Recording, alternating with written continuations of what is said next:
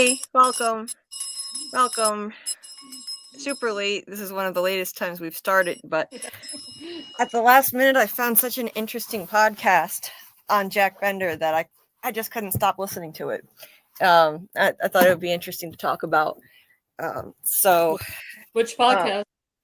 It's what's it called?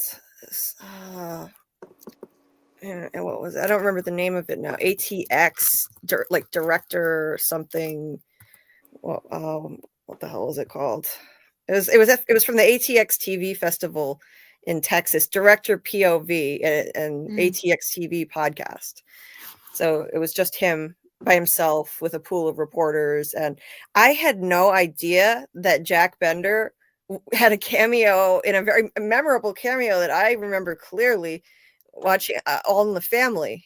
Oh, yeah. He was a hippie.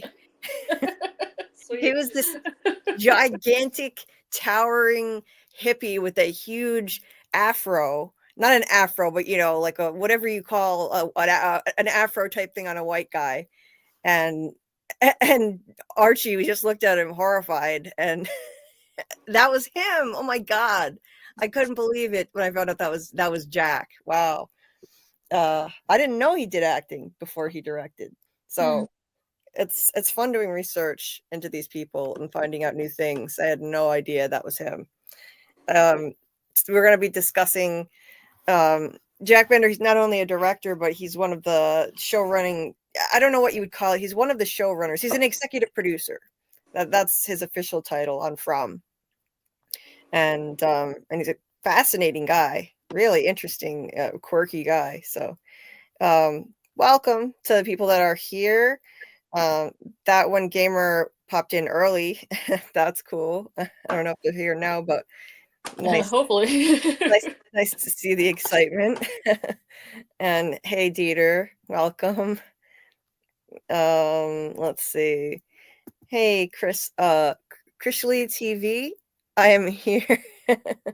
Oh, nice. You're from the main From server, that big one, that really big Discord, that gigantic one. That's really cool. Awesome. People from nice. I Need New Shoes was I think from there too. Yeah. I Need New Shoes was also from that Discord. Thanks for coming. I appreciate it. Wow. Yeah. That's cool. I need to go into that sometimes and check it out. I'm always intimidated by Discords that are that big. I figure, well, it's just going to be total chaos because it's so many people. But I need to check that Discord out. I'm actually a member of it, so I just joined it. Yeah, I need to check it out. It's immense. Yeah. Yeah, nice to see you. Thank you so much for coming. I appreciate it. It's cool to see new people finding this channel. Very cool. Dieter, thank you. Mission Burrito Size shared Julie's post on the From server. Wow, that's so kind. That is so kind. I don't know who Mission Burrito Size is, but that's terrific. Thank you very much. Thank you so much. Mission is noobs. Okay. Nice. Yeah, it gets confusing when people have multiple names in different places. Thank you very much for doing that. I truly appreciate you sharing my post. Thank you. This is still a very new channel, and it's great to just get any other awareness of it in any way that I can. It helps a lot. Yeah, I was having technical difficulties. Yeah. I wanted to do this on my new laptop, but the laptop, now the microphone isn't working. So thankfully my Chromebook came in the mail. So I have a new Chromebook. I was just trying not to smash this one. Me and my eternal battle with technology. It never ends. Hey, Mackie Vals, we got some noobs. It's funny. Nice to see you, Mackie. Oh, my mom is yelling something to me. Hold on, I gotta mute myself. Okay. Hey, everybody. This is Scarlet. We are starting a little late, and I'm sorry for in the chat that we were going to start 12:30 because that was a question I had asked Julie, and she answered it, and I thought she meant around 12:30 because she was having technical difficulties with her computer. I'm still kind of getting over my David Lynch sadness that was passing away yesterday, and I'm trying to see if I can't get together a David Lynch watch party. And we don't necessarily have to watch things like Blue Velvet Mulholland Drive. We could like watch like The Straight Story, which is basically about a guy, an older guy that's trying to see his brother who is sick, and the only mode of transportation he has is a lawnmower, so he drives across country. You could do that, or we could do on the air, which is a comedy show he did with Mark Frost that aired on HBO. That was about a 1950s radio station. And The Elephant Man, which was produced by Mel Brooks. And I mean, I think these might be like better things to watch in a David Lynch watch party because they would be like more fun than the standard stuff. But if anybody's interested in it, let me know.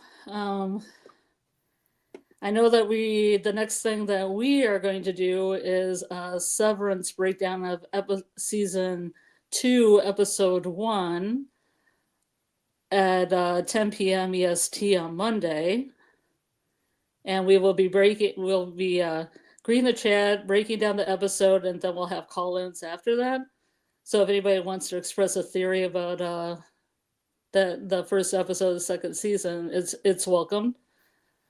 Let me see, what else have I planned? We have in the works. We're going to have watch parties too on Thursday, starting next Thursday at approximately 9 p.m. and Julie's server. We'll be watching the episode and then talking about it afterwards, and there will be a second showing at 10 o'clock because I tutor sometimes at night and I'm a little busy till like 9:30, so we're going to have a second showing of it at 10 p.m. So don't worry if you can't make it to the 9 p.m. on Thursday. There will be a second showing. And the people in the other chat will talk about it. Then we'll all come together afterwards and talk about it if you want. So those are the kind of the things that are happening. And Julie's we got kind of screwed over by Apple TV. What? Apple TV. We got kind of screwed over by Apple TV saying that the show's premiering. You know, Severance was supposed to premiere on the 17th, so we thought midnight, and turned out it was 9 p.m. Eastern on the 16th, not the 17th. So we weren't prepared. So that's but then people also got confused because Jeremy and Ice and Fire had a pregame party for episodes 1 and 2 because a lot of people thought they were showing 2 episodes. Yep. So it was messed up all around. Yeah, because Apple TV had episode 2 already listed there, but then if you click on it, it says coming January 24th, so it faked people out.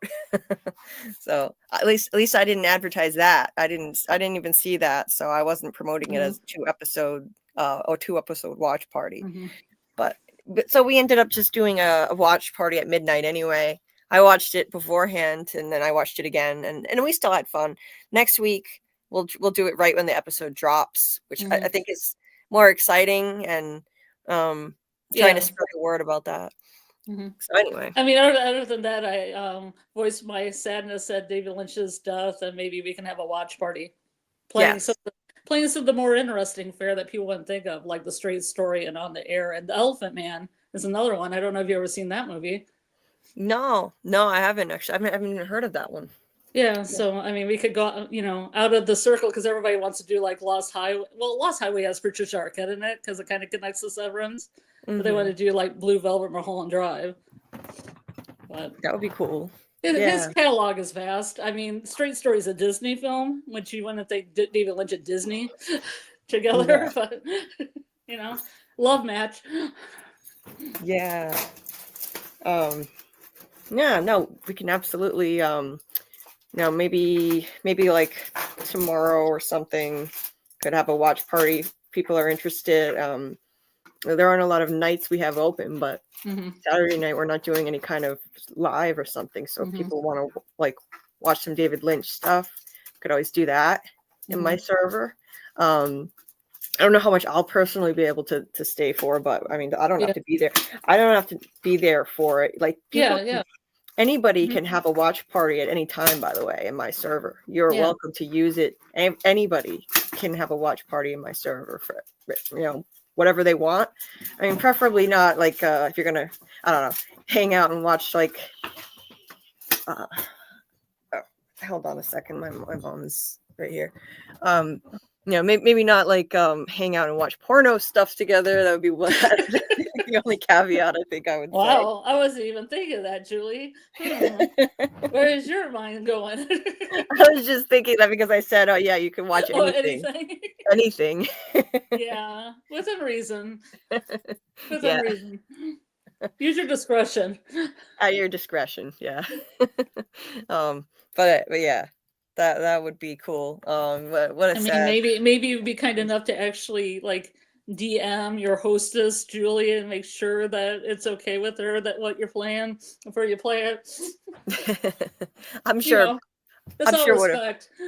I'm sure whatever it is, it would be fine. No. So yeah, I was basically playing all of like David Lynch's PG stuff. Yeah. No, it can he has PG stuff. It's amazing. It doesn't have to chunk of his catalog.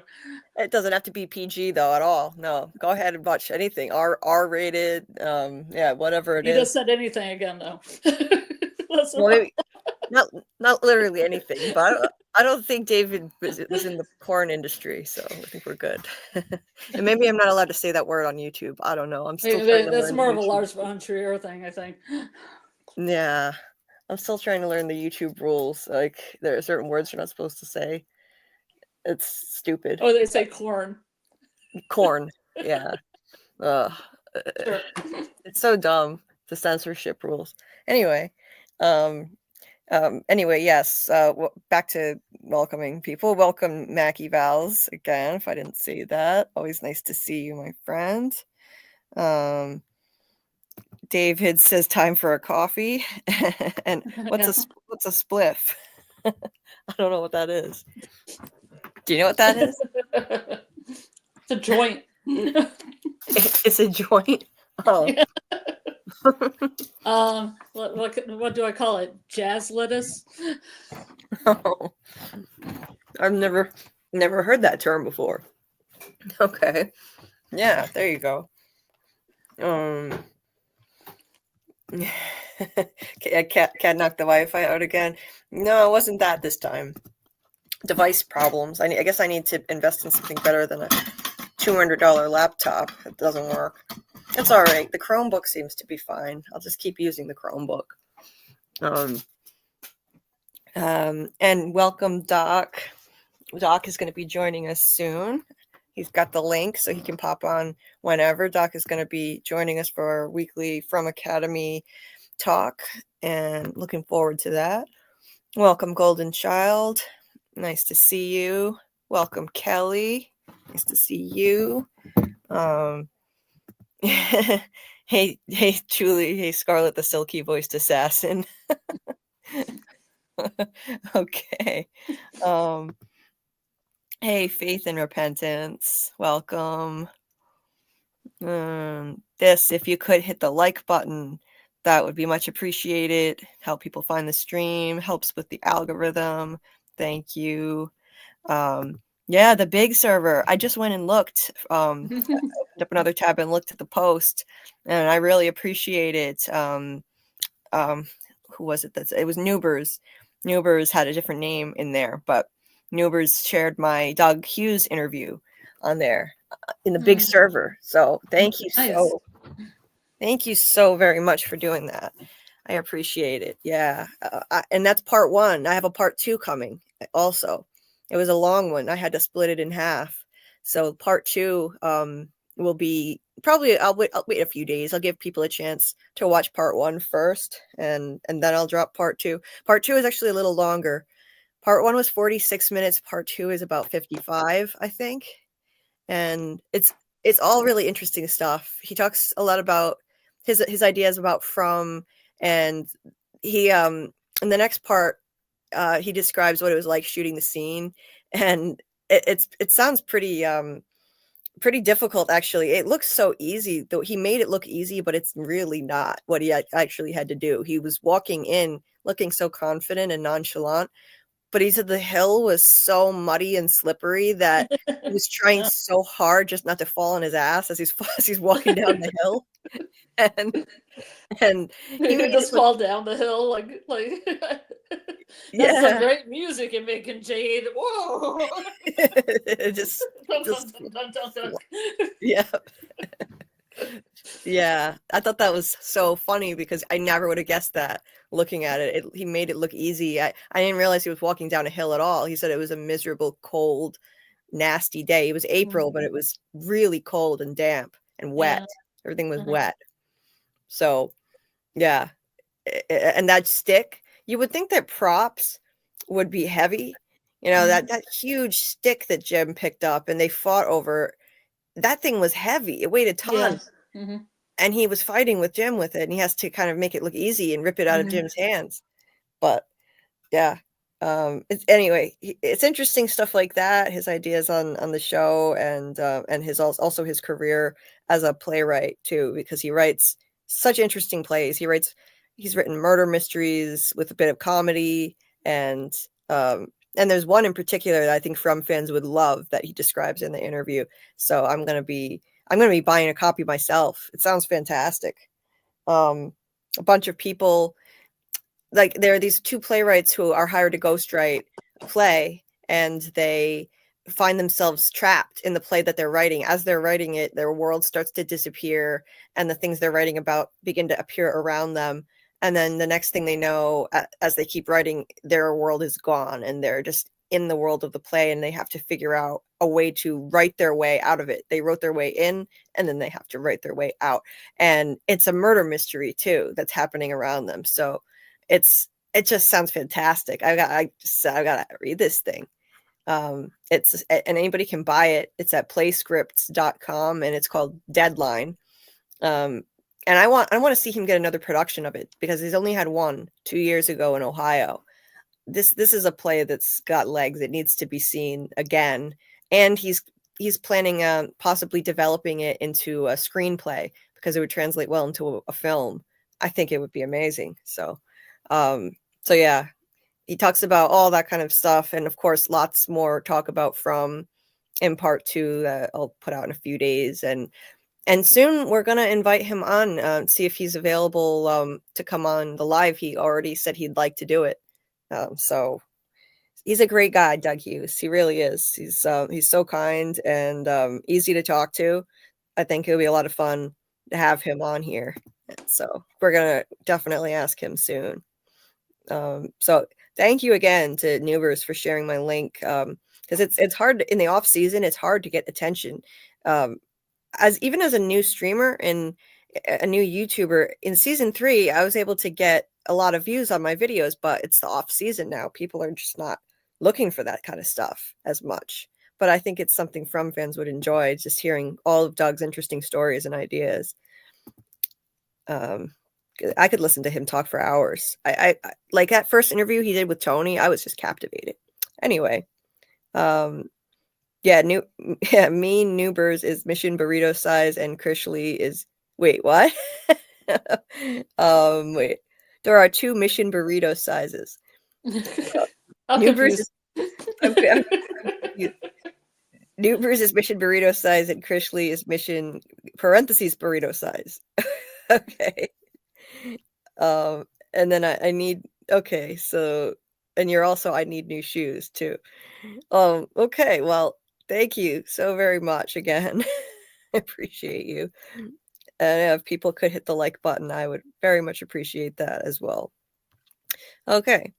Oh, David, yeah, definitely check out season 2, episode 1 of Severance. It's awesome. Really great start to the season. Welcome, All City Big Hack. Nice to see you. Hey, DA made this. No, I haven't watched the Silo finale yet. I heard that the show kind of stumbled a bit from some people. They weren't too happy with the season, but then it got better. So I'm a couple episodes behind. I need to get back to it. I need new shoes because it was something that made me chuckle. I like to have my show. Oh, okay, your name. It was something my mom texted me the other day that made me chuckle, and I like to have my show names be very spirited. I go back within like 72 hours. Okay. Though you change it around. I got it. Confusing. There's this friend of mine who in my server, he kept changing his name, and I was like, I don't know who you are if you keep changing your name and your avatar. Who are you? And so he would put his consistent name in parentheses after whatever weird new name that he came up with just for me. So I knew who the hell he was. It just was reminding me of the Severance intake survey. So yeah. Question 1, who are you? Question 1, who are you? Yeah. Yeah. And it never occurred to me that was really, like, I was listening to the podcast and they said that it was fitting that was the first line of the series because it's basically the thesis of the whole show. Yeah. Who are you? Mm-hmm. What makes up your identity? What your set of memories? Like what makes up the self? Mm-hmm. And they have the duality of selves in Severance because they have the innie and the outie. So yeah. Anyway, yeah, season 2, episode 1 was amazing. Great start to the season. Highly recommend if you aren't watching Severance, check it out. Still have time to binge season 1 if you want to, if you have time before the next episode drops. I don't usually recommend binging, but in this case I would just because there's no time. Anyway. Okay. I'm scrolling down here. Some of these are funny. Okay. A spliff is a joint with tobacco or grabba. Okay. I don't know what that is. Hey, Trace. Thank you for stopping in and dropping a like. I appreciate it. Thank you very much. Oh, cool. Yeah, we're dying for drum content during the off season, so we really appreciate these interviews and streams. Thank you. Well, hey, if you're dying for from content in the off season, I've got you covered. We have you covered with these lives. You come to the right place. We take this very seriously. Other people do rewatches sometimes and they blow through them fast. We're going episode by episode, minutely taking apart every detail on these streams. Yeah, if you want to from all night, this is the place. This is the place. Yes. I mean, who else does marathon streams on a show in the off season? You can go to bed at night listening to us and wake up in the morning also listen to us. Most of the time. Yes, you can. We've got you covered. I mean, we're trying to get out of this habit, but it seems to be a habit. Fromaholics, frumming all night. That's us. Yeah. Yeah. And Wednesdays are the nights we do the rewatch streams, and then Fridays are just it's FROMACADEMY night, so we dive into a specific topic to keep us interested in the off season, like give us something to dig into. It's fun, actually. I like researching and finding out new things about the show that I didn't know before, and just try to become an expert on From in a way that I hadn't been before. Because I focus more on specific things in the show itself, specific storylines and the mystery. But there's a lot I'm learning through these Friday lives that I wasn't aware of, and it can give you some insight into the show when you hear, like we're talking about Jack Bender tonight, and you get insights into the show when you hear how his mind works, because he's helping to shape this thing. So. Well, he has such a vast career too. Oh yeah, really amazing career. Lost. He worked on Lost and Alias too. Okay, Alias. Well, Fame. Yeah.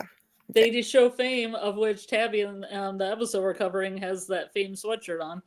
Yeah. And Harold danced for in the background of some of the episodes.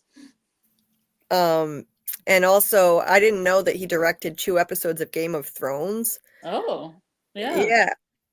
It was crazy, too, because it took him 5 months of being on set just to be able to shoot 2 episodes. 5 months. Because that's how much work and effort they put into producing that show. He spent 56 days over the course of 5 months, but he had to be on set for 5 months. 56 days just to shoot 2 episodes of shooting. It's pretty wild. And it was the Hodor episode. That's the one that he directed, one of the episodes. which was very well-known, famous episode. The when they had the Hodor reveal of what that meant, and yeah, interesting stuff. Hey, Cal Bishop, Julie B and the gang, and fellow from Tutors. Nice to see you, Cal. Hey, Infinite Umbra. There we go. Hey, Infinite Umbra, nice to see you. Thanks for coming. Appreciate it. Oh, thank you, Jeter. Yeah, Tony Teflon is terrific too. Yeah, I love his channel.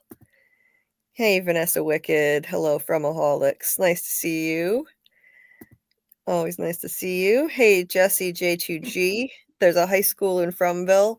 Well, it's kind of like it's a high school that was also, what did it say, elementary school on it? Yeah, it has a lot of elementary vibes with the numbers on the wall and stuff like that. Yeah. Yeah.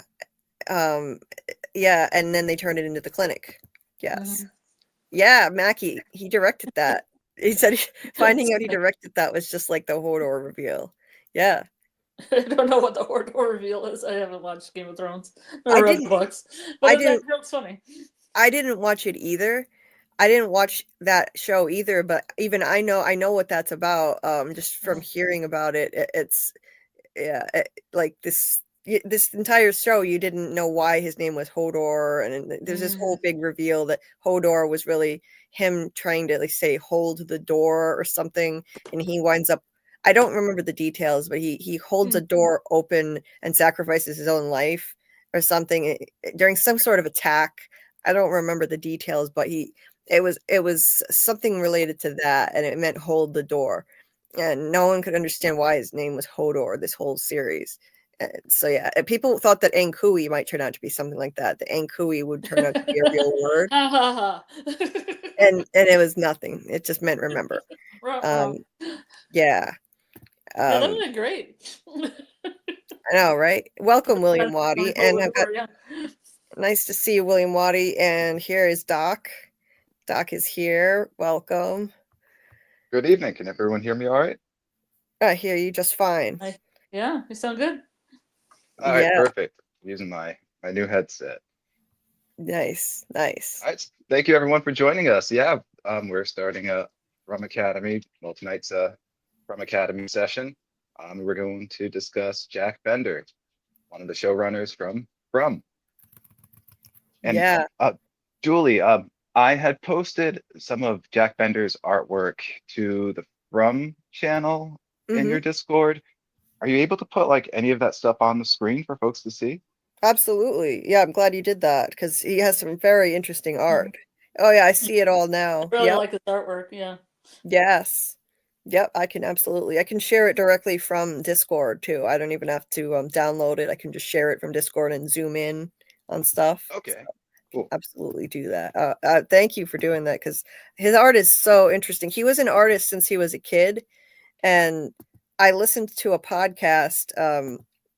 I forget what it was called again, but it has a weird, obscure name. But he talked about how he looks at art and directing in a similar way. It's telling a story. He looks at painting as storytelling, and when he's directing a scene, it's like he goes to the same place that he goes when he's painting a picture and watching the drops of paint turn into something. It's telling a story, and it's the same thing when he's directing a scene, and he goes to, like, if he feels like he's kind of dialing into a higher frequency and connecting with it.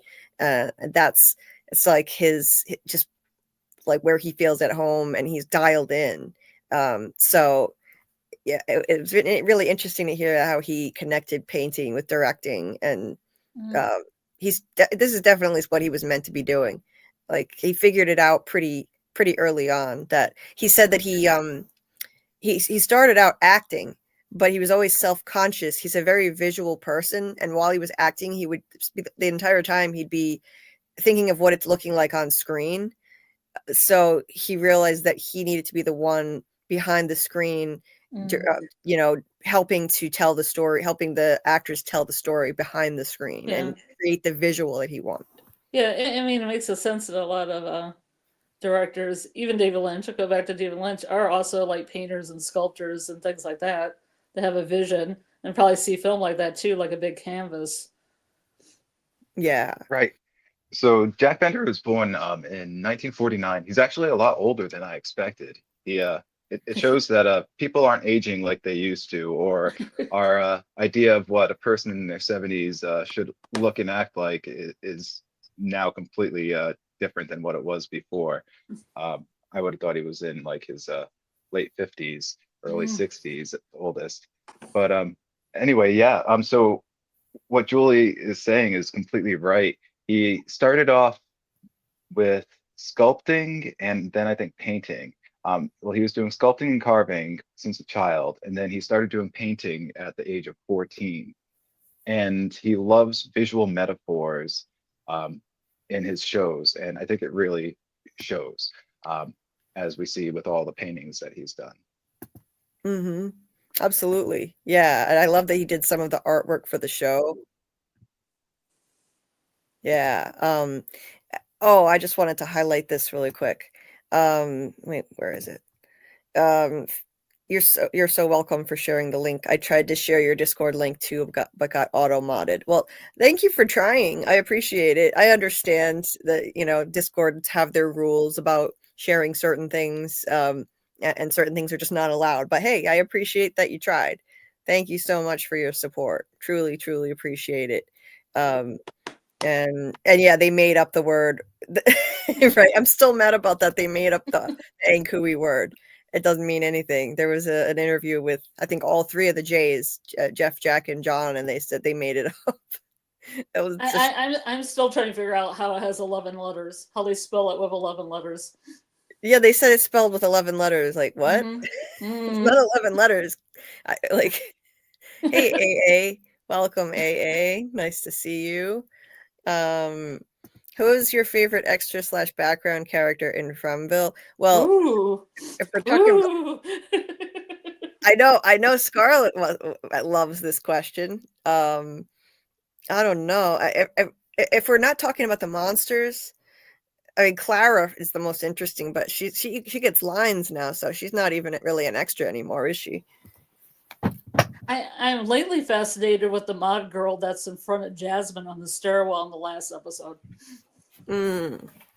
I really want to know more about her. I'd love to have her on to interview her. Yeah, that would be cool. That would be cool. Yeah, no one ever really decoded what the name of the school was, I don't think. Anyway, you can't really see it. It's kind of scratched out. Yeah. As far as the monsters, I mean, I have a definite favorite. It would be the obvious. It would be Smiley. If you're talking about extras, but I don't even consider him an extra anymore either. Well, I was trying to dig a little deeper than the ones that have like lines, like Trudy. I was trying to figure out other people in the back that I like.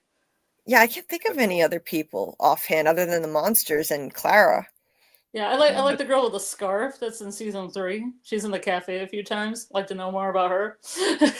Yeah, we should try and get, like you suggested, extras on here sometime and talk to them. Jack Bender mentioned that they have a hard time getting some of the extras back, like some of our favorite monsters, besides Smiley. Like the nurse. Why? And they had to replace the nurse. Yeah. I think it's asking a lot of them to come shoot there, just for a very small part. So I mean, I can't imagine turning it down if I got to be an extra on that show, but that's me. Well, they have some of the extras in Yellow Jackets that have been there like all 3 seasons. Wow. No, that's cool. They hardly have any lines. Right. Well, I mean, yeah, and who else? Yeah, they couldn't get the actress who plays Jasmine back. I don't know if Jasmine was really an extra, to be honest. I think they needed someone who was truly like able to deliver an acting performance like she did. So maybe she might have been a guest star. Yeah, I think so, because we never saw her before or since that I've seen. Didn't you say that she might be related to someone famous, like her dad's someone famous and rich? Yeah, her dad's a famous Canadian actor. I should look this up. I never look it up. I just say that it's true. I don't know his name though. I heard it on the internet, so now it's true. Yeah. Let me But yeah, see. he started his career. Jack Bender started his career, like you said, as an actor. Yes, he did. In All in the Family, the Bob Newhart Show, Oh, Mary really? Tyler Moore Show. Those are shows that I watched as a kid on like Nick at Night with my grandma. Yeah, and he mentioned that I think the first one he did was Danny Thomas's show, Make Room for Daddy. He was a hippie on that too. So he was always playing hippies. He was he played a hippie who was dating what's his name? Danny Thomas's daughter. And you know, of course, I think it might have been Make Room for Granddaddy at that point, because he had like a I think he had a maybe I don't know if he was joking. I didn't look it up, but I think he said there was a spinoff to Danny Thomas's show. Hmm. Whatever it was with Danny Thomas, and he was a hippie, and he was a hippie on All in the Family too. I'll have to bring up a picture of it. I'll bring up a picture because it's hilarious. He's probably still a hippie, though. He's Is he this still a giant hippie? hulking Yeah, guy. I feel like if those roles are fitting, he might be a bit of a hippie. Yeah. Yeah. I think once a hippie, always a hippie. Oh yeah. And So, yeah, Krish Lee, I just gotta say, yeah, I completely agree. The moment he stole Clara's bike, Jade became my favorite character too. I started out hating him in the beginning of the episode, and by the end of it, I was completely sold. I didn't care what an asshole he acted like. He was hilarious. That he had me at the no, Frank, don't go. Oh, yeah. That was it. I yeah, don't that know. scene is awesome. I liked it when he rolled out the car and was touching people's faces, telling them how beautiful they were. That was a That nice was fun. opener. That was funny. The use of comedy in horror, in the horror genre, like his use of comedy is actually like signature to him, Hmm. from what I read. Uh, and I see that in the shows too. Like there are those funny moments and also those moments that shouldn't be funny but kind of are, like that troll, like how the radio and the diner trolls. Hmm. Yes. Oh yeah. And sometimes it can be funny and sometimes it's just like, oh, that's just cruel. Hmm. Savage kind of humor, dark Yep. humor. Yeah. Yeah, Jade is funny as fuck. Yeah. He gave me the best cameo. Amazing. And he gave Scarlet a great cameo too. Scarlet won a cameo through a contest, and Dieter gifted me a cameo from David Alpay, and both of them were fantastic. And you can see that he's really, it's not just in the cameos. I've seen it in interviews. He talks so much like Jade. He puts so much of himself into that character. Just not the part where he's an asshole, but all of the other stuff, like just the humor and the kind of manic energy sometimes that he uses when he talks. It's great. So he definitely imprinted. He put his own imprint on that character. Yeah, and it's great. Yes, that From has a comedy element, 100%. Hmm. Yeah. Yeah, that's the kind of TV shows I like that are a mixture of everything. Yeah. Oh, that's a good point, Krishley. That the poltergeist activity when Kenny is giving Jade the talk about the town, the lampshade beside Kenny started shaking right before the radio came on. That's interesting. I don't know if I ever noticed that, but I want to look at that again. Cool. Yeah. Yeah, that's from Yellow Jackets and Hmm. Severance incorporate comedy. Yes. Yeah, Yes, very well. and the Granddaddy Twin Peaks. Yes. Little shout out David Lynch yet again. Yes. I think it was That had a Reels mixture or of like intense horror and comedy and awkwardness and surrealness that these shows also have. It's a cool mix. Yeah. Yeah, it is a great mix. I think Yeah. it was Reels or Teflon who called it gallows humor. Gallows Yeah, humor. That's yeah, it. yeah. That's it. But anyway, I was going to highlight this before. David said reaching a higher level of frequency is the goal. That's it. It's when you're doing something that you're really passionate about and dialed in, you connect to it, and you just, it feels right. When it feels right, you know it, and you know this is what you're supposed to be doing. And that's what it sounds like Jack is doing. Um, that's how Jack Bender feels when he paints, when he directs. It's like he's reaching a higher level of frequency and deeply connected to what he's doing. So I liked hearing him describe how his process with directing feels so much like painting for him. That's something that's very fascinating about him too, is that he grew up in a secular Jewish family, so not super religious. But he in Los Angeles, and he married a rabbi, and so it shows that he has a spiritual side to him, or at least I'm guessing, not necessarily, but he said in other interviews that he is superstitious. He believes that people can be tuned into other frequencies, and that abilities like psychokinesis and telepathy probably exist, and some people probably do talk to and see ghosts on a regular basis, and it's probably actually a very sad experience for them.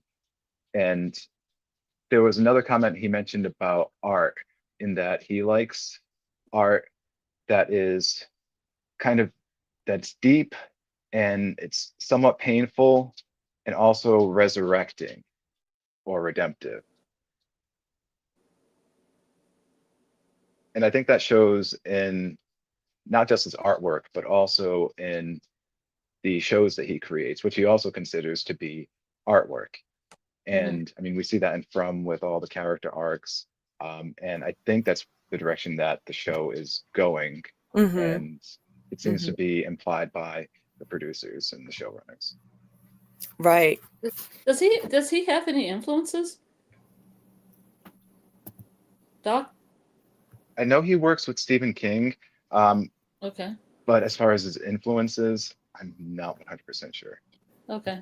So he doesn't mention anything he's read or any movies he likes or anything like that? Not from what I've come across, but I'm sure he has somewhere. Okay. Yeah, he doesn't really talk about that kind of stuff, really. And from what the interviews that I've read and listened to, but I found the picture. I gotta show this picture of him as a hippie. Archie, I don't know if anyone here has watched All in the Family. It was before my time, but I grew up watching it on TV Land, and All in the Family is a classic show. It's amazing. And there's an episode where Archie, who's this very straight-laced but also ignorant guy, he's like middle-aged, his daughter marries a hippie who he hates, he can't stand, and then his son Mike, who's he's very hippie-ish, but he doesn't really dress like it. Mike invites his friends over, and they're in full hippie gear, like 100% hippie, and then he opens the door and he sees this, and like, he's absolutely horrified, and the guy towering figure with a Jew fro, I guess you would call it. Yeah, that's what I would call it. Yeah. And it's hilarious. It's called Mike's Hippie Friends Come to Visit. I can't believe that was Jack. That's so funny. Now that I'm looking at it, I can see it. I can see the eyes.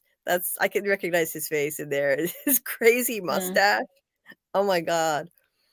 That's hilarious. Yeah, All in the Family was pretty groundbreaking when it was on. Yeah. It dealt with a whole lot of issues, like a whole lot of social issues and political issues and things like that, racial issues. It was extremely groundbreaking. There he is again.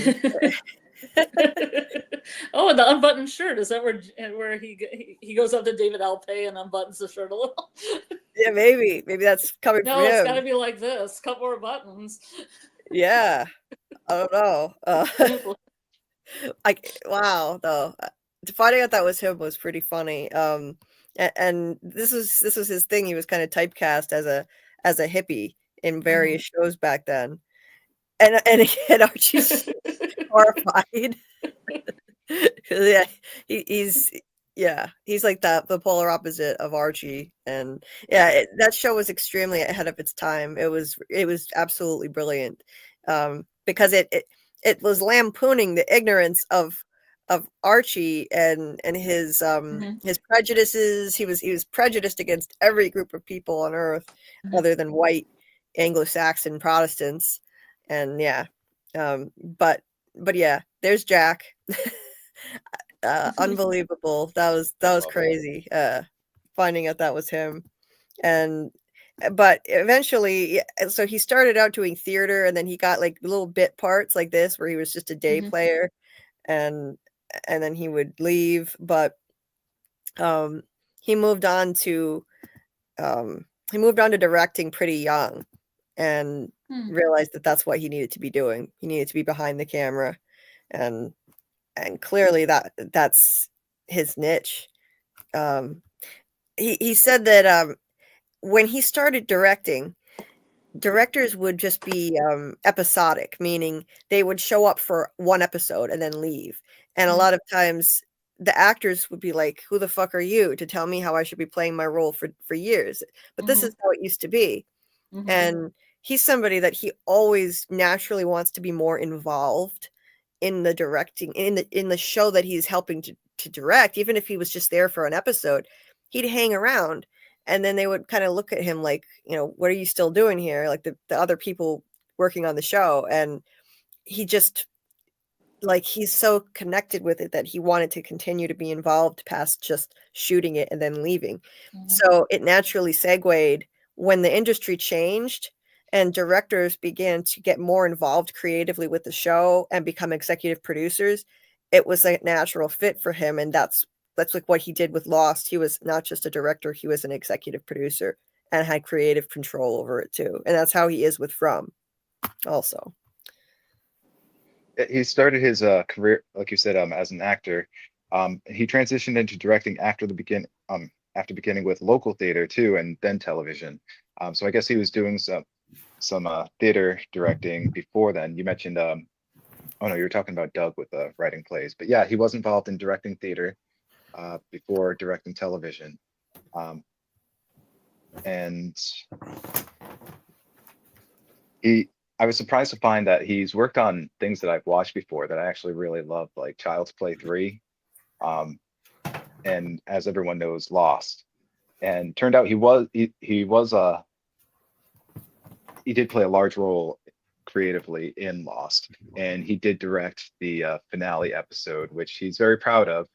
I had some problems with it when I first watched it because I misunderstood the show resulting from that finale, but maybe it's just because I wasn't paying enough attention while watching the show. And I don't want to give too much away for those who haven't seen Lost.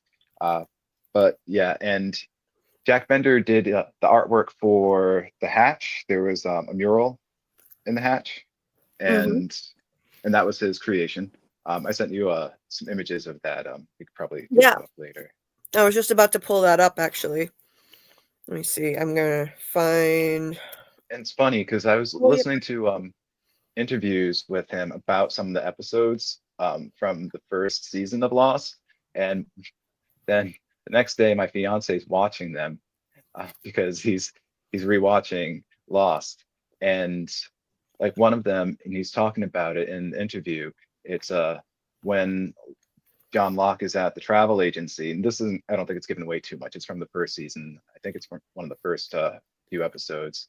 And he wants to go on the walkabout, and they intentionally don't show that he can't walk, but at the same time he makes it that you also cannot see, that you can't not see that he can't walk at the same time. And I thought that was brilliant.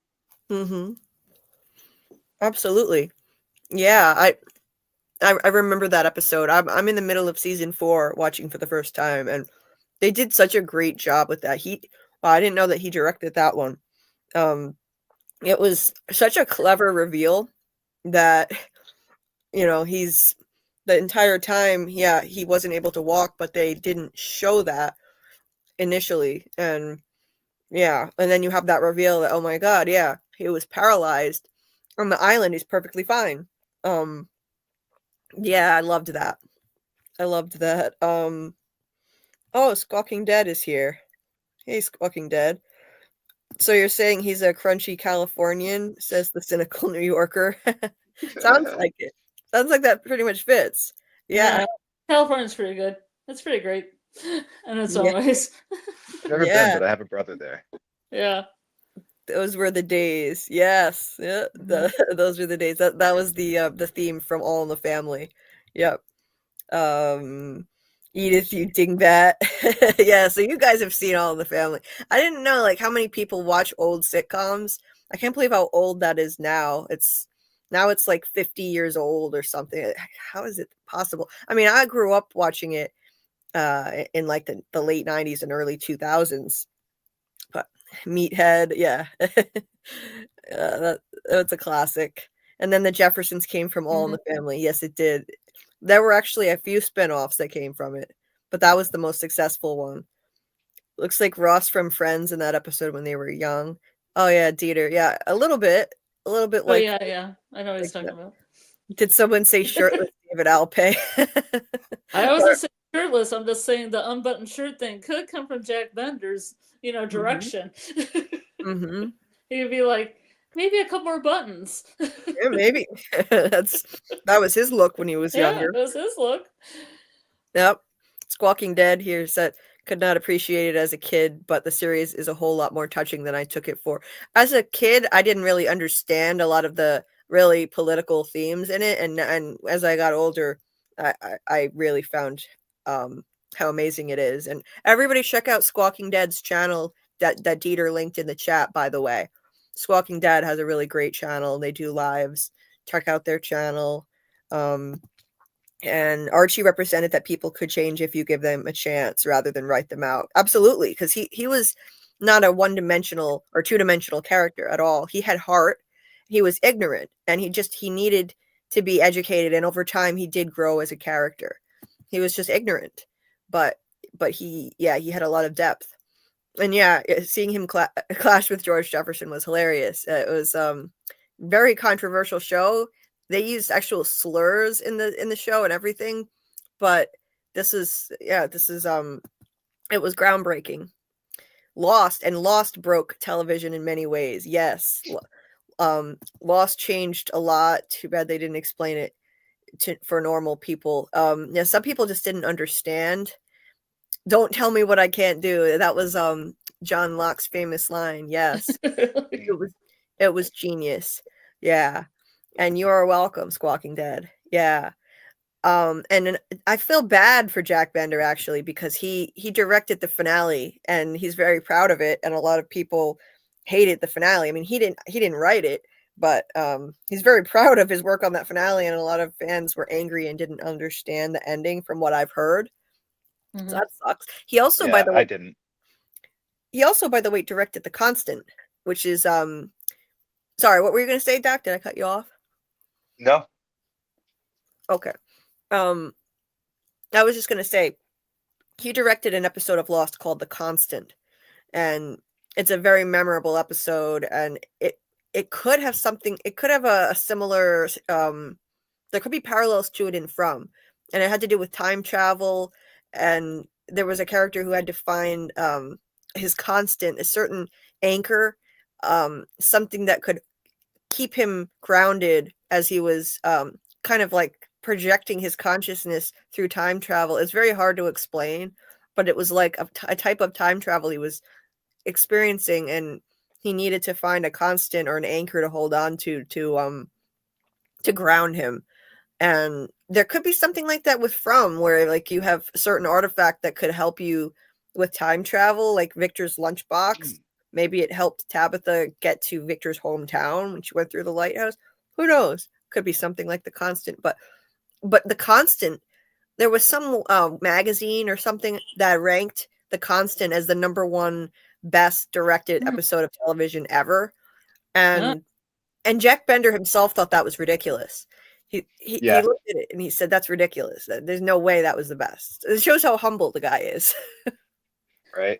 Okay, so this... Oh, I had a question. This picture here is from Lost. Is it a mural from Lost? Are you going to explain it to me? Because I have not seen Lost. We could have a spoiler thing if people need to go away if they haven't seen it, but I want to know what's happening here. Well, I can't really explain it to... Well, I can... I don't know, maybe one of them's a man in black. It's been a while since I've seen Lost. But there is one thing that he commented on in an interview that I found interesting with this painting. So below the sun looking thing and the blue arrow, there are some purple like circle things, and people apparently have been making all these theories about what they were.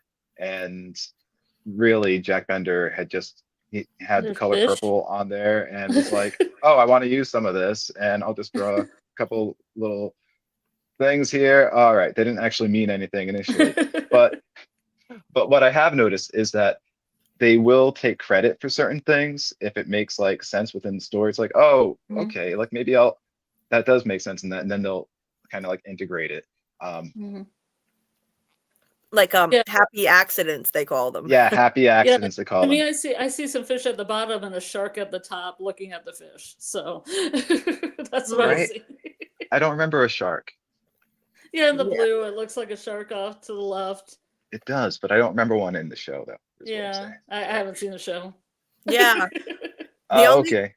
I mean, I've seen up to the middle of season 4, and the only thing that I really recognize as something that means anything is this 108. And they had to every 108 minute they found a hatch. Spoilers for Lost. That's right. Yeah, Spoilers for Lost. pause if you need to.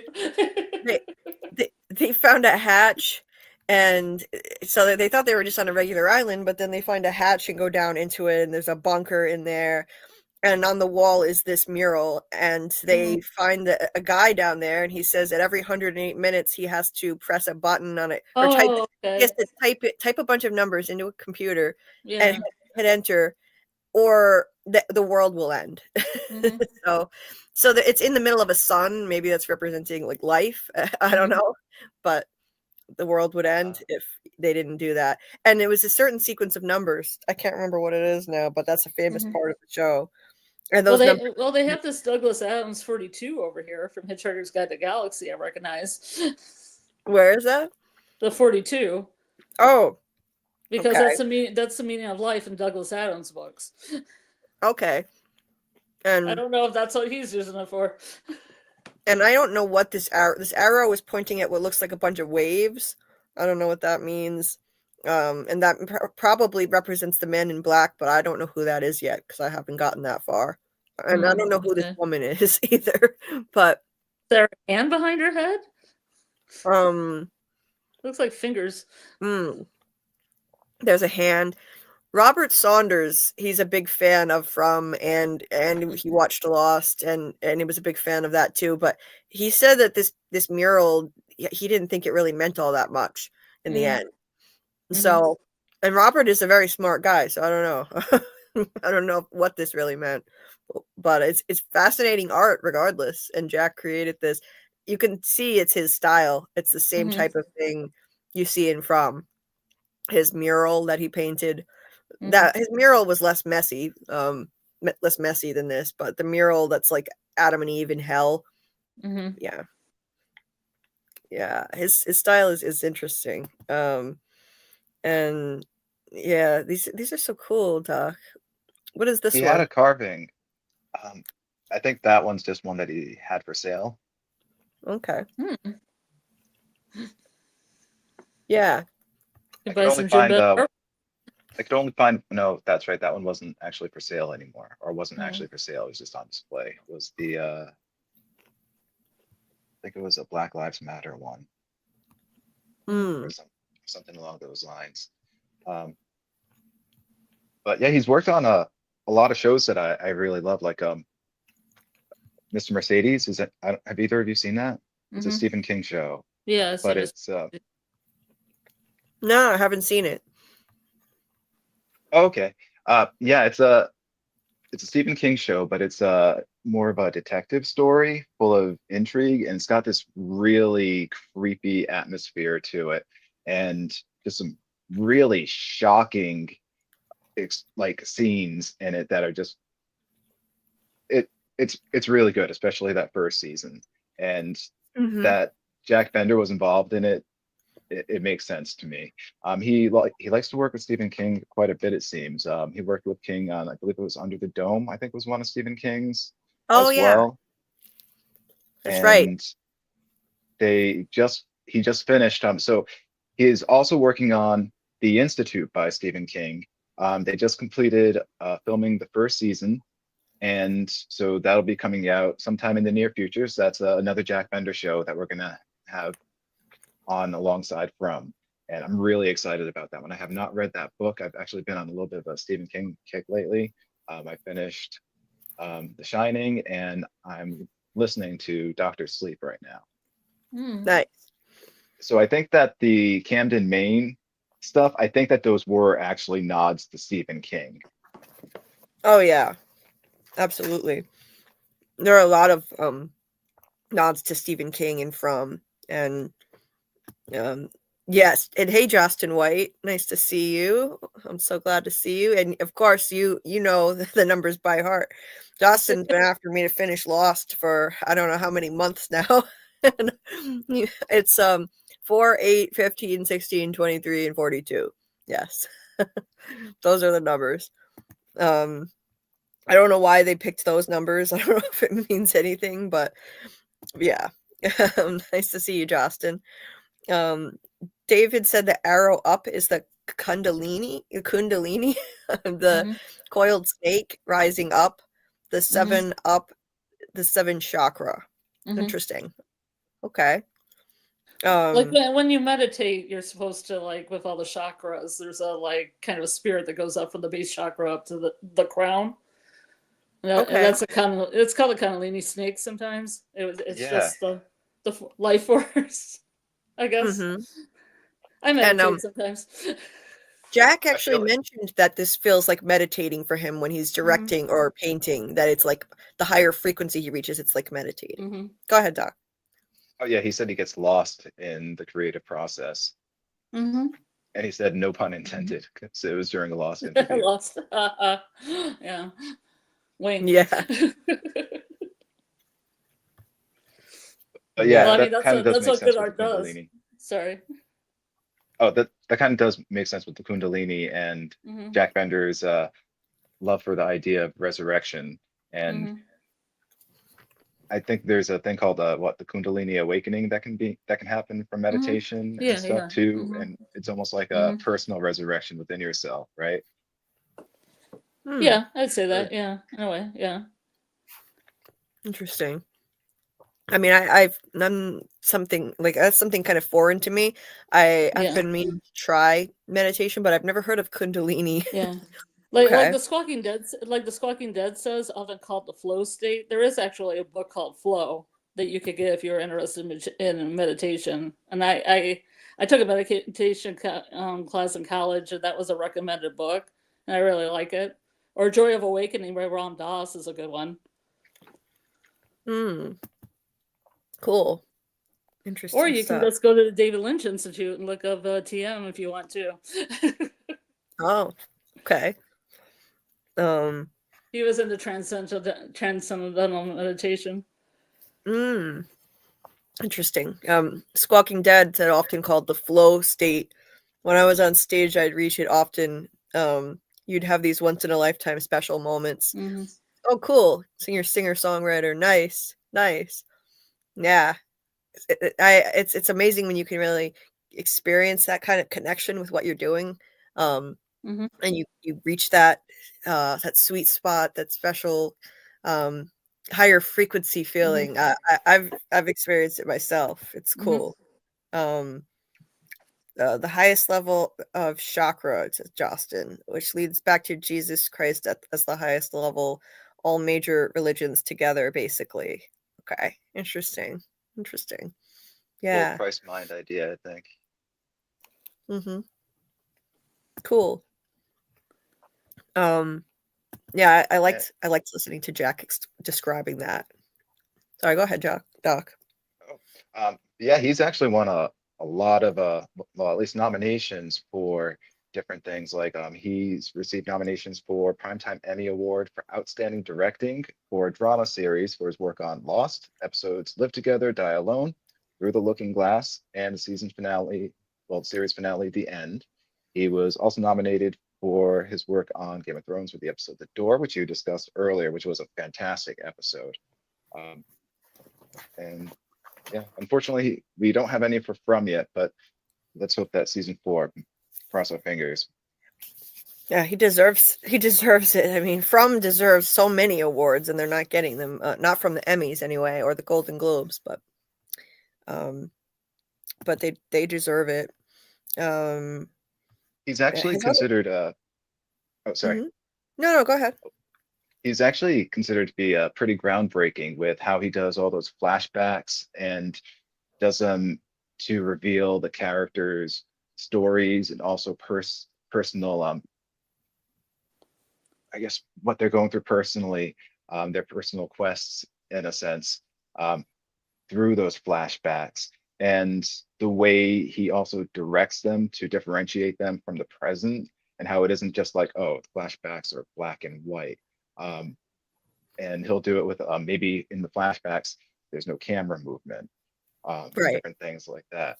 And there'll be different color motifs that will be used in the flashbacks. So there'll be different colors used in the background in to differentiate the flashbacks from the present.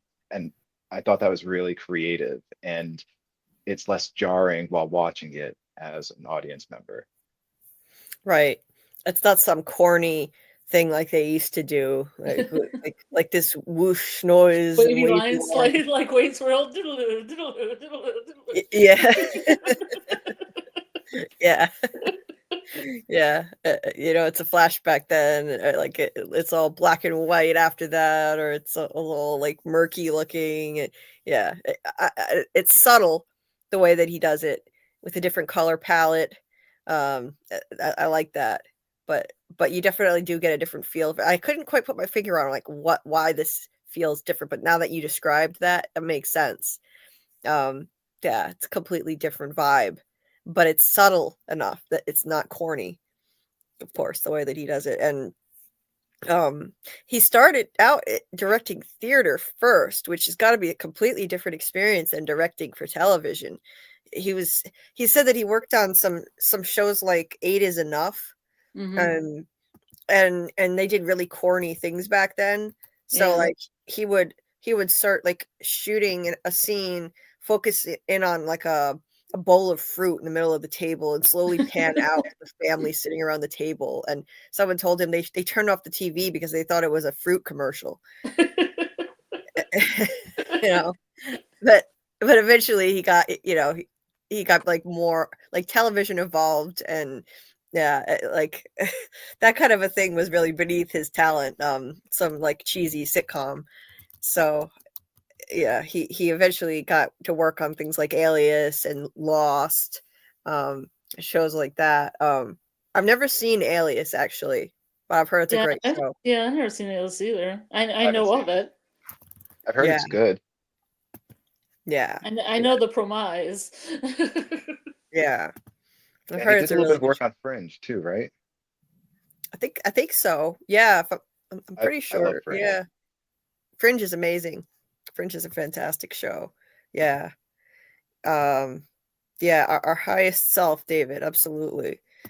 Squawking One Dead of the here things. says, no, I was just gonna say, From us to reach a flow state, though the series almost purposefully ruins flow because momentum is purposefully interrupted. I hope people understand in a David Lynchian way. I get it. Yeah, yeah. Sometimes, yeah, the momentum just suddenly stops. I hear you. I hear you. What were you gonna say, Doc? Oh, going back to time, there was something that he mentioned in an interview, I think it was with E-Man, about Julie and time travel rules. So Yeah. he does at least currently seem to think that Ethan saying, Julie, you can't change the past, like you can't go and save Tien Chen, that she's probably not going to be able to save her dad. So I do think that that rule is probably hard and fast and firm, but it might not I, necessarily be so because there was also another interview, it might have been the same one, where he says that the nightmare creatures or the monsters, they were the previous generation of townsfolk, and that can't be right from what we've seen and from the Ankui children's wardrobe. right. So wait, he said that he said they were from the previous generation, those children? Yeah, he might have, no, not the child, well, the monsters, that they were from the previous generation of townsfolk, like the previous residents, like right before these folks. And I think that might have just been one of their early concepts. Right. I don't think that's what they stuck with. So I think sometimes they have I know that they have ideas for things and then they end up changing them. Right. So maybe those rules on time travel aren't so hard and fast, but I think that they might be.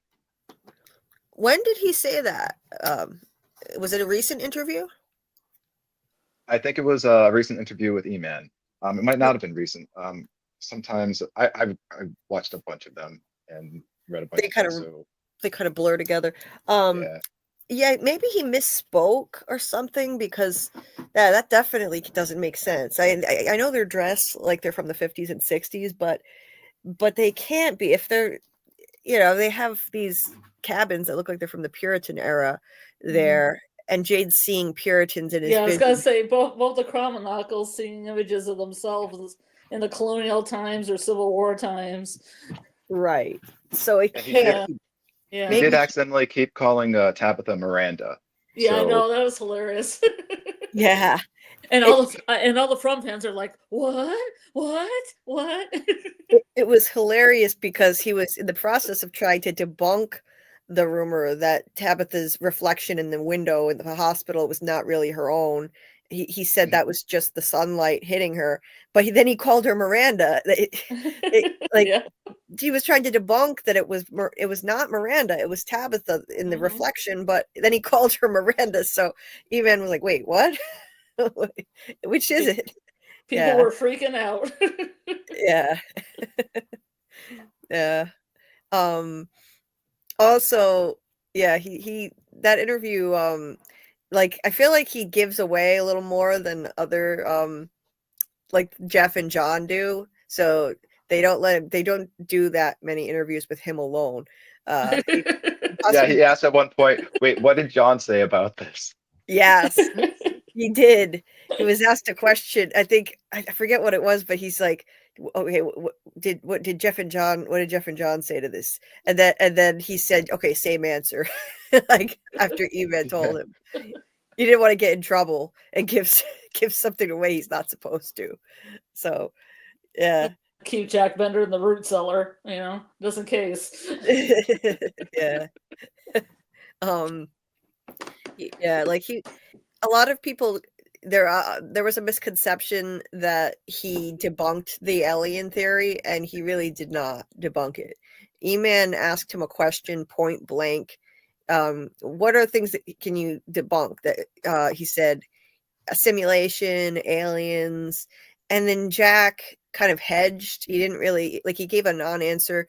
And so then E-Man said, okay, so aliens still on the table? Like, he was pushing the alien thing specifically. And Jack said, if people want to think it's aliens, let them live and be well. And that's a non-answer. That's not. He's a non-denial denial. Yeah, that's a non-answer. Now, I personally don't think aliens are involved, but that's not debunking the alien theory. So Tony's theory is still valid. In case you thought it is debunked, it's not. Tony's theory is valid. They're out of this world. Yeah, the candy bar. On the candy bar, it said they're out of this world.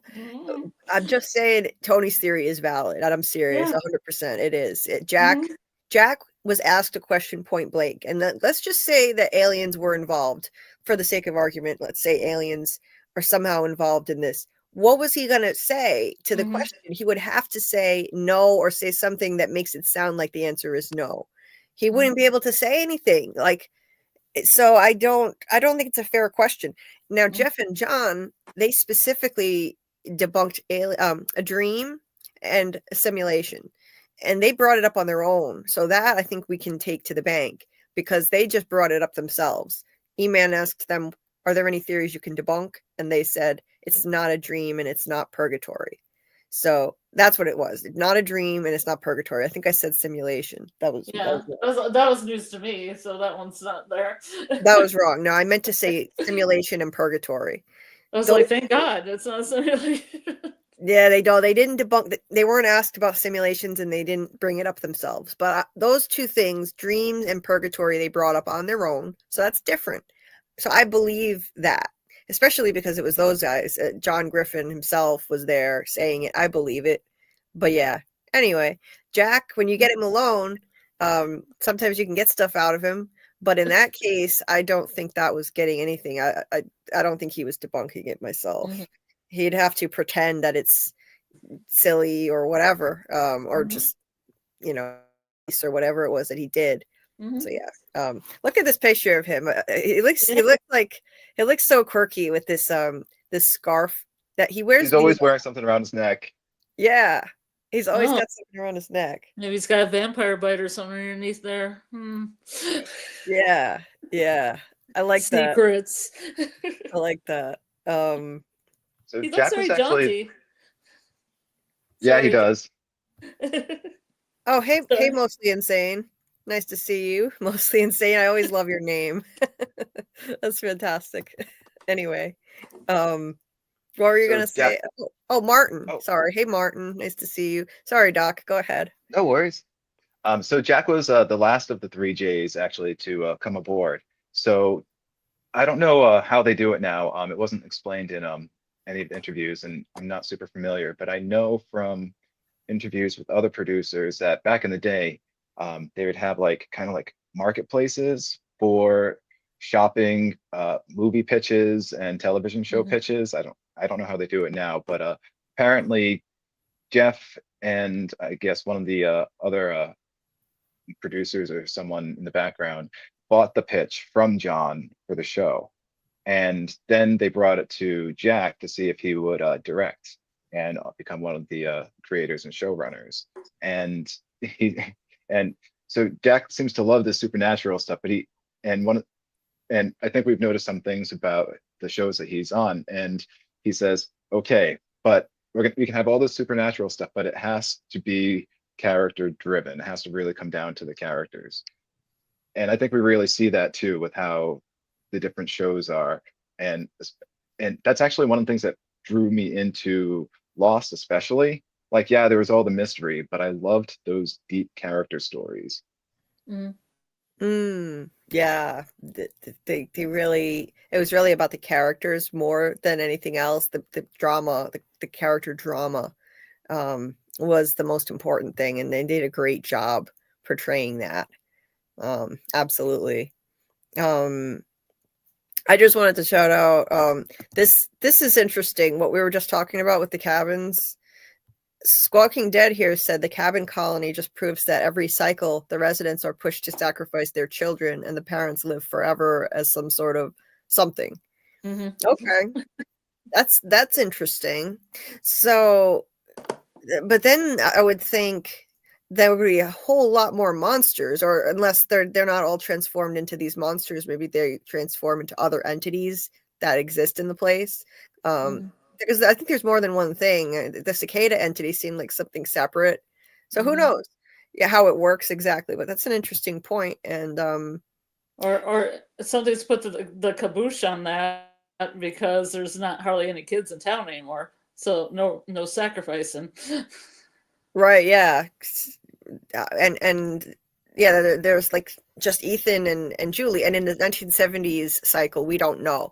Everyone assumes that it was just Victor and Eloise, but we actually don't know that. In fact, somebody saw a body of a child laying in the street in one of the scenes. Well, the tap shoe kid. The tap shoe girl, yeah. So I think there may have been children. This is interesting. You mentioned this Squawking Dead. We brought up in our season 1 recap, the Twilight Zones, the monsters are due on Maple Street. If you know, you know. It's just funny that you happen to mention that, because I was actually talking to, I was DMing Doug Hughes earlier today. We just DM sometimes, and we were talking about that. Like, I brought up the Twilight Zone, and that's the episode I brought up specifically because the genius of Rod Serling, and that episode in particular, the way that it highlights the darkness of human nature, that if you just leave human beings to their own devices and just introduce the right circumstances, eventually they'll just destroy each other and you don't even have to do anything. And then Doug mentioned that it's actually that episode was an allegory for the Red Scare, which I had totally forgotten about, but it is. It's an allegory for the Red Scare, where the government was just hunting for communists everywhere and persecuting people, and Rod Serling was probably at the time he probably had friends who were being targeted, who had been targeted by the Red Scare, and so he wrote that episode. But he wrote it in such a way that he disguised the real meaning of it, and it got by the censors, the CBS producers. So he was able to get stuff on the air that was way ahead of its time, and also very progressive, extremely progressive stuff. So anyway, I remember us having that on a really early watch party that you probably had when we were watching the Twilight Zone, and that was one of the episodes we watched. Yes, because it has similarities to From. So that's yeah, when everybody's kind of ganging up on Boyd. Yep. The way that people the way that people turn on each other at the, in certain circumstances, when they get desperate and panicked enough, they start turning on each other. It's part of human nature. It's the dark side of human nature, and like supernatural things start happening, they turn on each other. That's one of the episodes that I picked to do a Twilight Zone watch party. We should do another one sometime in my server. This was in Jeremy's that we did it. Okay. And I helped plan it, and that's one of the episodes we picked. Anyway, so I actually did find some information on influences. So Jack Bender apparently often speaks of mentorship he received from directors like Steven Spielberg and George Lucas, which shaped his approach to directing. Those are some huge names. Yeah, that's amazing. Yeah. Where did he go to school at? Do you know?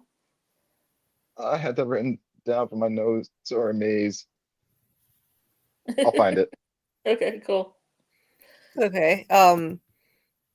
That's interesting. David said the cycle would come to From, die, become a monster to the next cycle, and as the monster, they are essentially the shadow that knows everything of the next iteration coming, like Khatri. Okay. It's always the journey, not the destination with them. Let's see. Just insider info. Pitches always change from the original intentions due to various forces like continuity, evolution, producer involvement, and ultimately the network. Right. Squawking Dead.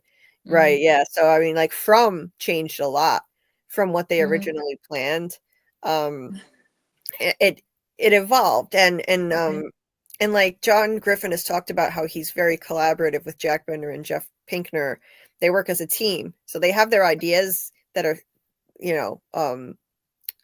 like John Griffin brought his ideas to the table, but then they evolved, and Jack Bender has talked about this too, how they collaborate together, and there's no ego involved. I think was it Jack Bender who said the no assholes, no egos quote that John Griffin loves so much. Yeah, that was one of his rules. Yeah. Or demands. No egos, no assholes. And they all just abide by that.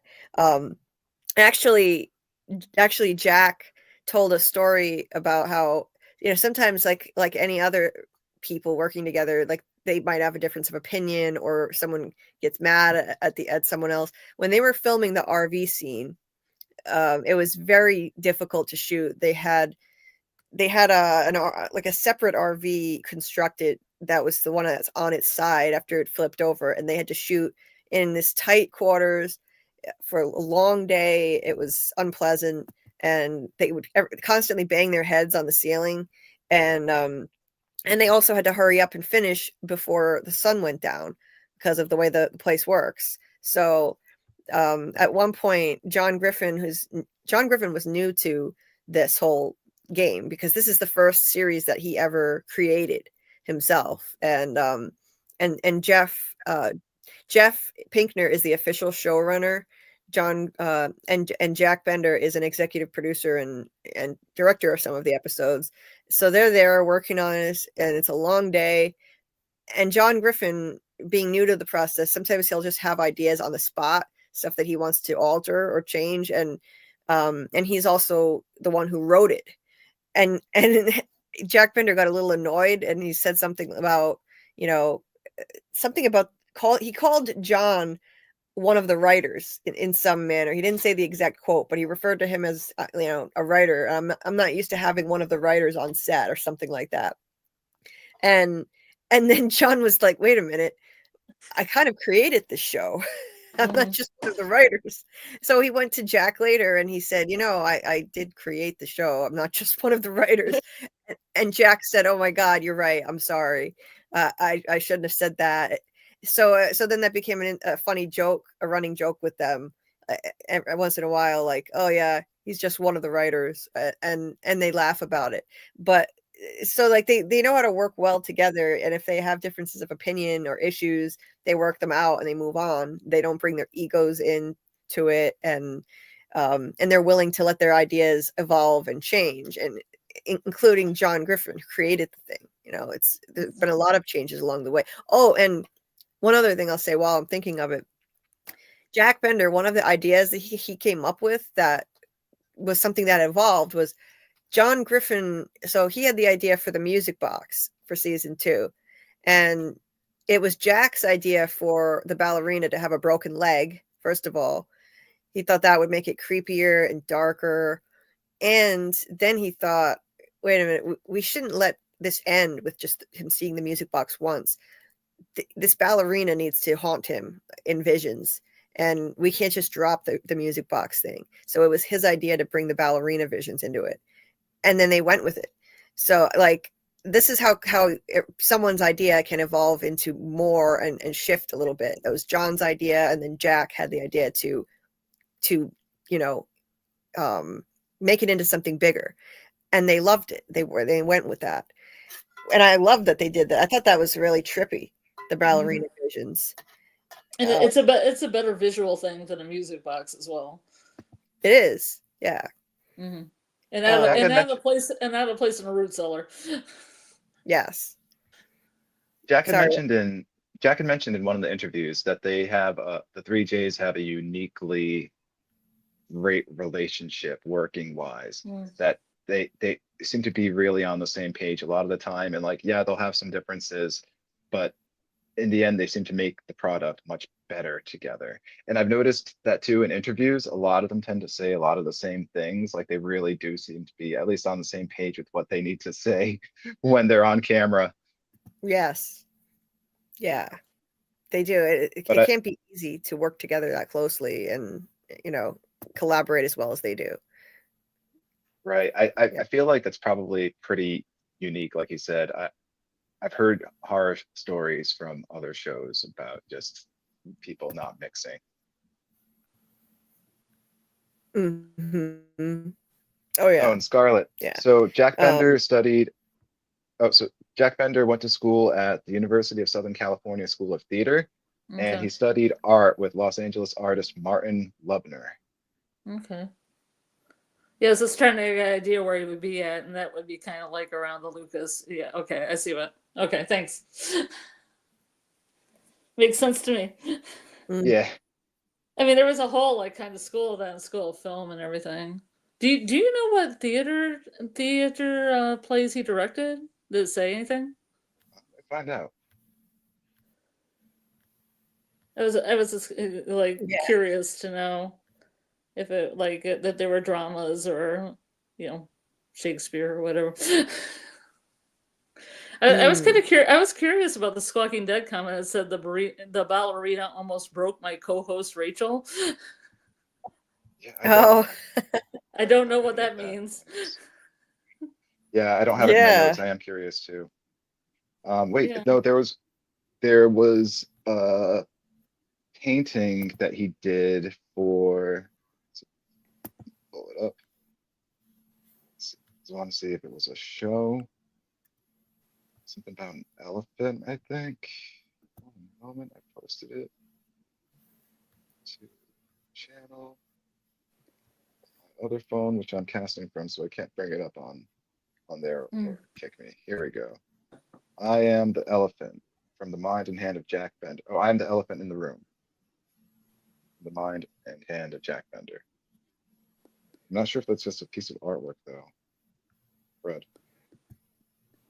Hey, Mr. Grant Gregory AI. Nice to see you. He just did his own interview with Doug Hughes.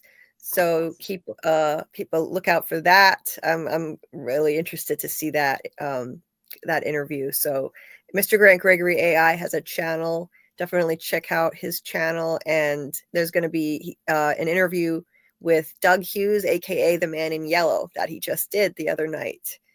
So yeah, I think that's going to be awesome. All of Doug Hughes' interviews are terrific. He's so fascinating. I love to hear his takes on working on the show, even though it was just one scene, and also just his stories in general about his career. He's such an interesting guy.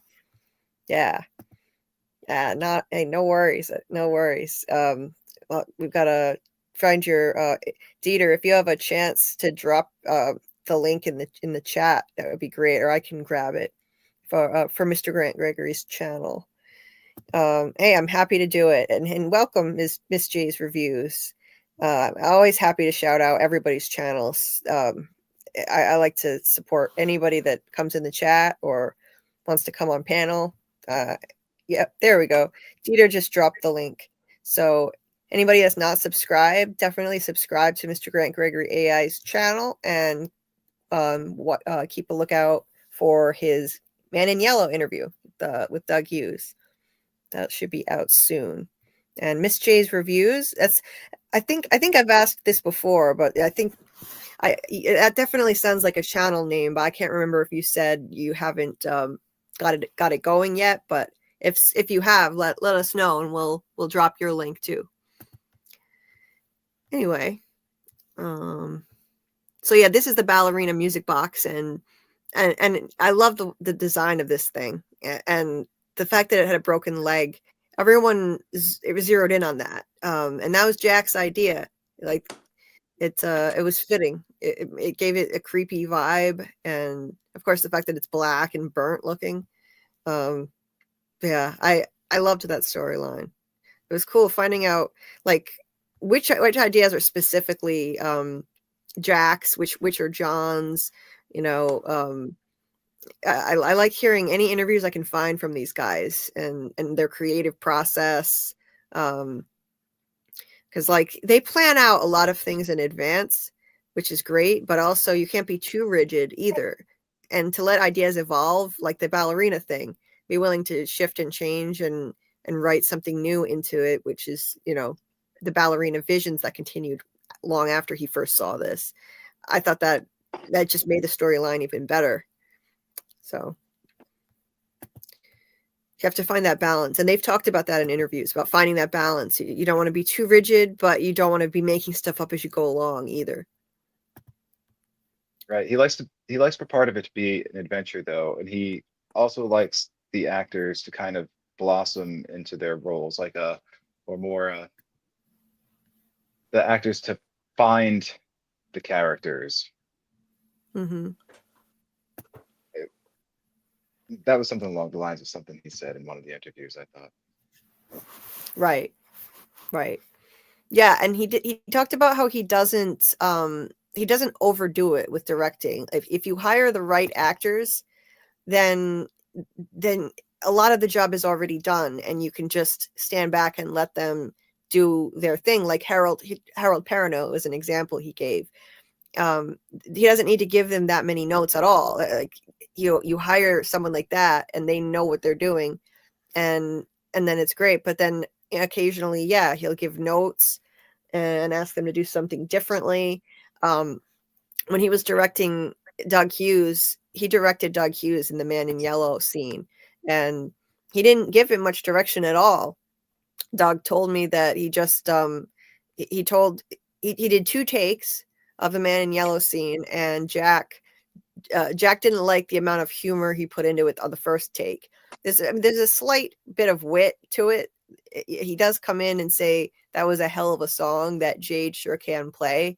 So there's kind of like a diabolical, sinister sense of humor that you get a hint of there, and you know, with the sarcasm. And then, so I guess he delivered the line a bit too snively whiplash, is what Jack Bender said. And Doug was like, okay, all right, I'll tone it down. And then he did the take again, and Jack liked it, and that was it. So Jack's involved in some really significant aspects of the show. I mean, the Man in Yellow is going to be a pivotal part of this thing, and he's the one who directed that. He directed the finale, and he's also the one who Doug auditioned for in person when he went there. Jack really wanted to see him in person because if what they were told was, they apologized and said, we're sorry. Initially they said just a Zoom audition is fine, and then they said, could you fly out here? So he had to fly out like immediately, and they apologized and they said it's just because this may be a small part now and just a cameo, but if this gets a season 4, then it's going to be much more significant. And that was the plan at the time. There are no guarantees, but that's what he was told at the time. And so, yeah. He auditioned for Jack. Yeah. Could you imagine? Could you imagine From this ending at season 3 with that scene, and then that's it? Yeah. Oh, that would have been horrible. Oh my God. If that's why I was so relieved that they gave us the announcement that it got renewed before the finale. Imagine if we had been waiting for a renewal announcement after seeing this. I mean, really, like, if the show had just ended there, your wife shouldn't have dug that hole, Jim. The end. Oh no, that would have been tragedy. Yeah. Yeah. I do have some comments about the style of horror that the style of horror directing that Jack Bender employs. He doesn't do like these like scenes, like too many at least scenes like we saw what happened with Jim, where he got his throat slashed. You don't usually see too many of the attacks on the humans or the kill scenes directly. You usually see the aftermath. And that was kind of one of Jack Bender's decisions, was that it would have more of an emotional impact, or a unique emotional impact, to kind of cut away from the actual unaliving and then direct back to the aftermath and the emotional impact on the characters of the aftermath and their witnessing of it. And then maybe showing flashbacks, bits of what happened. Like the tears. Yeah.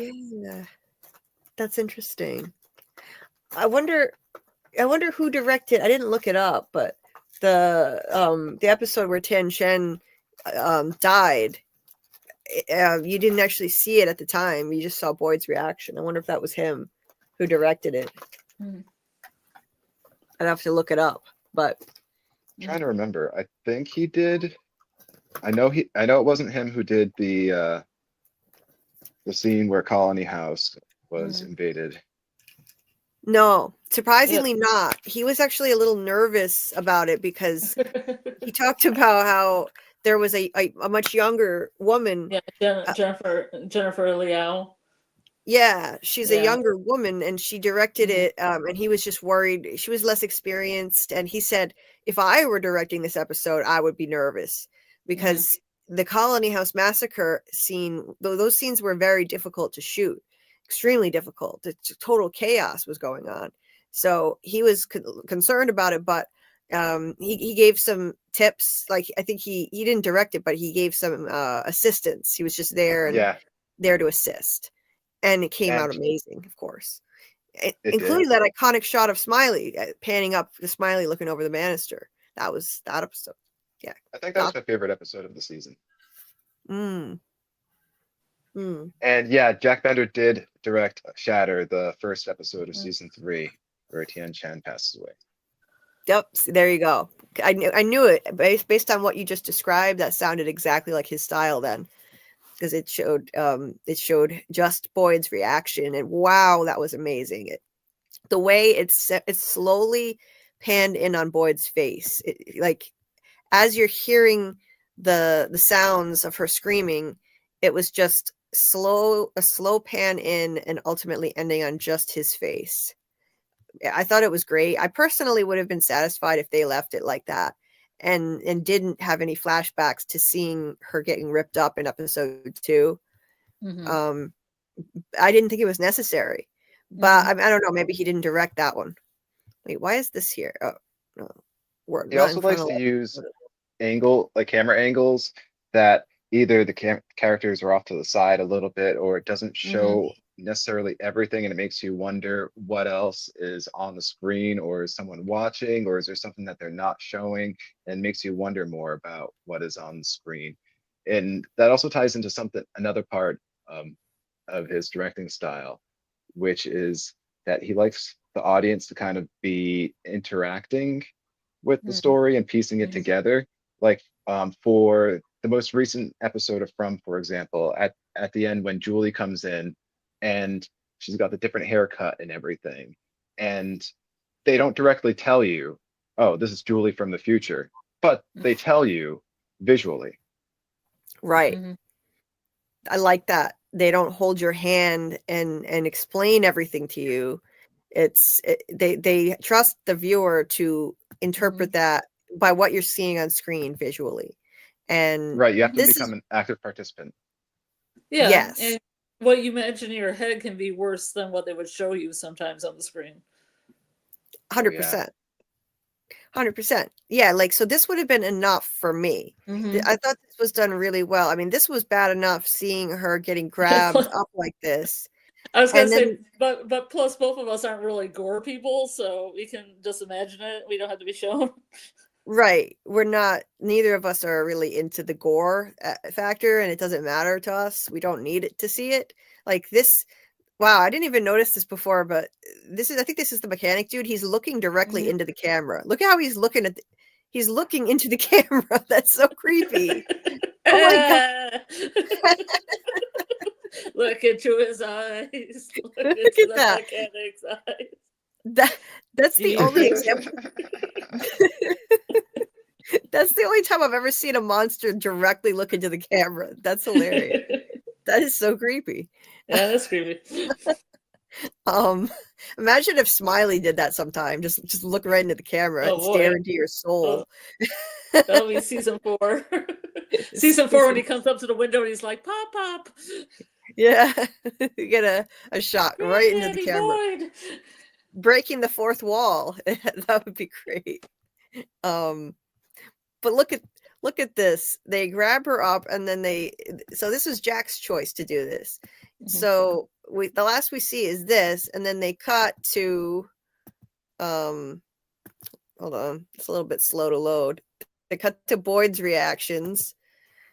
Why is this being so slow? Damn it. Hold on. There we go. So yeah, Boyd is struggling. They tie him up. They're grabbing her, and then yeah. So I thought this was really smart the way that they did this. They tie him up, and they grab her, and they didn't really need to show more for me. I was satisfied with this. I think, you know what? I'm going the wrong way. Wait a minute. I was trying to go toward where they're panning in on him. So they tie him up, and then I don't want to show too much here because it's a little bit gory, but they rip a piece of her scalp off. The last that we see is this, and then it cuts to his face. They rip a piece of her scalp off. I'll just quickly go by that. Then they cut. I mean, they don't cut. They do a shot where he's in focus and she's not anymore. So you're already looking at his reaction more than her. Your eye is supposed to look at him. And then the camera slowly pans in on him for the rest of the shot. So you've got the monsters leave him and they slowly walk away and close in on her as the camera moves closer and closer, and he's talking to her, talking her down, saying, you know, you're so strong, I know. She's screaming. And what a beautiful shot, the way that they did this, the way Jack did this. And it just pans in on Harold's incredible acting performance. And the last thing you see in the whole episode is his face like this. Just perfect. Like, they could have left it like that, and I don't think we need it anymore. I don't know who directed episode 2, but I really don't think we needed more actually seeing the monsters ripping into her. That was the last shot of the episode right there. That's it. That's all we needed. Episode I think 2 is Jack Bender too. Really? Really? Yeah, but Interesting. I think he said it was John's idea to show that in episode 2, if I remember right. That makes sense because that's a totally different style of doing things. So, but that again, it shows that they're a collaborative team, and so it's not just one person's vision. They have give and take. So in this case, John's preference won out in episode 2, and they maybe this is what was a compromise in a way. Episode 1, they just shot it this way, and then episode 2, okay, we're gonna show her getting ripped into a bit, but it's a flashback. So again, I think that's a good team effort right there. Collaboration, and no one person's ego is driving the whole thing. I saw that he's mentioned that their plan, I guess, or what he hopes for the show is that we'll have up to 5 seasons. Yes. Yeah. He's And mentioned that more than once. That he's hoping they get 5 seasons. I think that's probably what their plan has been, but they don't want to. That'd be perfect. I think that would be just enough. I would rather have more. I'd always rather have more. But if we get 5 seasons, I think it would be enough for them to tell a complete story, especially with the amount of revelations they've given now up to this point. They've already revealed a lot. So I think they could wrap up the story in a satisfactory way in 2 seasons more. I don't think 1 would do it. Season 4 would not be enough. We need 2 more, at least. Yeah, I think that's what a lot of like shows go for, because Yellow Jackets is that too. They want to go 5 seasons because you get a build up to season 3 and then crescendo down to season 5. Yes. Yeah. Yeah, and plus, who doesn't want 5 seasons if you're a showrunner? Of course. That's a lot of seasons, you know. Naturally. Hey, Larry, nice to see you. Oh, good. Another member of the Fromely that's just started Severance. Awesome. Love to see it. Another member of the Waffle Party. Yes. Yes. Welcome to the Waffle Party. We gotta have a blue waffle party. Yeah. Not the blue waffle party. No. Yes. And we're covering. That's a standard one where we wear a mask and hit each other with a cat of 9. It's the more normal one. God. Yeah. Not the blue one. No way. Not the blue one. They're hosted by Tony Teflon. No, I'm kidding. Yeah, so we're covering Severance, Larry, if you want to check it out. We're going to be doing our first episode breakdown Monday night at 10 p.m. Eastern. Every Monday we'll do our episode breakdown and discussion. So come check it out. And after we do our episode breakdown, we're going to take call-ins. People can call in and join the panel and share your thoughts if you want, or just hang out in the chat. And I'll be doing an episode breakdown scripted video for each episode of Severance. I'm going to be getting to work on that this weekend. So yeah. And then every Thursday night, if you want to join us, in my Discord, we're going to have watch parties when the episode drops at 9 p.m. Eastern every Thursday night. So it's going to be a lot of fun. I'm already loving it. And season 2, episode 1 was fantastic. I'm going to drop the link in the chat to the Discord if anybody wants to join, and we'll do a voice chat after, like discuss the episode in the Discord after we watch the episode every Thursday night. Well, I was also going to tell them that you're running a special one for me at 10 p.m. if anybody is late and wants to watch it at 10 with me. Yes, actually, I was just about to say that. We are going to do we have 2 voice channels. So at 10, I'm going to stream the episode a second time. So anyone that's late, can't make it at 9 p.m., you can watch it with Scarlet at 10 p.m. And then you guys can join the voice chat that we'll already have in progress. You can join the rest of us in the voice chat. So there will be 2 streams, actually, one at 9 and one at 10. And that's it. I was on last night. So it was a lot of fun. I really liked that. Thanks. So yeah, join us. Glad.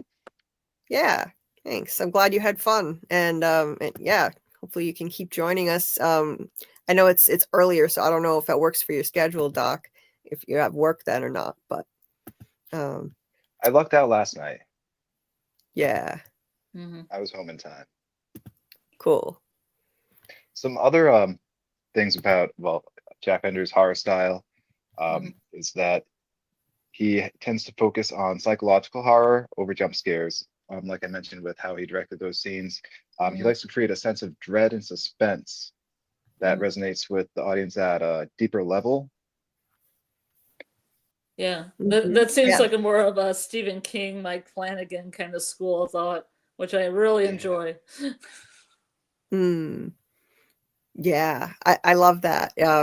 Generating suspense rather than shock value and jump scares. I like that style a lot. Jump scares are just kind of like they can be fun once in a while, but if you overdo it with that, like it's just kind of a cheap tactic that's not. Yeah. Yeah, especially it's like kind of a turn off when you see a horror trailer and it's just all these jump scares. Yeah. Like the new Wolfman movie, this looks like it's just jump scare after jump scare after jump scare. And the old Wolfman movie was about, Larry Talbot and him feeling horrible that he was killing people and feeling guilt and all that. More psychological horror than just, this be gross and jumpy. Absolutely. Yeah. I just want to address this, Larry. Larry asked when I'm getting monetized so he can super chat. I'm working on it. I'm having some issues, some personal issues I'm trying to figure out how to manage so that I can get monetized, and but I'm looking into it. In the meantime, I just have Cash App and Venmo, and if anybody does use those, I mean, the problem is that it doesn't work internationally. That's the thing that sucks about Venmo and Cash App. Yeah, you'll have to get a PayPal address. I need to get a PayPal one too. Right now I just have Cash App and Venmo. And then, if whatever I get, I do shout people out in the chat, and anything I get, it'll eventually go towards getting a laptop that actually functions, because apparently a $200 laptop is essentially useless. You could just immediately, you might as well take it out of the box and throw it directly into the garbage. You might as well get like an iPad mini like I have and use it. I have a desktop kind of like that, and I can't get it to work anymore. Yeah, I literally just bought this thing, and within a week already the microphone is not working. I was talking on Discord in the voice chat and nobody could hear me. I had to switch to my Chromebook, and like the speakers are horrific. You can hardly hear anything. Half the sound doesn't work. Scarlet was ringing her bell on the sound. I couldn't hear the bell. I could only hear her voice and no bell. So I'm definitely returning this laptop. So yeah, eventually maybe I'll be able to get a laptop that functions in time. So I'll look into monetization. In the meantime, I just have these things that you see floating on the bottom of the screen in the banner. But thank you for asking, Larry. I really appreciate the support. Thank you. How did this? Yes, Grant. How did this guy not get a fucking nomination for Best Actor? Harold is unbelievable. He should be getting Emmy nominations for From. 100%.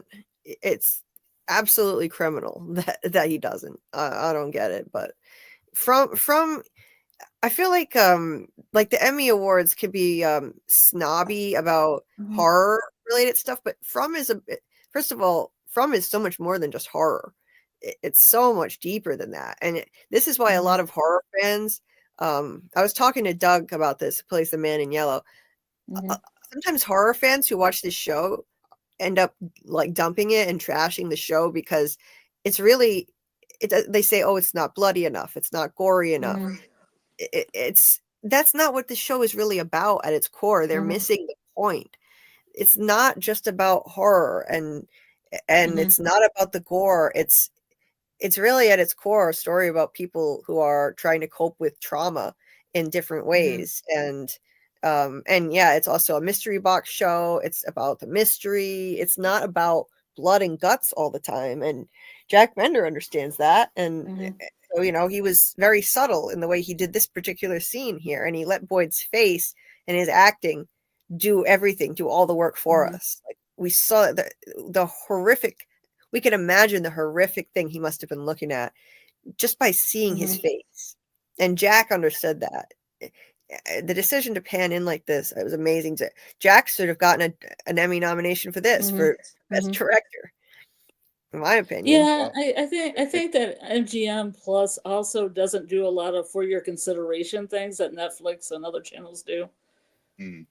Well, it took Godzilla 69 years to win an Oscar. Oh, what did you say, Doc? It took Godzilla 69 years to win an Oscar. Yeah. Wow. That's crazy. Yeah. See, Never too old. like the Emmys, Oscars, and Golden Globes, they're snobby when it comes to certain genres, such as action, adventure, and horror. So, you don't see like a lot of, for example, superhero movies getting nominations, and you don't see a lot of horror, that kind of thing. Oh, and Larry wanted to know what episode I'm up to in Severance. We just finished our rewatch of Severance season 1 last week, so we're caught up now. Now we're covering season 2. So on Monday night we're going to be talking and breaking down season 2, episode 1. But if you want to check out, if you're not up to that yet, if you want to check out our replays, we did breakdowns of episodes 1 through 9 of all of season 1. They're long, so I don't know, you might want to skip around a bit in the lives. Most of them are around 6 hours long, but we want you to listen to every second of every live. Thank you. They're pretty long, but we had a good time. We had some great conversations, and they were call-ins, so we had people joining the panel and really interesting conversations. So check it out if you have the time. If you have about 6 hours to kill, you can check out one of the episodes. If you have a spare couple of days, you can hit some of them. Yeah. Anyway, psychological mystery survival drama from William Waddy. Yep. Yeah, I would say that's a good description of it.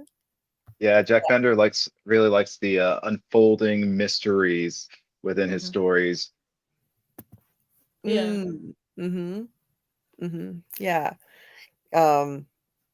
Well, I mean, from really reflects that. It's like you think you're getting answers and you're figuring out what's going on, and then it expands into something even bigger and bigger. So yeah, I love that. I love that kind of storytelling, mystery box type of thing. Anyway, I gotta look up all the episodes that Jack personally directed. I wish I had done that for this. I had a crazy week.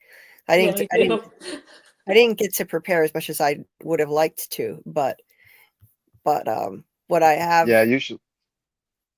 learned about Jack is fascinating. Sorry, go ahead. Oh, I was in a similar situation. Usually I prep all my research materials for me to be able to listen to them while I'm working. And I had to do training all week this week. And it was a surprise. I went into work on Monday and my boss was like, surprise, you're going to be training all week. Like, no.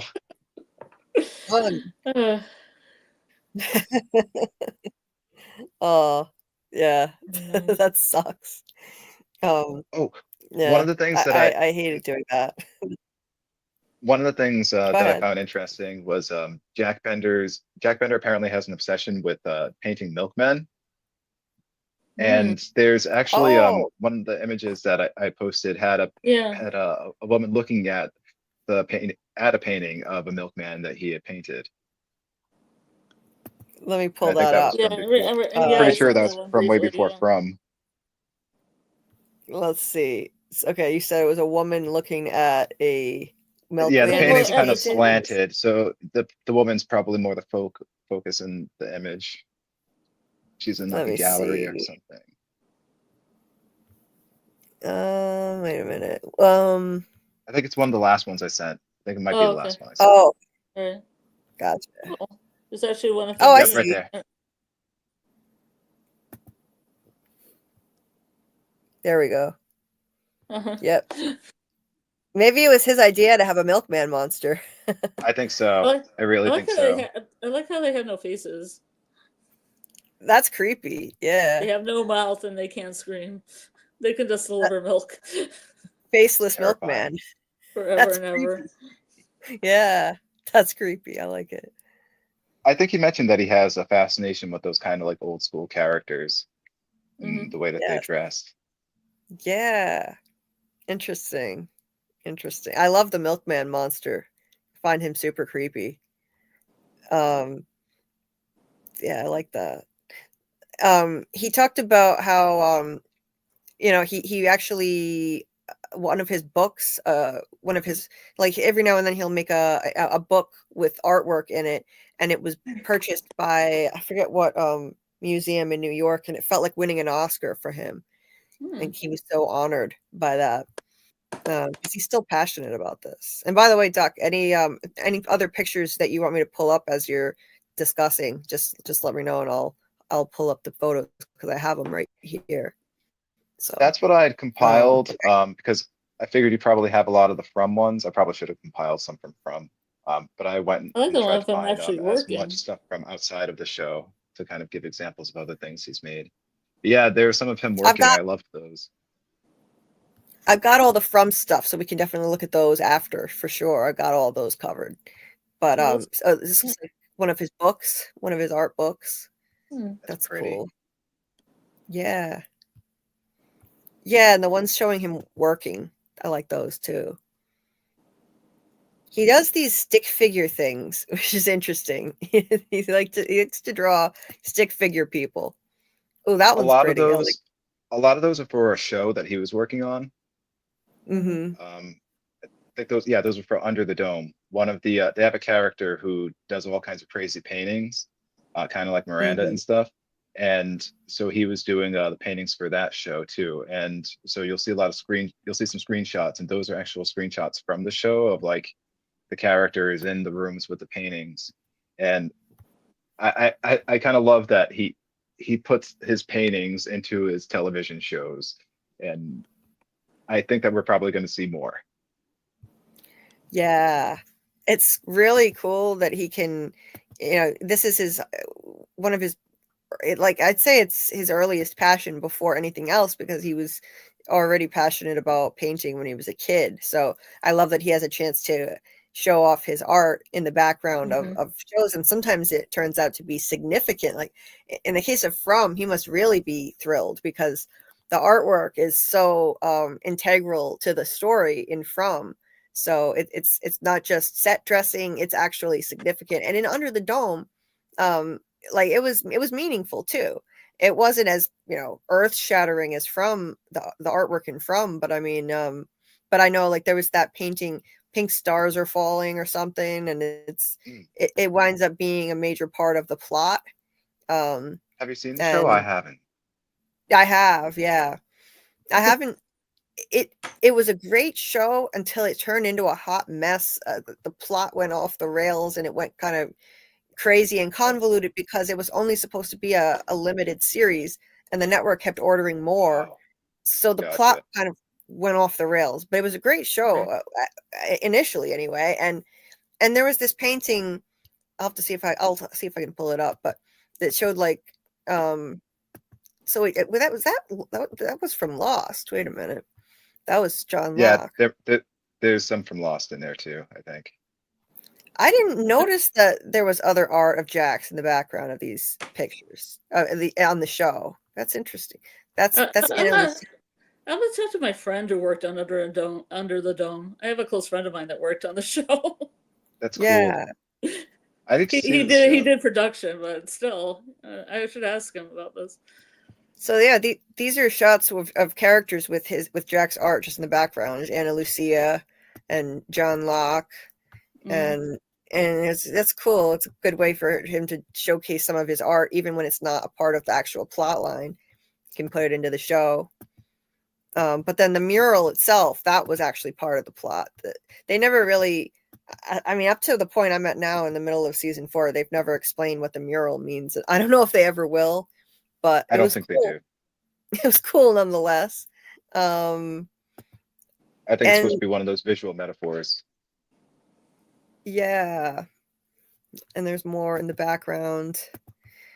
Yeah, I think it was just meant as a visual metaphor. There's Jack painting. There was, oh crud, I don't know where I sent that to.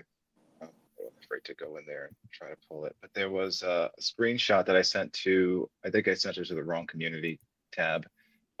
It That's was it. one of one of Sorry. his carvings, Yep. and the carving looked it reminded me of one of the totems outside the cabins. And it was Oh. made, and it was something he carved over 15 years ago too. And so I thought that was kind of cool. Hmm. Yeah. Did you send me that one or no? I posted it, I think, to the wrong community tab. It was the first thing I sent. Actually, maybe I can find it on my phone. I'll see if I can find it too. But this is the Pink Stars Are Falling one that I was talking about from Under the Dome. That this was the most significant piece that he did for the show, and it had. I don't remember the show. The plot got so convoluted that I don't remember what the significance of it was now. I just know it was a major part of the plot line, and it at the time no one knew what it meant, and then it turned out to actually have a point to the plot. But you can totally see this is Jack's style of painting. He's done similar stuff in From too. Well, what was one a couple back? What's that one with the big hole in it? It looks like a faraway tree, but it's just a gaping portal hole. Yeah, what is this? I don't know. I don't know. I think, is this from Under the Dome too? I can't remember. Yeah, I think that one's from Under the Dome. Let's go through that painting in another world. There was a lady who was losing her mind on the show. Like, everyone thought that she was crazy, but it turned out that she was sane the entire time. And I think she was actually having visions of whatever it was that was going on in this dome thing where everyone was trapped. All of a sudden, they just woke up one day and their entire town was under an invisible, like, and not an invisible, what, like an invisible transparent dome that they couldn't get out of.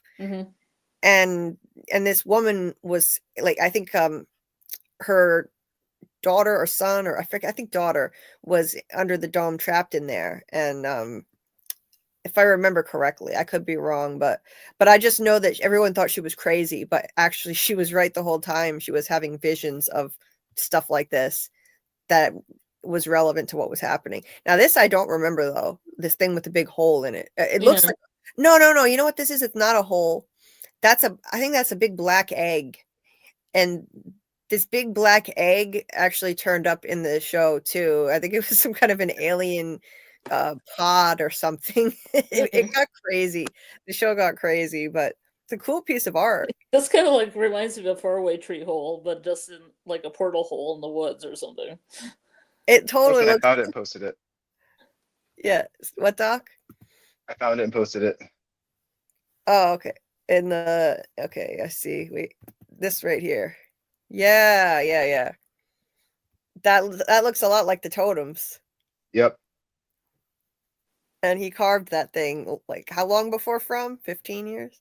Over 15 years ago, yeah. Yeah, but well, at least from today. But one of Chloe's friends actually made the ones that are in the From the totems. That's cool. That's cool. Yeah. Interesting stuff. It says seminar, inspiration and expression with Jack Bender. Oh, he's done seminars. Wouldn't that be an interesting seminar? Universities. That's cool. Yeah. Interesting stuff. Yeah. This one here, I don't know if that one's, that's just from like his own personal artwork, I'm guessing. That's cool. Nope, that one's from The Sopranos, I think. Oh, The Sopranos. Cool. That's so interesting. I forgot. He directed stuff he directed episodes of that too. Yeah. Interesting. Yep, he directed episodes of Sopranos. He has a huge body of work with really major. Oh yeah, he has a massive body of work. I wasn't sure if he wanted me to go and read the whole list. There's a lot of them. Can I see the elephant one up close? What is this elephant one? Oh, there it says, is. I am the elephant in the room. I like that. So that's a cover of his book? It looks like I think that's just a piece of three-dimensional art now that I look at it. Because if you look, I think that thing in the center, I think that's actually like something that's adhered to that. Okay. It says from the which mind picture? of Jack Bender. I could be wrong. Like if you zoom in and scroll down, I think that's actually something that's like adhered to the outside of that painting. Oh, yeah. Like, can't really tell, but like, yeah, down here maybe. Or is it part of the painting? No, that might just be part of the painting and look like it. Yeah. Okay. Never mind. Just very good painting then. It tricked me. Yeah, it looks almost like it's three-dimensional, but yeah, I think it's part of the painting. Yep. I like it. Yeah, it is. I am the elephant in the room. Nice. Apparently, he's worked with Jack Pinkner for a while. He worked with him on Alias and Lost. Yes, that's right. Bear So one. it says, of course, and then a big bear, and it says shit in the woods. I love it. Yeah. See, this guy's a character, and he always wears these damn scarves around his neck. It's his thing. Did he do it? Huh? Did he do a whole series of animals? I don't know. Maybe. I don't know. These are so cool. I am somebody's son. Is this the Black Lives Matter one? Must be. Yeah, that's the one I kind of interpreted as that. I could be wrong. It's it fits. It definitely fits. I am somebody's son. Nice. Nice. It was up on an art selling website, but it was listed as not for sale. Oh. Well, that would be fitting if he did it for a cause like that, not to be selling it for profit. Yeah. That's cool. That's cool. And this is the Lost mural. Jack Bender, the Hatch painting. It was displayed somewhere. Wow. That's cool.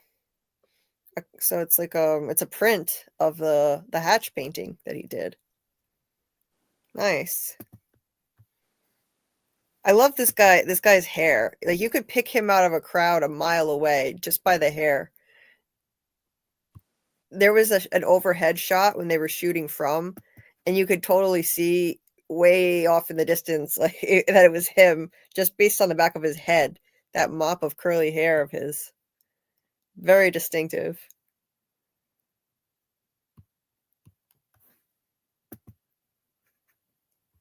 Oh, that's cool.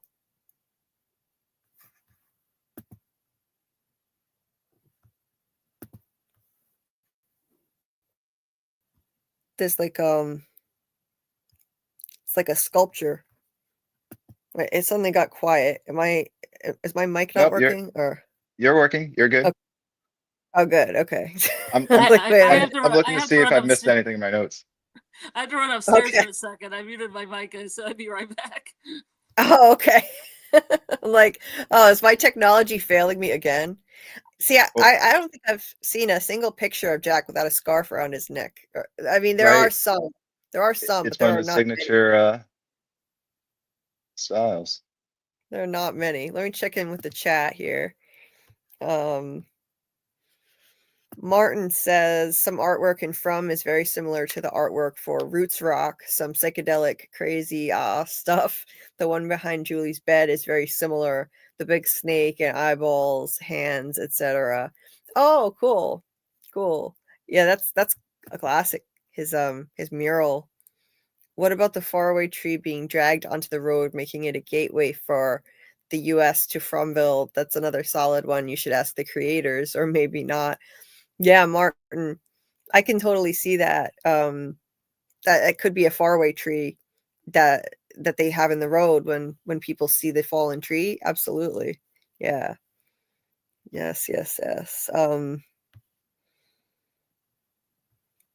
Larry said there's only one other YouTuber I know who streams over 6 hours, so you're up in the impressive streaming ranks. Well, thanks.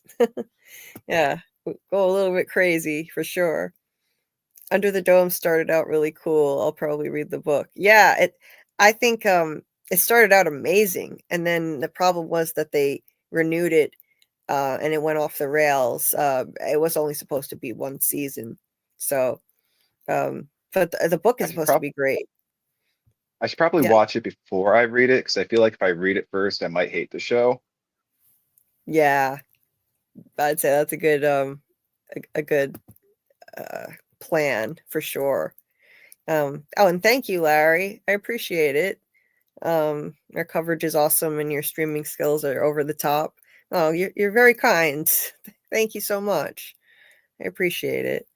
And yeah, it would be cool if I can monetize and make emojis. I would enjoy doing that. It's just fun having custom emojis and stuff like that. But yeah, this is cool. This sculpture of a head.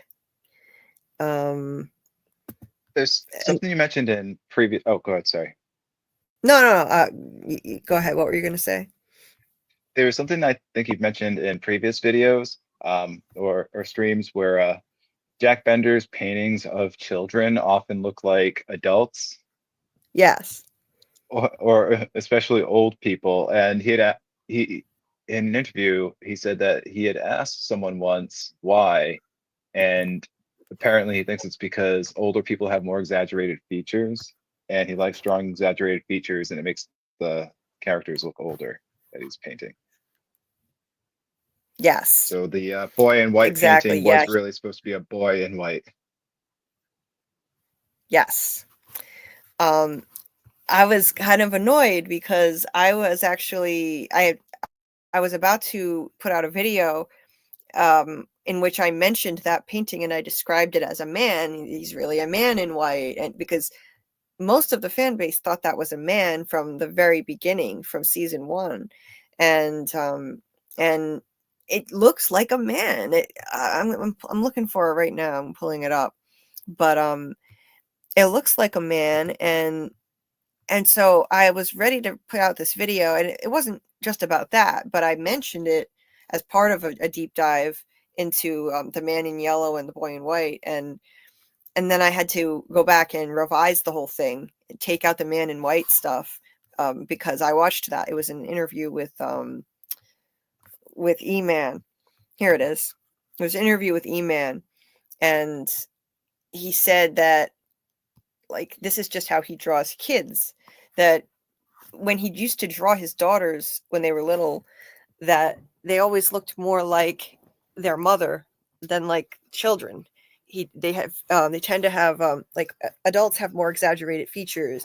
An interesting thing, like your ears never really stop growing. So like if you look at old men, they tend to have unusually large ears in proportion to their head.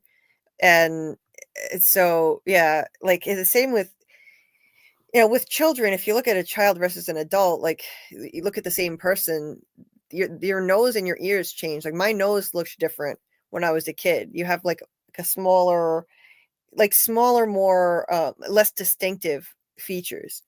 And then yeah, for some reason this is the way he draws kids, according to what he said. And I take him at his word. I believe what he said. I don't think he was like making it up. Yes, it looks more manly. Like it looks kind of like his hairline is a little too far back for a kid. So a lot of people think maybe he has a receding hairline. But also because of the way that it's painted, he looks like he's huge, like he's towering over everything. Like he's got all these little trees around him. It's a tall canvas here. So you kind of get the impression that this is a big person.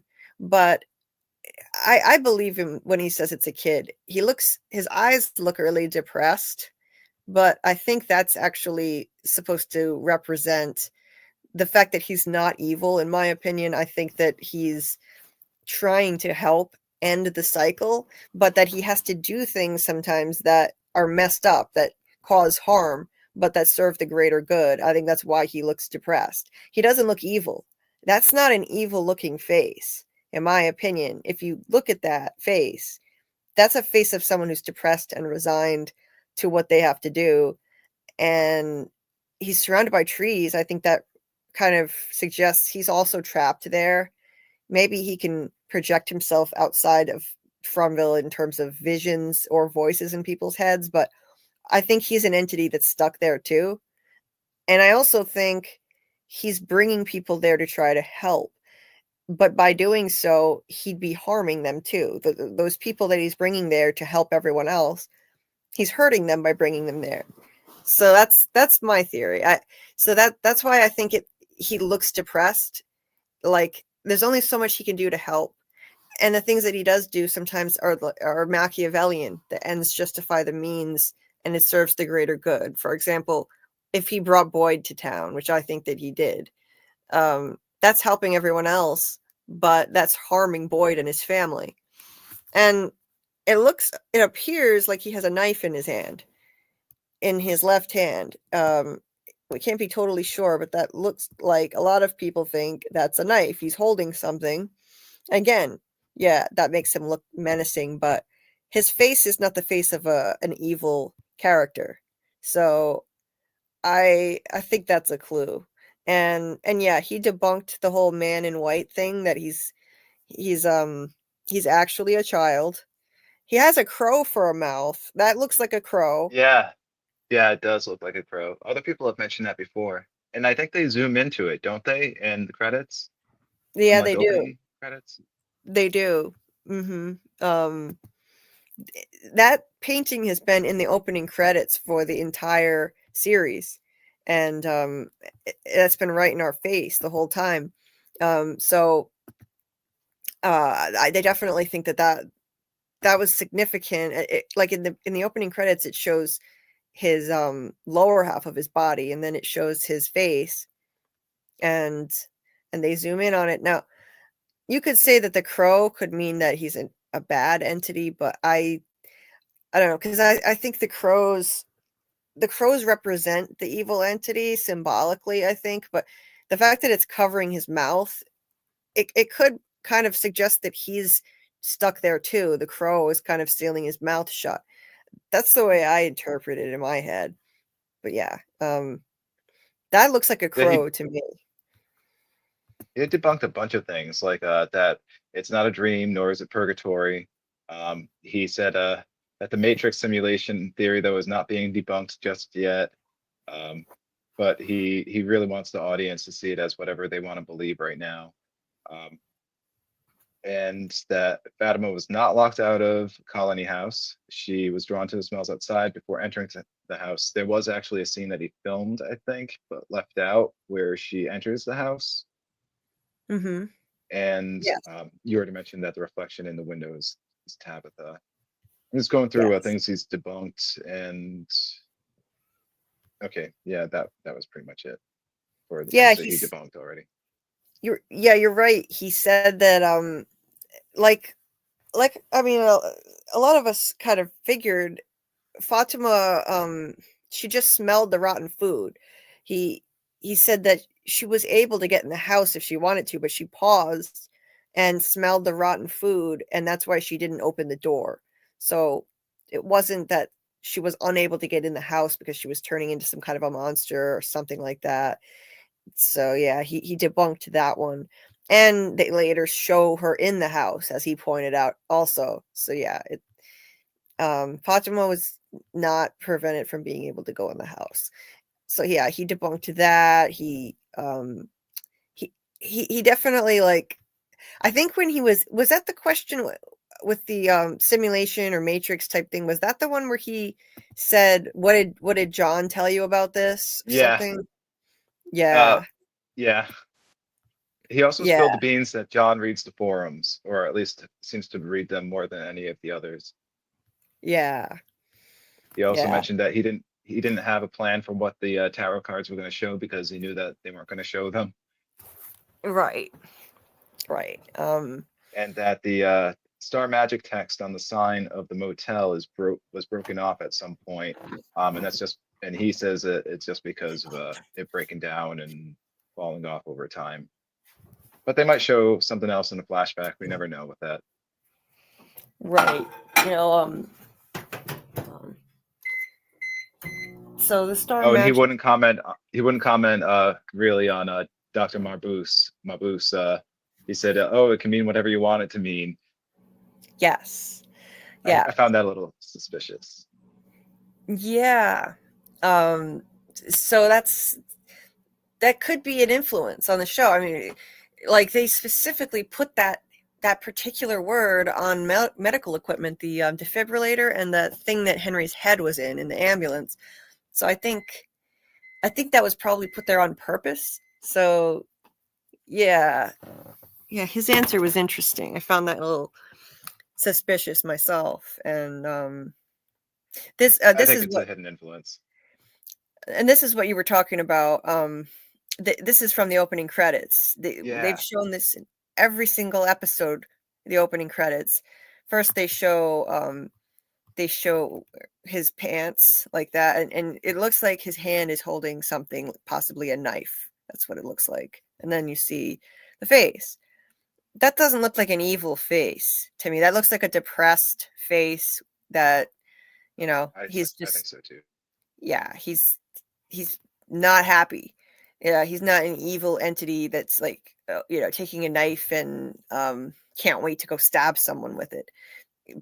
To me, it suggests he causes harm only when necessary for the greater good, that he doesn't want to be doing it. But yeah, as for the stuff that he said in the interview, yeah, it was a really interesting one. Yeah, so he left the Matrix simulation thing open. He said he doesn't. He said like he doesn't want to. Certain things he said, like, I know people are making theories about that, so I don't want to comment or something like that. I'm gonna, let people think what they want. And I'm glad. I don't want them to go debunking things left and right. I want it to stay mysterious. So I like that. What else did he say that you mentioned? The motel sign. He pretty much debunked the idea that the missing star magic sign has any significance. And I honestly, that didn't surprise me. I don't really see what could be that significant about it. Like, okay, the sign is missing. I figured it was just like he said, the place is old. It just deteriorated and fell off eventually. That's it. I don't know. Like, maybe the name Star Magic has some kind of, maybe a clue in it. But in general, I don't think the fact that the sign is missing means anything myself. Who knows? He said it doesn't. I really love his use of atmosphere. And that's something that he mentioned in one of his interviews, is that he likes to create a sense of wonder with the atmosphere, with like the setting. And I really do think that we see that with both Lost and From, how there's this terrifying element, but then there are also these beautiful things that happen that are almost miraculous, like Locke being able to walk. And how for a time the Matthews family was actually almost happier in Fromville. And I mean, Donna seems to think the place is full of miracles at some point, and then she also hates the place. She goes back and forth a lot, but she's suspicious. There was an interview from panel at the ATX TV festival, and he made a comment that I liked. He said that, hold on, my phone's falling out of my hand. Oh yeah, that's the one I listened to. Yeah, that was a good interview. I often refer to this show as the scary house of mirrors, where this man leads himself and the people in the town to try to get out, and thinks he's going, and then bam, he sees himself and can't get out. I like that. Scary house of mirrors. I like that reference. Yeah. That's so cool. Yeah, it's fitting too, with the use of mirrors in the show and the deception, the theme of deception going on in the show. Mirrors are symbolic of deception. And yeah, being in a house of mirrors, it's that's fitting. I love that quote. I didn't hear that part in the one I listened to was it was different. Yeah, you'll have to like send me the link to that or something. I'd like to listen to that one too. It might have been someone else's quote, but I thought it was his. That's so cool. Yeah, it's from that interview. The ATX what was it? ATX something? Let's see. Run panel at the ATX TV Festival. Cool. Yeah, this was a different one. Maybe it was from a different year. The one I listened to was just him being interviewed at this thing, and it was Oh no, this was him with a bunch of other people. Okay. Yep. Different one. Actually, no, I think no, this one was just him and Paranu. Oh, yeah. Okay. The one I saw, it was just him and Harold Perrineau. But it was a short clip of it. I didn't find the whole thing, but Oh, okay. Yeah, yeah. that was a good interview. The little And bit I with the was Hall able of to. Mirrors, Yeah. the Go Hall of ahead. Mirrors concept I really liked because not only is there that idea of deception, but there's that idea that the characters have to look inward at themselves, at their own reflections, and kind of try to figure their way out through themselves in a way. Yes. Yes. Looking inward at themselves, definitely. Each of them having to deal with their own demons and their own trauma. So many of them keep looking in mirrors in the show, which it's a deliberate choice that they're making to kind of give you that theme. This he was asked actually which paintings of these did he paint in the basement, and he mentioned a few of them, and one of them was this one with the those are supposed to be two Ankui kids, but it looks like they're connected to each other. So that was one that he did. He didn't say if he did this Cyclops one, but it looks like his style. I'd be willing to bet money that he painted that. It's him. It's all him, that Cyclops thing. It won't let me zoom in on it for some reason, but because I can zoom in on everything else, but not that. But the Cyclops one, it's a Cyclops who looks like he's about to eat these 4 children. Now we know that the place started, like this whole thing started with a child sacrifice. So I think it's symbolic. And it's a single eye, kind of like the all-seeing eye. And then the teeth look like little trees. They're green, and it's got a yellow tongue like the yellow bile. And it looks like he's about to devour them. And the kids are drawn like stick figures, which is a style that he's often done himself. So yeah, I'd be willing to bet he did that one too. I noticed that Bender is really drawn to like world building and myth building. Like in Lost and From, they both seem to have like their own unique mythology. Mm-hmm. Like Oh with yeah. Man in Yellow, and then I don't want to give away too much from Lost because I feel like it's a different show, so I don't want to spoil on people who haven't watched it. But yeah, there's definitely some of that in that show as well. Right. Yeah, they created their own mythology with From, and I love that. Oh, this is the one he was talking about. The 2 kids, the 2 Ankui kids, he did that painting. The one of them holding hands. I can't zoom in on any closer, but yeah, you can see those. He painted those. And he of course painted where is it? This one. He painted the Man in Yellow. And he painted the Man in Yellow before Doug Hughes was cast in the role. So you can see he's got half of his suit is dirty, the other half is not. It's almost like he wasn't fully corrupted yet at this point, and it's showing that over time, I think he became this evil figure. He didn't start out that way.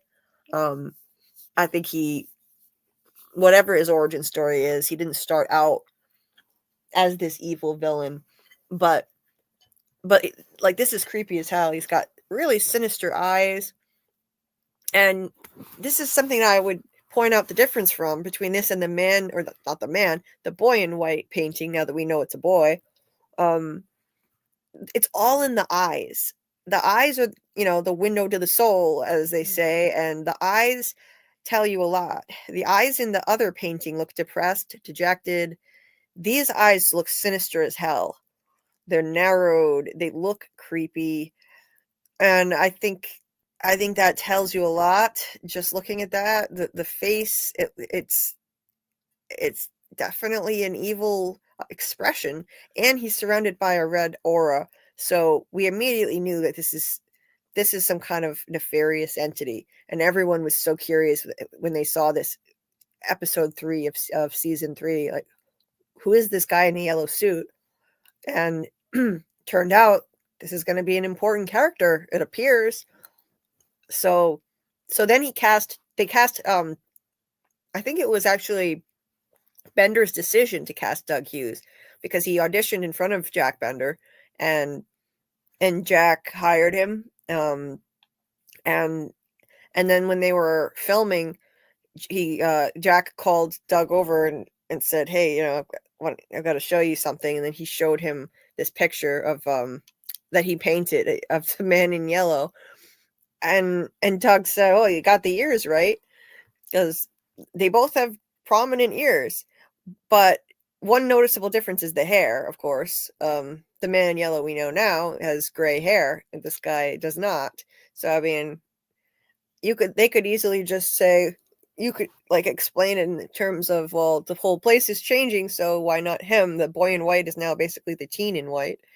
So, the man in yellow is now older with silver hair.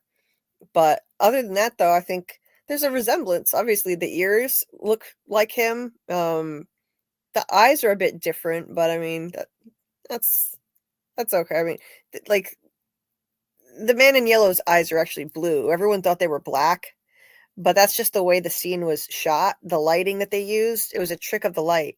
His eyes are actually blue, and he wasn't wearing contact lenses either.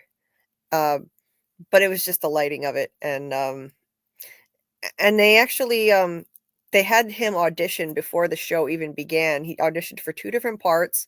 He didn't get either of them, but I guess they always kept him in mind in case some other role came up, and then they contacted his agent and got him to audition in front of Jack in person. So it just took some time, but then Doug Hughes landed that role that was just the best one for him. It came 2 seasons later, and Jack was ultimately the one who made that call. I wonder if he had Doug Hughes in mind when he painted it. What were you going to say? I wonder too. Oh, Scarlett's going to be AFK for a little bit. She has to help her boyfriend. Okay. Cool. Did you know that Jack Bender is a dog lover? No, I didn't. In one of his interviews, he mentioned that he had 6 dogs. That's so cool. At one point in time I had 5 dogs. I've had more, but that was when my parents had a dog that had puppies. Yeah. That's awesome. Yeah. I love dogs too. And there was a picture I saw of him too where he was holding one, a little one. Yeah. It was like a chihuahua looking thing. So I didn't have the right tab shared. This is what I was talking about. I was just talking about this like as if people can see it. The man in yellow painting here, I was just talking about, and I didn't realize it's not on screen. Anyway, yeah. Oops. Yeah, but there it is. But you guys know the painting I'm talking about. I just like to actually show it when I'm talking about it. But yeah, the ears, they look a lot like Doug's ears. He has a slim face, very narrow face. So does this guy. I'd say the major differences are just the eyes are dark and Doug's eyes are not. But again, they did some kind of trick of the light to make them look black. And yeah, obviously the hair is changed. But if the boy in white can become the teen in white, then why not age the man in yellow? And again, I wonder if this was deliberate. Half of his suit is dirty in this picture. Half of it is still clean. Now the whole Maybe thing he was is younger when she painted it. Yeah. Probably not, but maybe. Maybe. Yeah, maybe he looked younger at the time. And the whole place changed so they can kind of use the same rationale for this. The boy in white is aged, so the man in yellow has also aged. But I was trying to show this before, and It wasn't on screen, but I was talking about this painting with the Cyclops looking thing that for some reason I can't zoom in on this, but let me see. Wait, I can do it if I screenshot it. That looks like Jack's style to me. It's got stick figure looking kids. That's just the same way that he paints. So I bet he did that one too. One of my favorites in the whole basement. But I wouldn't get too excited, people thinking that we're going to be getting a Cyclops monster, because I think this was just symbolic and not meant to be taken literally. Because like you could see the trees. I mean, the trees. The teeth look like trees. They're pointy green things. They look just like trees, which are obviously a focal point of the show. Go ahead. Yeah, Bender said he likes visual metaphors. So I think that a lot of this is meant to be symbolic and not literal. Absolutely. That makes perfect sense to me. You know, like this stuff coming out of his mouth looks like yellow bile. It's dripping down. We've had that in the show. Yellow is a prominent color in the show. And then down here, this is again, there's a little house with a triangle roof. His other art has houses like that too. So this is 100% a Jack Bender painting for sure. But yeah, I think it's just symbolic of the way that the whole place preys on children, and it started with the sacrifice of children. So it looks like they're about to be eaten by this one-eyed monster. I think he painted this one too. I'm pretty sure. Now, I'm not sure if this is supposed to represent Ankhui kids or not, but I'm guessing yeah. And it also looks like an infinity symbol. You could see their faces form an infinity symbol together, and they intersect right there in the middle. Oh, I didn't think of it like that before. Yeah. And we know now that the place is on an infinite loop of reincarnation and cycles happening over and over, so the infinity symbol would fit with that. Did he must have done the cave mural too, I'm thinking. I like, you know, I know what you're talking about, but I don't know if he did. I bet he did. I wouldn't be surprised, since it's such an important piece of art in the show. They've got a guy who does a lot of artwork for the show. He does Victor's crayon drawings. That's not Jack. Jack doesn't do Victor's crayon drawings. They have a guy that does that. Jack does a lot of painting. He didn't paint all this though. He painted just some of the stuff. I'm trying to find the one. Oh yeah, this one here with the two kids. He painted this one with the Ankhui kids that Tabitha saw. He told E-Man he painted that. The two kids, the close up on them, and then the two kids standing there holding hands. Look, with the weird panda eyes, the black circles around their eyes. It would be wild if he did. Huh? They're just strung out. Yeah. It would be wild if he did paint all of this himself, but I mean, yeah, this entire basement is loaded with stuff. That's a lot. That's a lot. It's a lot of stuff. Yeah. It's I did it again. I was trying to show this and I was not sharing the right tab. I was talking about I wonder if like, because there are like so many, if like he just like grabs random ones that he's already done or ones that he's made that he thinks will be fitting. But probably not. They probably hire other people to try to imitate the art style. Right. Yeah, I think he must have hired people to do some of this stuff. That's why he said he didn't do all of it. But the ones that were the most important to the plot, he did. So they really went crazy with this. And I know some people were really deep diving into all of this stuff. I don't think all of it is going to be significant though.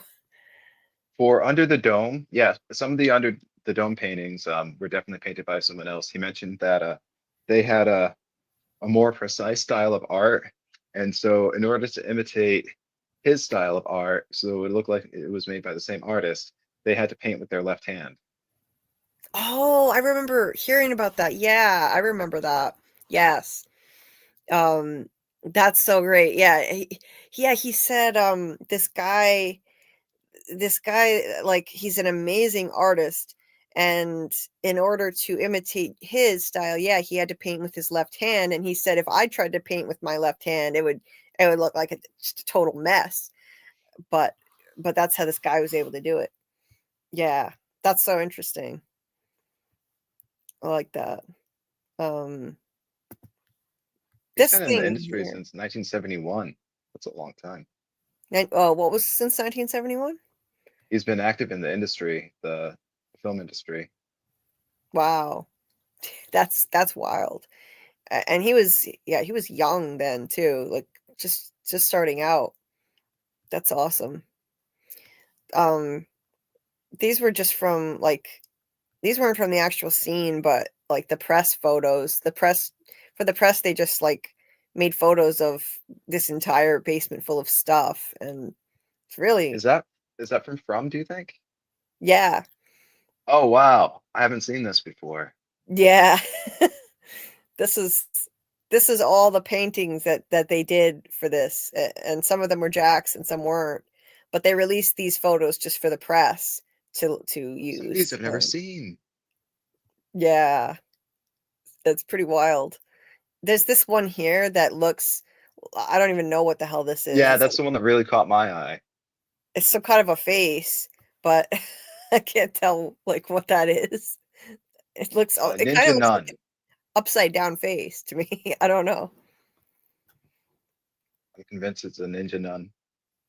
Like a ninja nun. A Ninja Nun. I'm It does joking, kind of look, but it kind of does look like. Could be. it does kind of look like a ninja nun.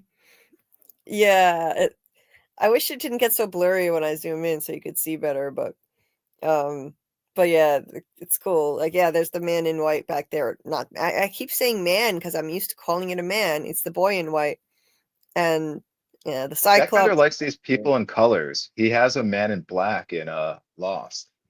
Yes, I've heard of that. I don't know what it is yet. I haven't met that character yet, but I've heard that there's a man in black in Lost. A It's lot of like shows like doing a man in black. yeah. And now we have a boy in white and a man in yellow. It's all of this color naming going on. And yeah, a lot of people were really poring over these images looking for clues when they came out, and I do think most of it is just going to be symbolic, and so there's no need to like go too crazy trying to overanalyze them, but they're interesting to look at for sure.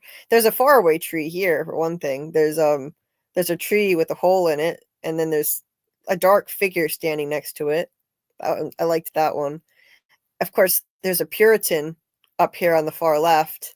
That's definitely a Puritan with a white collar around the neck. And this one's cool too. There's a tree with what looks like a giant moon behind it. And it looks like the moon is like sitting in the tree branches, like resting in it.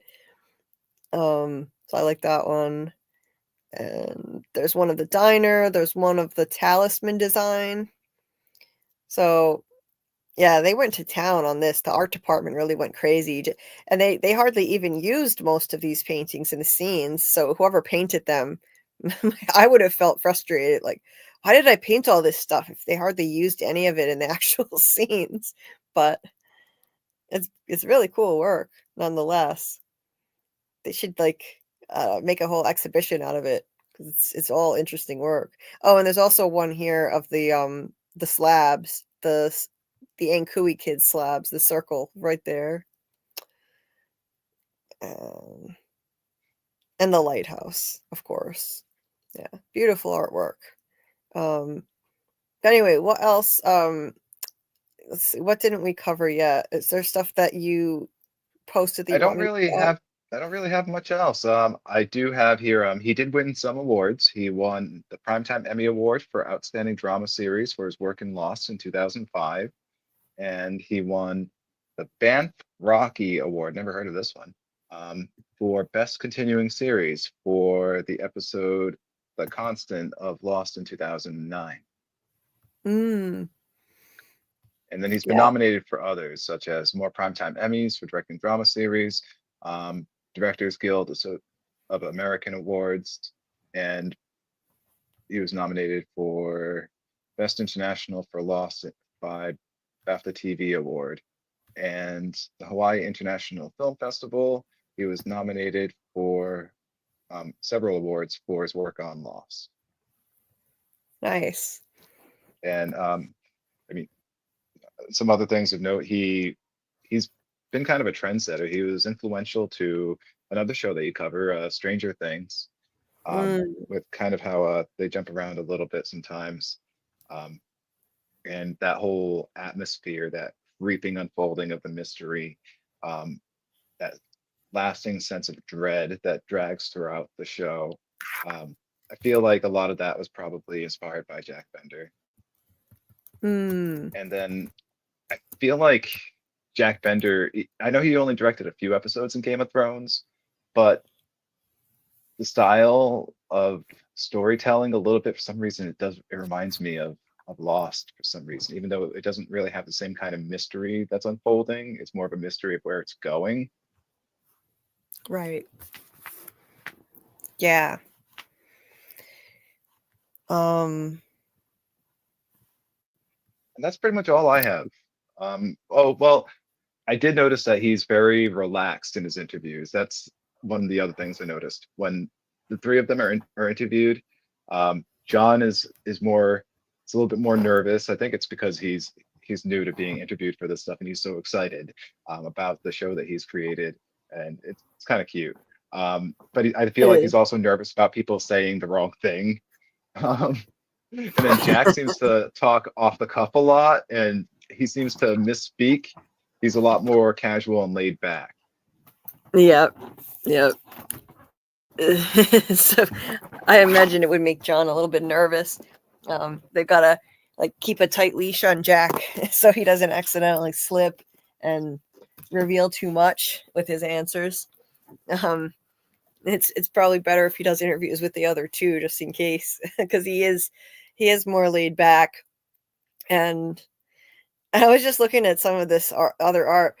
That's another picture of somebody without a face. It's creepy how he does that. It's unsettling. And this one has a butcher knife. Yeah. Don't we have a creepy butcher as a nightmare creature? Do we? I don't remember, but maybe I don't remember seeing one myself, but I think maybe. No, he might have been a mailman. No, I don't know. What's the one that's like kind of like slumped over in the room with the dummy? Was he supposed to be like? Did he have like overalls like a butcher? In the room with the dummy. And then he wakes up. It's when they're going to take Jasper. Mm-hmm. I think it was. Oh yeah. I thought that was the mechanic monster, but I could be wrong. Oh yeah, no, that sounds right. Okay. Yeah. I wouldn't be surprised though if he's got drawings that kind of resemble some of the characters we've seen. Definitely. You can see his artistic vision in the show, knowing more about him now. Like the look of some of the monsters, that milkman for sure. Yes, some of this stuff is quite creepy looking. Like the face on this one here, that's creepy too. That one has a face, but it's a creepy face. He's just making eggs. He has a unique style of painting. There's another Jack Bender who paints. And so when I was searching, when looking at just images, I had to like look and kind of like examine the style sometimes, or go and click on the link. But yeah, there's another Jack Bender artist out there too, and it's not the same guy, but his artwork's pretty good.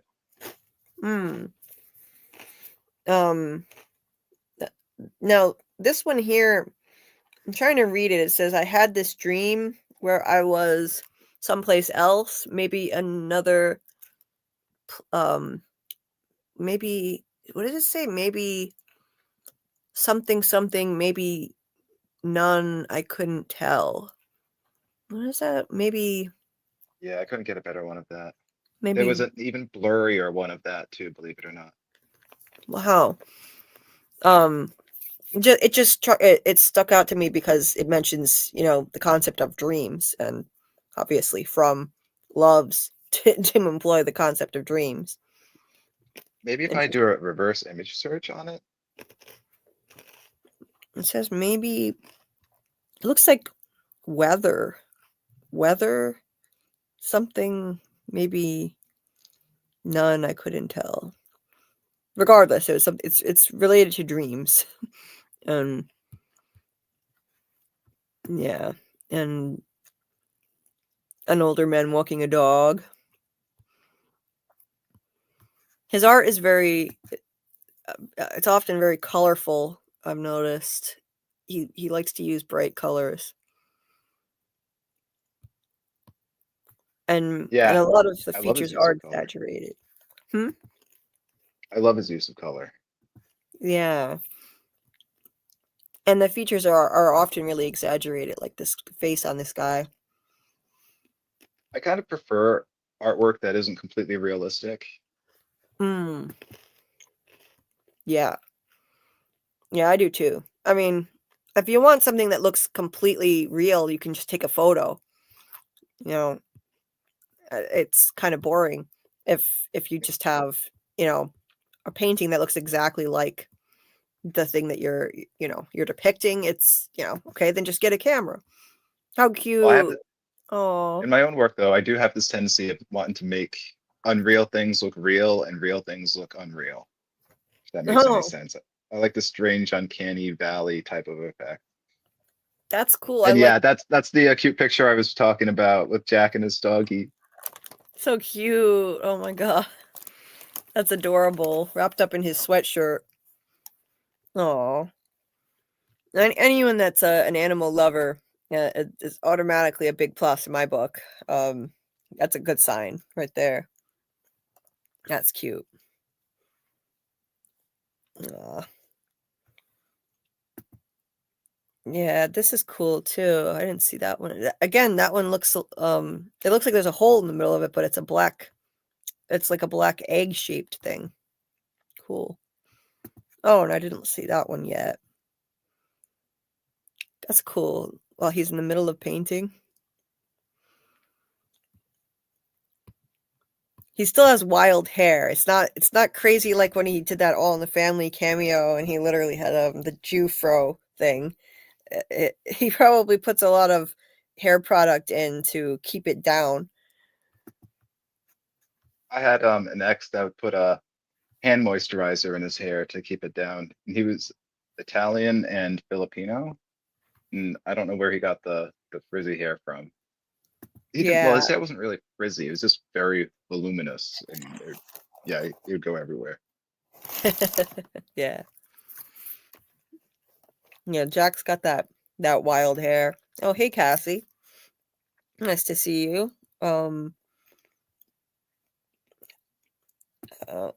Martin said, definitely, I think you're spot on with the aging thing.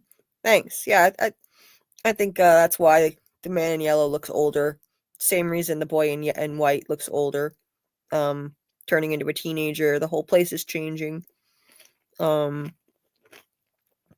Oh, David was talking about the faces that are blending together. He said it's symbolic of Clearer one. The what?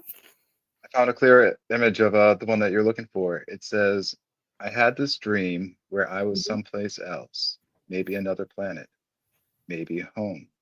I couldn't tell. Oh, that's interesting. Download it and send it to you. Maybe another planet, maybe home. I couldn't tell. That definitely reminds me of From. Yes, that does remind me of From too. Interesting, because it's because the place Why is that still looking terrible when I send it? Maybe I sent the wrong one.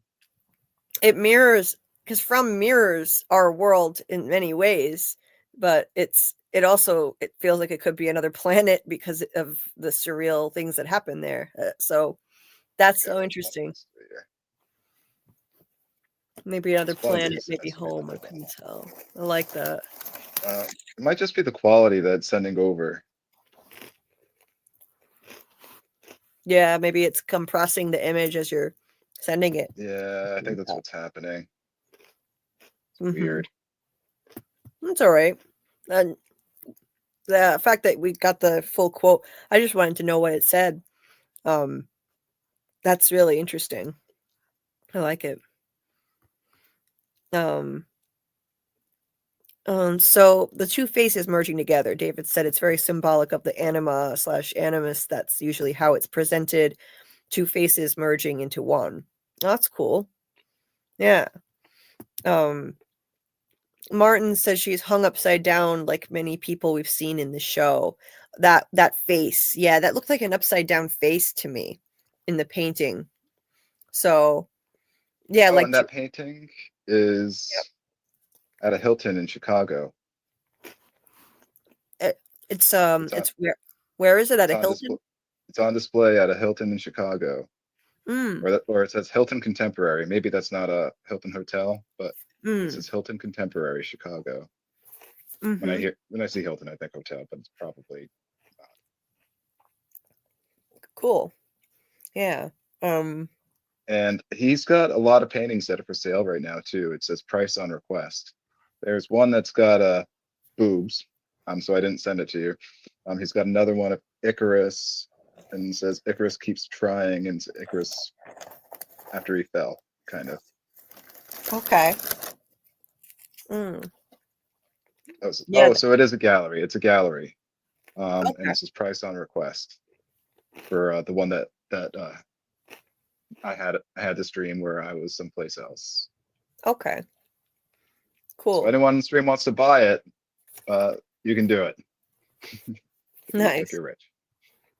Yeah, I'm sure it's expensive. I think it's next to impossible to do well as a painter, and, actually be able to sell your work, but I'm sure becoming a famous director must have helped a lot.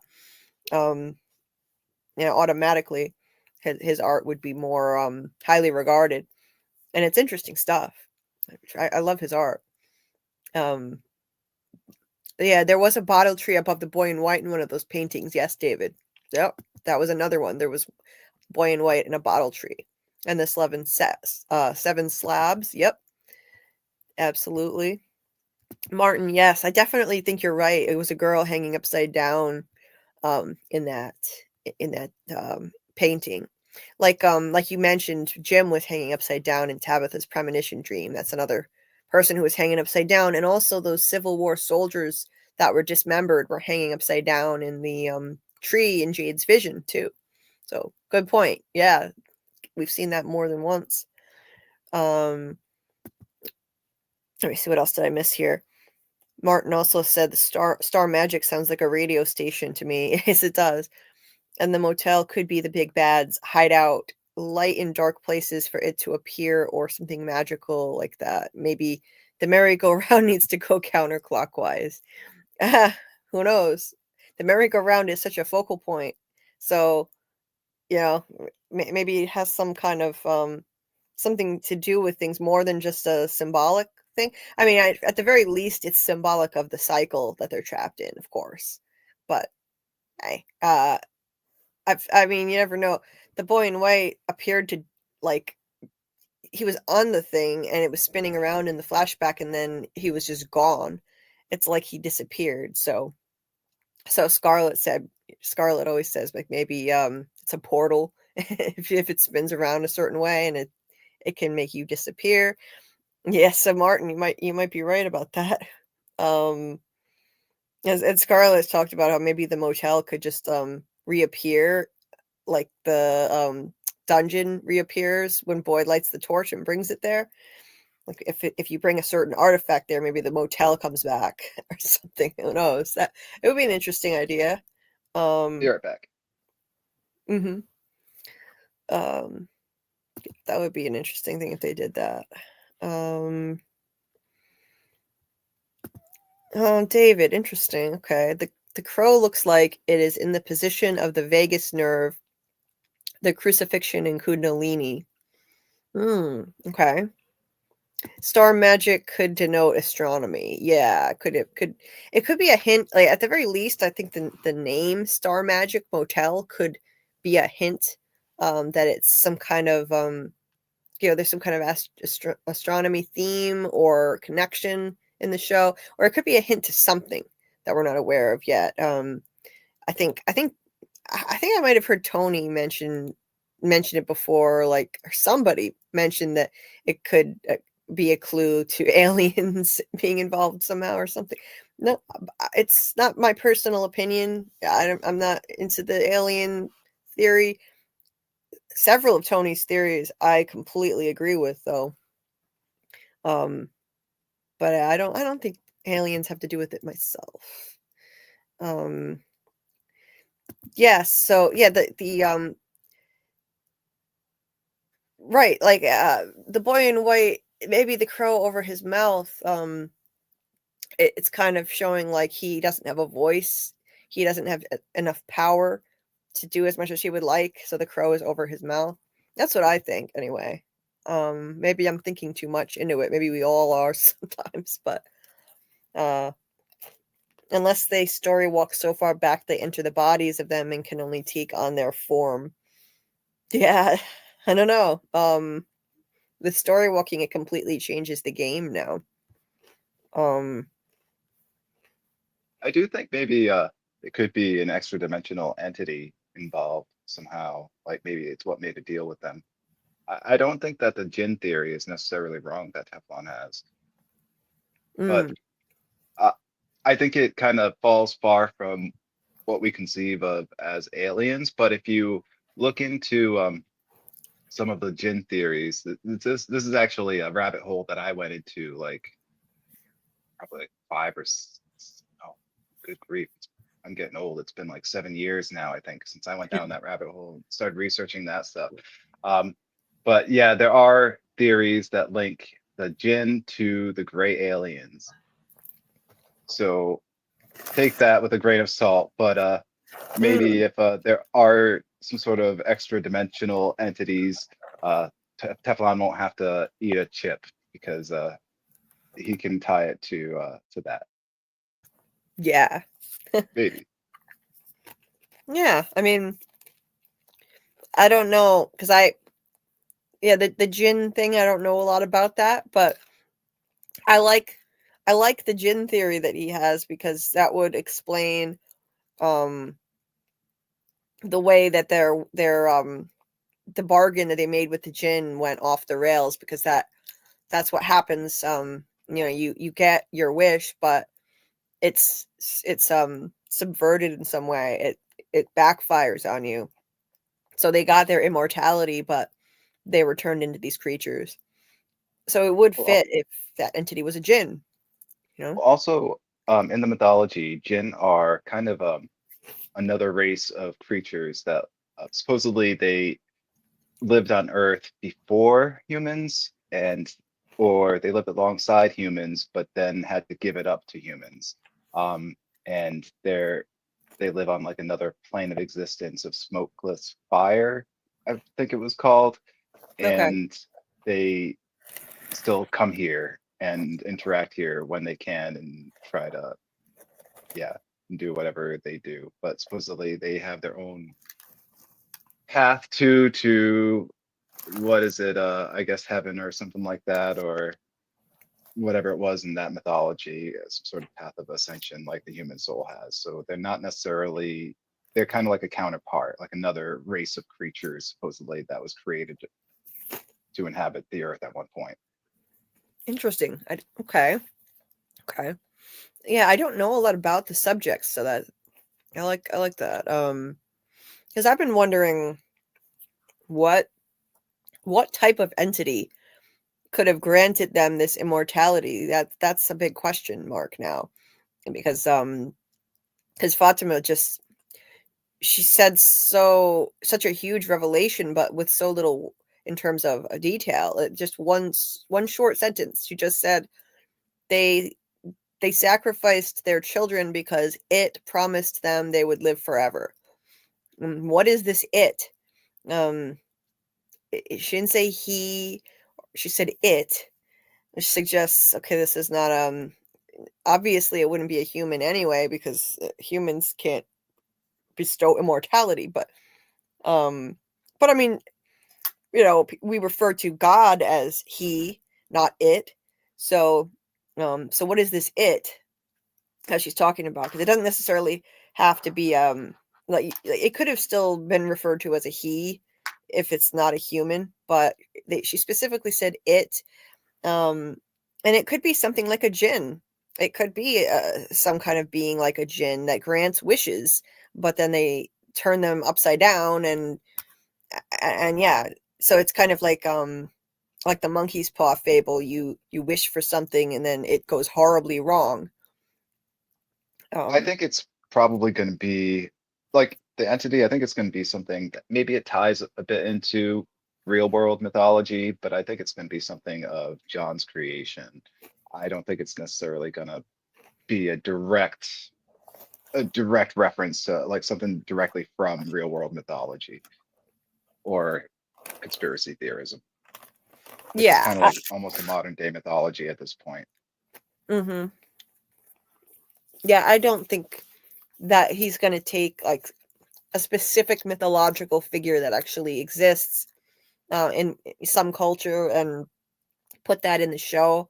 And people who are thinking that this is going to be the King in Yellow, again, he's not going to just take an existing character and put that in his show or borrow too heavily from it. I'm not saying that it couldn't potentially be one influence on him in creating a character. It could, but you can't draw a straight line directly from a character in another work to whatever character this is that John created, like the Man in Yellow. It doesn't work that way. And if he did do that, it would be unoriginal and kind of like plagiarism, really. That's not going to happen. So it could be one of other influences, maybe. One of the things I noticed about John is that he's very multicultural minded, and that actually ties to the college that he went to. It was very rooted in that sort of thought, and I feel like he's trying to not do any direct cultural appropriation, and I think that's why too we don't see direct reference to any particular tribes or anything, even though there are clearly influences from all kinds of religions, including Native American or Indigenous Canadian. Right. There are definitely references to other cultures and mythologies. Like, we've seen references to all different things, like Odin, Norse mythology. Definite references to that. The one-eyed symbolism, crows and whatnot. There are Greek mythology references. The maze, I think it was Theseus who goes into a maze and has to fight the Minotaur monster. Jade went There's into a the great cave. song on that, by the way. I'll send it to you at some point. What, Doc? I said you're right, and there's a great song on it, and I'm going to send it to you at some point. Nice. Yeah, definitely. Yeah, send that my way, because I loved that little reference to that Greek myth. Jade tied a bunch of red string to a tree when he went into the cave, and he went in there using the red thread so that he wouldn't get lost in the cave, aka the maze. It's like the maze of the Minotaur. That was 100% a reference to Greek mythology, and I enjoyed that. So this is the kind of thing the show does. It borrows from different cultural mythologies, but it's not going to copy any one thing. So there isn't one mythology that's going to enable you to solve the show. Another thing was the Japanese kimono lady. Scarlet found some pictures once. I wish I had bookmarked them, but there was one picture that she had a kimono on that even looked the same color scheme as the kimono lady on the show, and it was something to do with losing her baby and then she takes someone else's baby in the myth. And of course, this kimono lady here is very much related to, the birth of babies. And so I definitely think they take inspiration from figures like that. There are a couple of different Japanese mythological figures. I don't know how to pronounce it, but one of them began with a U. I can't pronounce it. I'll just butcher it. But Yeah, that character did take the most, I think, out of another culture directly, because it seemed like an amalgam of a couple of different Japanese mythological creatures. Yeah, there were definitely a few, and that really threw me off because I was like, where does this fit into the show? But then I remembered, you know what? They've borrowed from other mythologies before, and America is a melting pot of different cultures. So even though the show is based in the continental United States, and everyone from every single character is from the continental United States, entering from different locations, but I can understand how different cultures' mythologies weave their way into it, because America is built on all different cultures combining here, different people's ethnicities, like immigrants from all over. So it fits. It works to me. I mean, it's a melting pot, not to be cliche, but it is. And what was the other thing? Inuit mythology too. The Ankui kids with the Inukshuk, which basically it sort of summons them in season 2. That's something that I've seen Michael, I forget how to pronounce his last name, but Michael G. I don't know how to say his last name, but he's been on panel here before and talked about how Inuit mythology connects to that Inukshuk and the Ankui kids kind of looking like the word Ankui. Yeah, we were told now that it just means remember, but they might have been inspired by, I forget the word. I don't know how to say it, but there's an Inuit word that means shaman, and they were kind of looking to Tabitha like a shaman.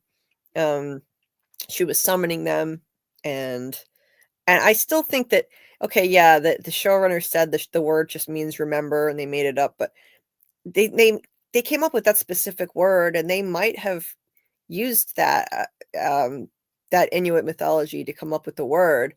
But It's possible someone saw it or heard it somewhere before and just they didn't realize it and they used it. yeah, I think it's possible. Yeah, and this is a show that's made for the masses, so they're not just going to if they were inspired by that Inuit mythology or that Inuit word, then they might have picked that word as a result. But in the show, they're not going to just waste time explaining to the audience what that means. They'll just say, okay, it means remember for purposes of the plot, and move on. So that kind of thing. Yeah. Sometimes I think some of the things that people pick out of the show or theorize based on, or that become happy accidents, are things that are kind of just subconsciously put there in the creation process, that the creators they're not really immediately thinking about what it is or what it means. It just feels right when they're putting it there, and that there is meaning to it. It's just they're not directly thinking about it, and so it kind of just flowers out that way. And so when they say sometimes, oh, we didn't intend for that, they might not have directly intended for that, but I think maybe subconsciously they might have, or someone on the set did. Right. Yeah. I think so too. It could even be a subconscious choice, or subconscious, influence on them that they're not even aware of. And then, yeah, sometimes there are happy accidents where it's completely unintentional, but we find things that they realize, oh wow, yeah, that fits perfectly. That's great. We'll take credit for that, but it wasn't actually our idea. Let me see. And yeah, David, like the monkey paw fable. That's the way the what is it? The immortality curse. That's the way that happened. It turned into a curse. One thing that backs up that the motel is there is the pool is written in cursive, and Dale just happens to be stuck in something that shouldn't be there. The pool is written in cursive. Where's that, Martin? I'm not sure. I don't remember seeing that. I'd have to go back and look, but that's interesting. Okay. Yeah. You can point out to me where that is, the cursive writing. It could just be themselves, an apparition they created. Okay, David. All right, maybe it's just themselves. Yeah, that's what I wonder. And hey there, TJ Yao. Nice to see you. The man in yellow will just be inspired. You are right. They aren't going to take a one-to-one copy of another character that's bad writing and plagiarism. Right. They're not going to do that. And Doug Hughes told me that he read The Man in Yellow, not The Man in Yellow. He read The King in Yellow, collection of short stories by Robert Chambers. Only one of them actually contains The Man in Yellow in it, actually. And he read it and he really just didn't find connections there. It's about a guy who basically imagines the whole thing. You find out at the end that all of it was in his head and he's just insane and he dies in prison or something like that. So Doug didn't really find connections between the two. Now that doesn't really mean that there's no influence whatsoever. There was also a character for The King in Yellow that the Lovecraft, there was some Lovecraft, I forget what it was, which Lovecraft work included that character, but he did take the character and he did more with it. And it's not impossible that could be an influence. I think it's most likely going to be a fusion of multiple influences that John used to create a unique character. That it's going to be a unique creation. It's something original, I think. And yeah, there could be some influences, like the man in the yellow suit from Tuck Everlasting. There's literally a villain called the Man in the Yellow Suit, and he's after a stream in the forest that grants immortality. He's trying to find it so he can sell it and commercialize it. And you could see the connections to From. There's also a music box in that in the story too. He uses the melody from the music box that he recognizes to find the stream in some way. So but again, that could be a coincidence. I think it's possible John Griffin was aware of the story. He grew up at a time when he would have been aware of that book. Probably the book was written in 1975, and it's an award-winning book. But and also there's an influence of children's literature that we see in the show pop up a few times. But who knows? It could just be a coincidence or a fluke that there's a villain named the Man in the Yellow Suit in that book. I love that Doug is invested enough to to do that kind of research, and also like that. Yeah. I feel like that's research, like stuff that like from theory crafters have like brought up and to go and look into, and he's over there reading it. Yeah, it's great. He actually, yeah, he's been doing research on his own time. He has the time now to do it, and so he's been just kind of reading up on different things. He's a fan of the show too, huh? Yep, he's a Fromaholic now. He's Fromally. He is. He's part of the fan. He said, "I'm a fan of the show now too."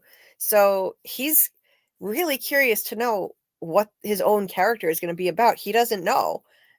He was told nothing so far about this character, and he really wants to learn about the character's background and get a hold of John Griffin and get some information. He's given his opinions in his interviews, but that they're just his opinions based on the little that he read in the script. That's all. So now he's doing his own research and just looking into what the fans are talking about. And so he read The King in Yellow and just didn't find connections to it. Yeah. Now, I noticed that he and a lot of the other actors on this show they seem like real sweethearts in general. And Yes. is that the norm for actors? I feel like it probably isn't. Well, or maybe it is. I have heard some horror stories, but yeah, maybe those horror stories are just rare acts, so to speak. I do think that the From cast are known for being unusually interactive and kind to the fans. It's not common for actors to be this accessible and interactive as they are. In general, yeah, they try to actors and they try to be cordial to the fans, but not usually this accessible and interactive. So I think that really makes this cast special. And he in particular is very social with the fans. Some of them seem to form friendships with some of the content creators. Like Nathan, I can't remember his last name. He plays Elgin. He seems to actually legit be friends with Teflon now. Yes. And Phil. Which is so cool. Yeah. I thought that was awesome. And I was like, in the finale, I was like, please don't kill him off. I really love this actor. Oh no. No. He's such a great guy. I love his interviews. He's so cool. He's nothing like Elgin. He's not at all like Elgin. He's so confident, comfortable in his own skin, right? I love how different some of the characters are from the actors, and that the actors can play them that well. One of the biggest differences for me was the actor that plays Randall. I can't remember the actor's name, but he like when he's being interviewed, it's like, oh my God, like the personality is completely different. And of course, there's the accent difference too. But it was besides that, it was the personality was very different from Randall's too. Yeah, AJ Simmons, I believe. Yep, that sounds right. Yeah, he's completely different. Nathan is completely different. He's confident, he's outgoing, he's talkative, he smiles a lot. Even his smile is different than Elgin's smile. Elgin smiled like a creep in season 3. He was good at looking creepy. Now the actor smiles and he's got a nice smile. It's normal. So he's just a good actor. And then you meet somebody like Doug. I was so struck by what a nice guy he is. Just so like cordial and friendly and easy to talk to, and just like I love his smile. He's nothing at all like this evil character he's playing, but he's that great. Like I told him when he was on Tony's show, I called in and told him like, wow, you seem like the nicest guy, but you play pure evil to absolute perfection. It's crazy. And he just laughed, and he gets that all the time from everybody. Everyone is like, how are you so nice? You're playing this evil guy and you're so ridiculously nice. And he's like, it's just what you do. It's acting, like he's just good at what he does. And yeah, he's amazing. He talks to the fans. He joins fan groups and actually comments on things. And he's kind of new to using social media, but he's still making the effort to do this to connect with the fans. And I know how much that means to them. So I told him how much everyone appreciates it. And I mean, it's really amazing. Somebody asked him if he could say happy birthday to his wife in a little video clip, and he was like, well, I can do better than that. And he played happy birthday on a saxophone for the guy's wife. It's just so sweet. He didn't have to do that. Like, and other actors charge money for things like that, and he just did it for nothing. So he's a good guy. Yeah. I keep hearing stories about people saying they chatted with him, and yeah, it's just it's so nice to see. TJ here is up really early. Okay, must be international, I'm guessing. Because it is 3:38 a.m. here. Yeah, Martin. They let Martin out of the tower.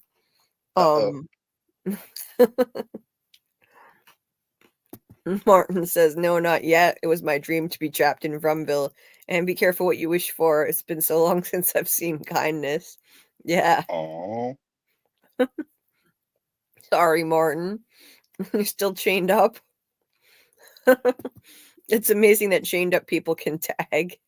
Yes.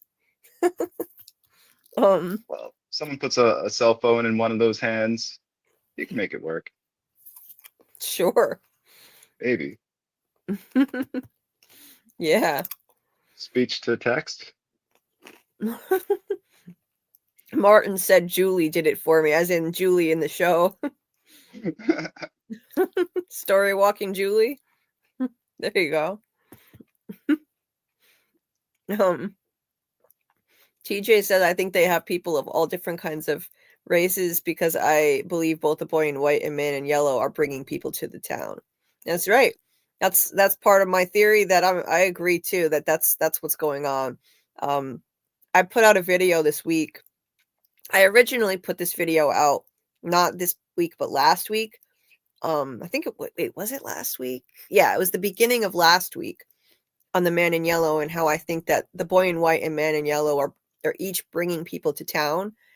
The boy in white I think is bringing people there to help try to end the cycle and help the people that are already trapped. And the man in yellow is bringing people there to exploit and manipulate, like Sarah and Elgin, manipulate them into causing harm and try to keep the cycle going.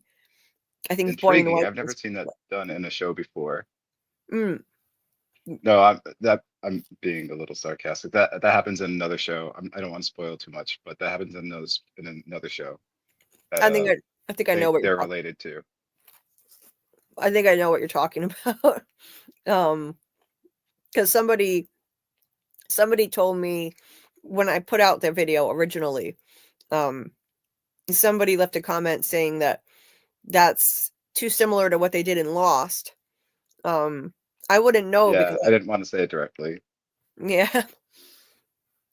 I didn't want to I didn't ask them exactly what they meant, but I've only gotten through halfway through season 4, so I don't know if that's the case. I'm not aware of it.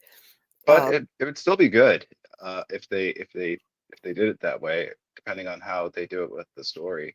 I mean, the story's been great so far, so I think they could sell it. Right. Yeah. So I mean, I said I think it's like a game of chess, and we've seen chess being used as a metaphor in the show multiple times. So I think it's like a game of chess, and they each bring people that they can use for specific purposes. And Boy in White brings people like Boyd and Cautry there to help, and they bring people like Man in Yellow would bring people like Sarah and Elgin to manipulate them. That's what I think. I haven't watched enough of Lost to know if that's what happened in Lost. And I don't know. I mean, I know that the shows are connected. Some of the people who worked on them are the same. Obviously, Jack Bender and Jeff Pinkner worked on both. So I watched like 2 hours of breakdown recap videos of Lost to as part of my research. It was like and I wanted to know what was Lost about. What was the point that I missed here? And yeah, it took me down that rabbit hole. wow. You really committed to that. That's a lot. How long? You said 2 hours? Yeah, I think I spent about 2 hours on that. I think I had too much caffeine that day. Wow.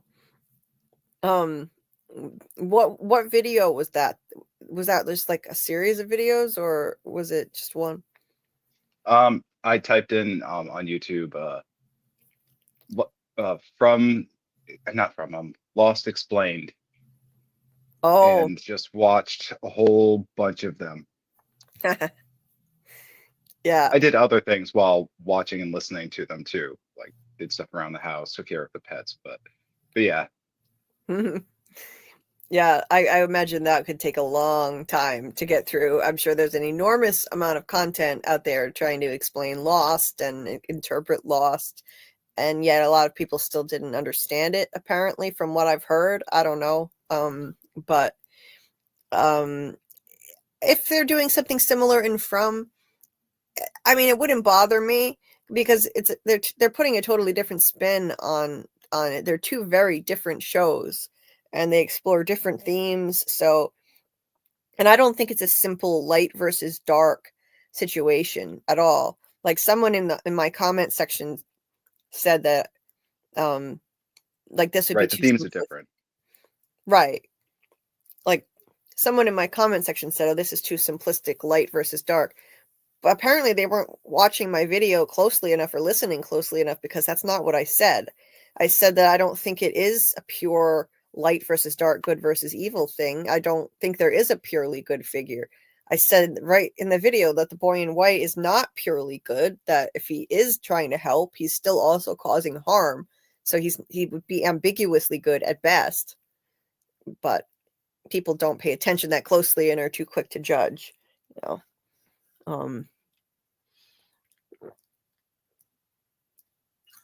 Anyway, I'm still going with this theory.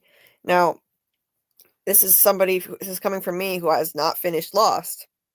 But yeah, I'm just looking at what I see in the show, and I think it makes sense. So It's not going to be directly like in Lost, but I think it's going to be along the lines of what you're saying. Yeah. And I don't think that's ripping off Lost if that's what they do with this. I don't think it's ripping off Lost. They have completely different themes in this particular show. The way that people deal with trauma and loss. And that's what it's really fundamentally about at the end of the day, how each of them responds differently to trauma and how it shapes them as individuals. And it's two different shows. So yeah, I like From more. I do too so far. I feel like it. I like what I've seen from so far over Lost. Yes. Go ahead. I feel like it's doing a better job of giving answers along with questions and not Yeah. making things overly confusing. Like they're still unanswered questions, but I have a lot of faith in them, because they will come back to things that happened in like the beginning of season 2 or season 1 in later episodes that answer questions that people had from those episodes. So I feel like they're a lot better at tying those loose ends. And I think part of it might also be the Fromely community, because we're finding the loose ends for them to connect. Yes. Yes. I did have a question for I did have something that I was wondering. So for the folks that are still listening, do any of you folks have theories now based on or ideas of where the show might go based on what we've discussed and learned about Jack Bender? Maybe things about, I don't know, what we might see from scenes, or maybe just some obvious stuff. I don't know. What are other people thinking?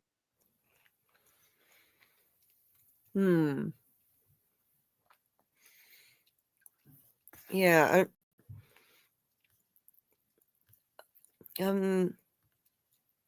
Not sure. We can give them time to talk about other stuff. Yeah. Yeah.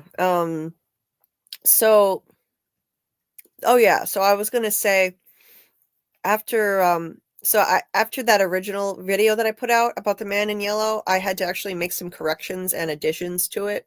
So I took that one off, I redid it, and I put it back up at the beginning of this week. So it's a new version of it. And so I put that out, and it took me so long to finally get it done. But it's there. It's my updated version of the man in yellow theory, and it's part 1 in a series. So it talks about that I think that the man in yellow is bringing people there, and the boy in white is on the opposing side, also doing the same. And part 2 is going to be focused on the boy in white, and it's ready for me to record. I just haven't had the time in the past couple weeks, but I'm going to try to do it in the next few days. Just record it and put that out. And part 3 will be more specifically on the man in yellow and what his identity could potentially be. And then I'm going to do one on Julie and something that I think she could have done with story walking related to Eloise. So that's another one. I just have to try to juggle that and Severance. So that's going to be a bit of a challenge. This is Julie speaking for Martin. Nice. And yeah, TJ, and Kui was literally Hodor. Yeah. Left eye is Horus, who loses an eye. The right eye is Ra. Right, David. Yeah. And more mythology references in the show. Yes. Teeter said it's getting confusing with these two Julies and two Martins. Yes. I'm gonna ink Kui Martin. David said all mythologies are iterations like all movies are iterations. Absolutely. Yeah. There are common themes in across all different mythologies. Common threads, that is. Yes. TJ said, I can tell you there are things there from a Christian perspective. 100% it's demons / beings that are malevolent. Call them fairies, whatever you want. No Bibles in town, child sacrifice. Oh yeah, there are a lot of biblical references. Actually, one of the things that was recently confirmed was that actually on the topic of Jack Bender, Jack Bender actually confirmed that mural, not mural, but tapestry, is supposed to be Adam and Eve, Ellis and Fatima as Adam and Eve in a hellish landscape. So he did that on purpose. That was intentional.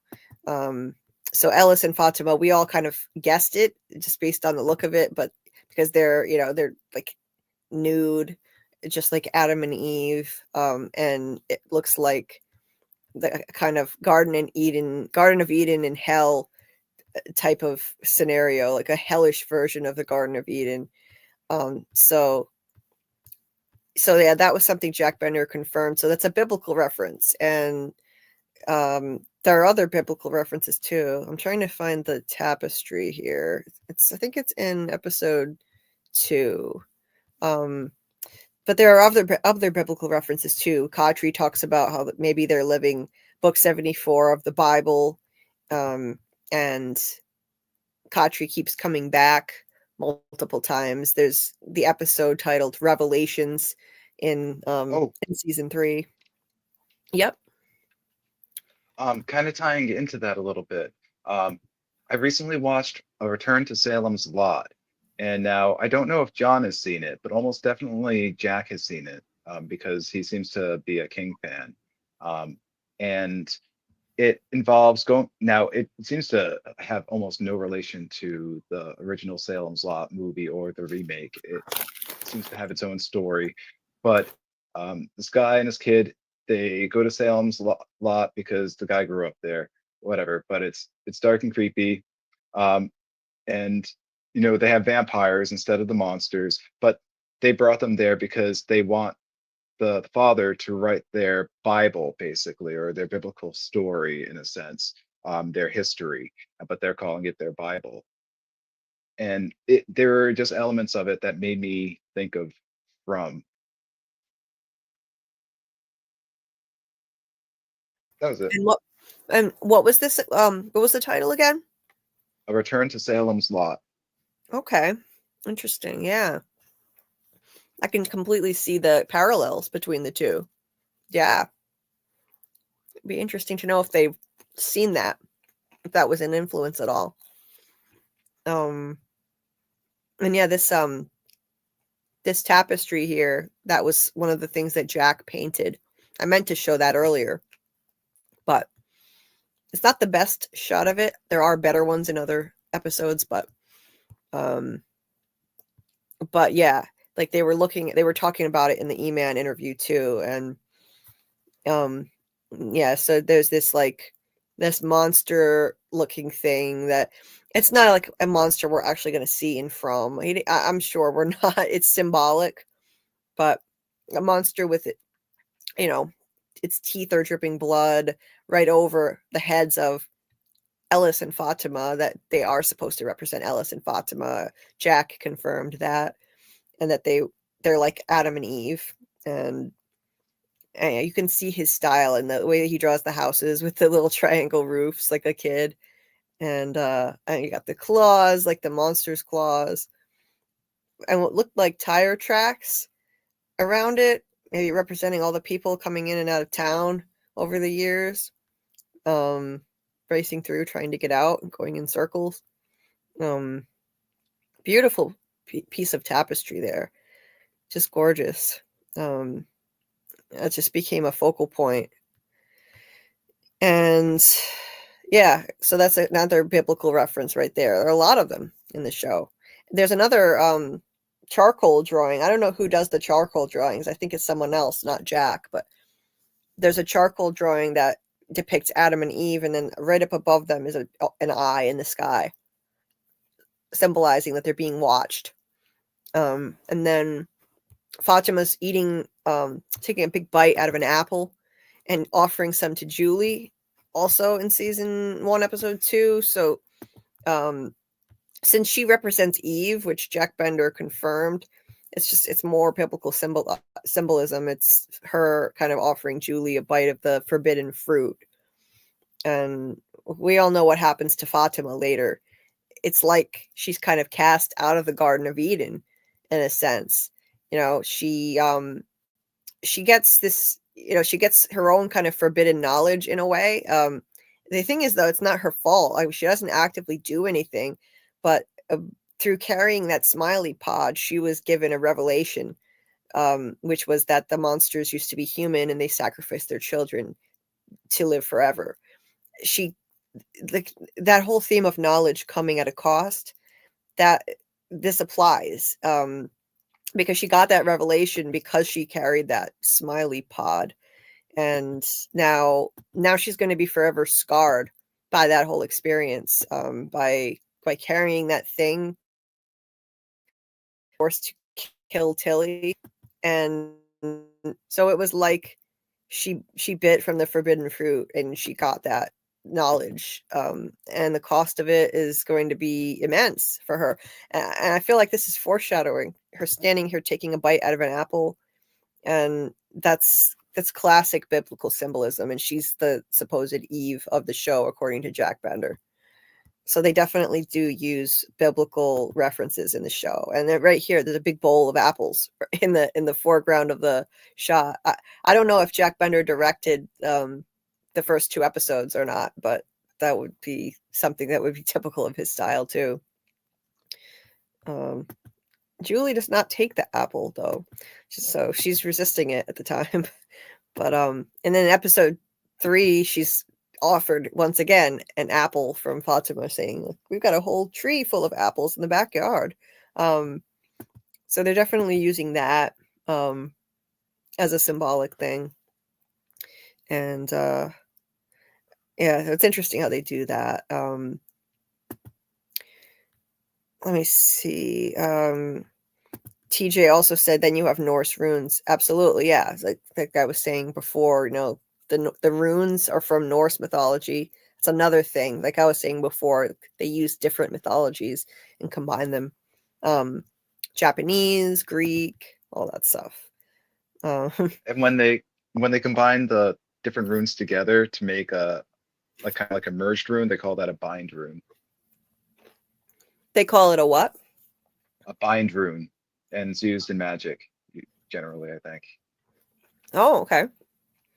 Cool. Yeah. TJ said, I think people see a man in a yellow suit and they say it's him. Yeah, it's like Curious George, that guy too. Is it going to be him too? The man in yellow is a chimera. A chimera. I have to look that up. I don't know a lot about that. I see a bigger connection from what you just said than King in Yellow. Oh, TJ, I think you mean from when I was talking about the what is it? Tuck Everlasting book. I definitely think that fits more than the King in Yellow story, personally. In narrative and storytelling, there are only a handful of popular narratives and character archetypes. It all depends on how they breathe life into these characters that make everything different. Right, David. And how they do things differently from the tropes. Right, like it's like the hero's journey that that's something that's reproduced over and over again. Yes. Martin said it's the no on the no vacancy sign that's in cursive. Okay. All right. I never noticed that. All right, then. Yes, and if you're still watching, if you could hit the like, I would very much appreciate it so people can find the stream and find my channel more easily. That would help. TJ said, do you think there is a certain number of people who must be in the town at once and a bus or car will come in to replace those who died? I think it's possible, yeah. People have tried tallying up how many people are there, and it's very hard to do. But you can kind of count. You can kind of have a rough estimate of how many people we've seen in the show and how many die and then are replaced. And it seems like there's a 1-to-1 connection between the ones that die and the ones that show up. So yeah, I definitely think they're going to continue the tradition of bringing a new arrival to town in every cycle. I mean, not cycle, in every season. I've got cycles on the brain because we're talking from, after all, in every season, because it gives us like we get to see the place through new eyes in every season when there's a new arrival, and we get to see the same type of scenario go down every time. Like they go through that adjustment period, and we just saw it happen again with Kenny talking to Acosta in very much the same way he talked to Jade in season 1, and everyone reacts in a different way. So I think they're going to continue that. I don't think we'll see anything crazy like a bus pulling up again, because that was a lot of people, and the show already has such a large cast. They struggled to have enough screen time for everybody. So I think we'll just see maybe one new arrival, like one new person, 2 max next season. And I'd like that. I want them to continue with that. It's enjoyable to see like that experience all over again. And the wild card that it throws in the mix. How are they going to react? That kind of thing. I still think that Tilly is the mole. Those tarot cards and stuff, her saying, run, get out of here, watching someone eat rotten vegetables, trash, always concerned about her and the baby. Sus. Her dying doesn't mean she wasn't the mole. It just means she was down to die for the cause. No, you're right, TJ, that people assumed that she was innocent just because she was killed off. But that doesn't mean she was innocent. That doesn't mean that at all. She might have just been willing to die for the cause. You're absolutely right on that. That's true. I was surprised. Right. I still think she was creepy. Yeah. And I still miss her. Yeah. She was fun. She was, and I do. I miss her too. I miss Fanny Pack Granny. She was a lot of fun. I'll miss it was basically a meme. Fanny Pack Granny, super sus. I enjoyed it. I was sorry to see her leave. And actually, Doug Hughes knew her for many years, that actress, Deb Grover. And he told me he was looking forward to working with her, but now, well, he heard she was part of the show, and then, oops. I don't think he knew when he auditioned for the role that she was going to get killed off. Yeah, actually, no, he wouldn't have known, because they don't tell them stuff like that. When he auditioned, he didn't know. He thought he would get to work with her. Then he watched the show with everyone else, and oops, she's gone. Unless she comes back as Ghost Tilly, you never know. But I'm not so sure that would happen with her. They can't do that with everybody. Anyway, but I personally have settled on this theory that she was like Elgin and Sarah, someone who wanted to help, but was manipulated and brought there for a reason to be used, to be used as a tool. And so I think she was an extremely nosy, pushy person who wanted to help so much, and she was already dying of cancer. So she was the perfect person to bring there and use. Yeah. What if she's sus because Julie interacted with her while story walking? No, that could be. Yeah. I mean, there's all kinds of possibilities we could see open up because of Julie's story walking. I personally think she was dying of cancer already, so she wasn't afraid of dying, and she was extremely nosy, pushy, and trying to help. So she was kind of pushing her way into Fatima's business all the time, and even as Fatima was getting darker and scarier looking, she wasn't afraid to be near her because she was already dying anyway. So I think she was brought there to town to use and manipulate. And eventually she was going to be so pushy and not leave Fatima alone to the point where Fatima was going to kill her. This entity was going to, take over and kill her.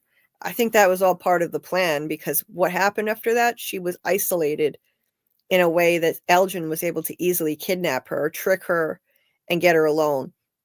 If she hadn't been driven to murder like that, if she didn't have this nosy, pushy person in her face all the time, and then this thing inside her forced her to commit murder on her. I mean, I think if that hadn't happened, it would have been a lot more difficult to get her isolated like that. She would have had no reason to go alone with Elgin anywhere.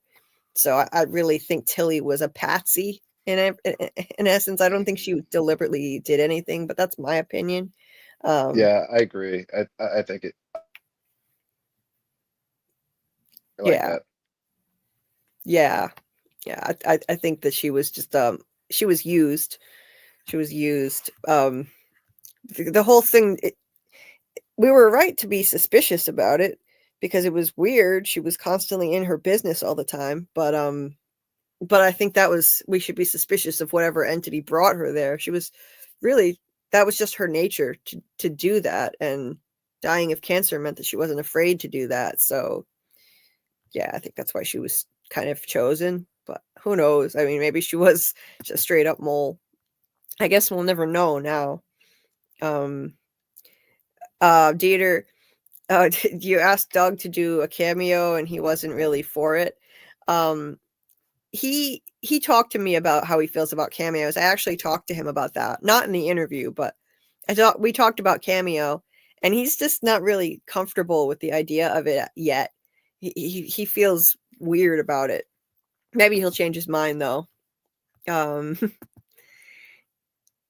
wish it was internation. I'm in Northeast. International. Oh, okay. I thought you were international or something, TJ, because you said you're up really early. Because it's like, to me, this is like, when you said that, it was a little after 3 a.m. and I was like, that's kind of the middle of the night for me. But I guess it's technically early morning. You're in Northeast Pennsylvania. Rough night sleeping. Oh, sorry to hear that, TJ. This is the From Somniac group, so yeah, you can just hang out here then if you feel like it. Hey Fletch, good morning from Aholics. Good morning, Fletch. Nice to see you. It still feels like night to me, but I know it's not. It's actually morning. I spent my entire life watching Lost. Oh wow, Martin. Big Lost fan. I gotta finish my watch through of Lost. My brain is short circuiting. Now that I have a better understanding of Lost, I like it more, and I want to go and rewatch it. Yeah, I want to finish watching it. I got to make time to do it. Because I'm really enjoying it, but it's getting so complicated in season 4 that Lost has me lost right now. I'm confused, so I need to backtrack a few episodes and start from there, get a better handle on what's happening. I feel like a lot of the confusing stuff is a lot of fluff. So It's a lot of like flavoring. I feel like it's not actually integral to mystery. Okay. So don't get too caught up and worried about it, because I feel like it's what you need to know is going to is going to unfold. But when you get to the last season, don't get too confused by it. Or if you have questions, ask Scarlett hasn't watched it. Oh gosh, I don't know who to ask questions for when you get to the last season if you get confused. But just watch it through and then ask questions later. There you go. Yeah. I've heard that it's not really so much about the mystery, so don't get too hung up on getting all your questions answered. So I'm prepared for that. And that's fine. I have kind of a crazy theory, but the hair color doesn't match. So what if Donna isn't flirting with Henry, but she's trying to get closer to him because he's her dad and she's Eloise, and that's why she's sus. And that's why Victor lives in Colony House, because he keeps her she keeps him close and gives him peaches. You know, I'm not attached to it, but it's just something that's bugged me. That would be interesting. Like, I mean, I've thought of that, how she's the right age range looking to be Victor's sister, and I would love to see a twist like that. Donna doesn't have enough of a storyline of her own. So, and I just love that kind of a twist if she were right in our face the whole time. I would like that. My only thing would be about that. Would Henry, I mean, even though she's all grown up and stuff, wouldn't he recognize her? You know, he'd probably recognize her. Yeah, I don't know. He seemed to recognize Victor, so probably. Yeah. It'd be a great twist. You know, it would be a great twist. And Donna doesn't have enough to do. So I would like to see her actually have more of a storyline. But and I think Eloise is alive. She's definitely in the episode where they first talk about or reveal that Victor had a sister, and when they're talking about Eloise, the next scene it would be Donna, and that was the episode I think when she was getting abducted by Randall too. And that's what made me wonder, because it seemed like when they talk about Eloise, then they would immediately go to Donna after, and that doesn't necessarily mean it's a correlation, but it could just be a red herring. But Donna doesn't have enough backstory, so I think it's possible. Right. Yeah, that's an interesting point. That it would cut to her. Could something like that, a choice like that, could be a clue. Absolutely. Yeah. And she's the right age range to be his sister too. She needs more of a storyline in general. She's talked about her sister in detail. That storyline, that story she told about her arrival, but we know very little about her in general. And yeah, so at the very least, they got to give her more of a storyline in season 4. I would hope. I'd like to see more for her to do. I don't think she's a mole myself, but I know there are still people that think that she is a mole. At least it would give her something to do if she were. But I don't think she's a mole, but I think there's something she's not telling us. Right. It's maybe she's just holding some kind of information back. I could see that. I don't think the place needs an actual literal mole. I don't think it needs a mole, but they literally do not. No. No, they don't. Whatever entity is in control here can see everything going on. It knows everything. Hey, geez, cat. All right. My cat wanted out of the room. There. Thanks, Fletch. Fletch came by to hit the like. Had to go to work, and finally going to start Severance. Nice. I've been working on Fletch to start watching Severance and give it more of a chance, so we can have Fletch in on the conversation. So I'm glad. Oh no, he's going to be temporarily severed from life. Yeah. So Fletch is going to finally binge the show before, at least hopefully try and get as much watched as possible. Maybe before next week. That would be cool. That show is ridiculously addictive. It is too good. Right. It's a piece of art. I think so too. Yeah. It's truly a piece of art. It's genius. It's completely creative, and we don't see enough creative original concepts anymore in TV and film. So I'm obsessed with it. It makes me think about the real world a lot. Yes, absolutely. Because it correlates a lot to the real world, real life issues, and capitalism, the way corporations view people as cogs in a cogs in the machine and not human beings. I worked for a large hotel corporation, which merged with another large hotel corporation for 16 years at a customer service center. And so much of that show makes me think of when I was working there. It is uncanny. It's awesome. I love it. Yeah. Yeah, and I've worked for a big corporation myself, so I completely can understand how this ties in with the real world and the way corporations view people as not human beings, but their property to use. And so, it's great.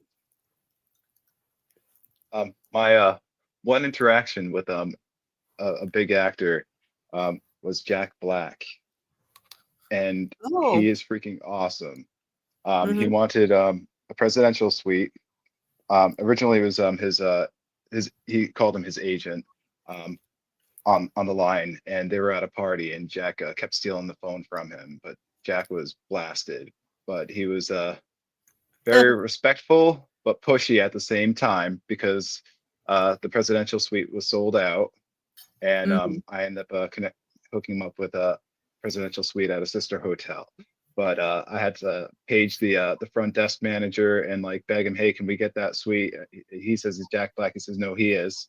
And he says no. You tell him again that it is not available for the nights that he's looking for. But he was freaking riot. Like he was busting jokes the whole time and like calling me Justin, my man, and stuff. It was great. That's awesome. Oh, he seems like a great guy for what I've seen of him. Just I've heard nothing but positive things about him as a person, and he seems like a really nice guy. That must have been awesome to get to meet him. That's cool. He was telling me, you can do it. You can do it. I believe in you.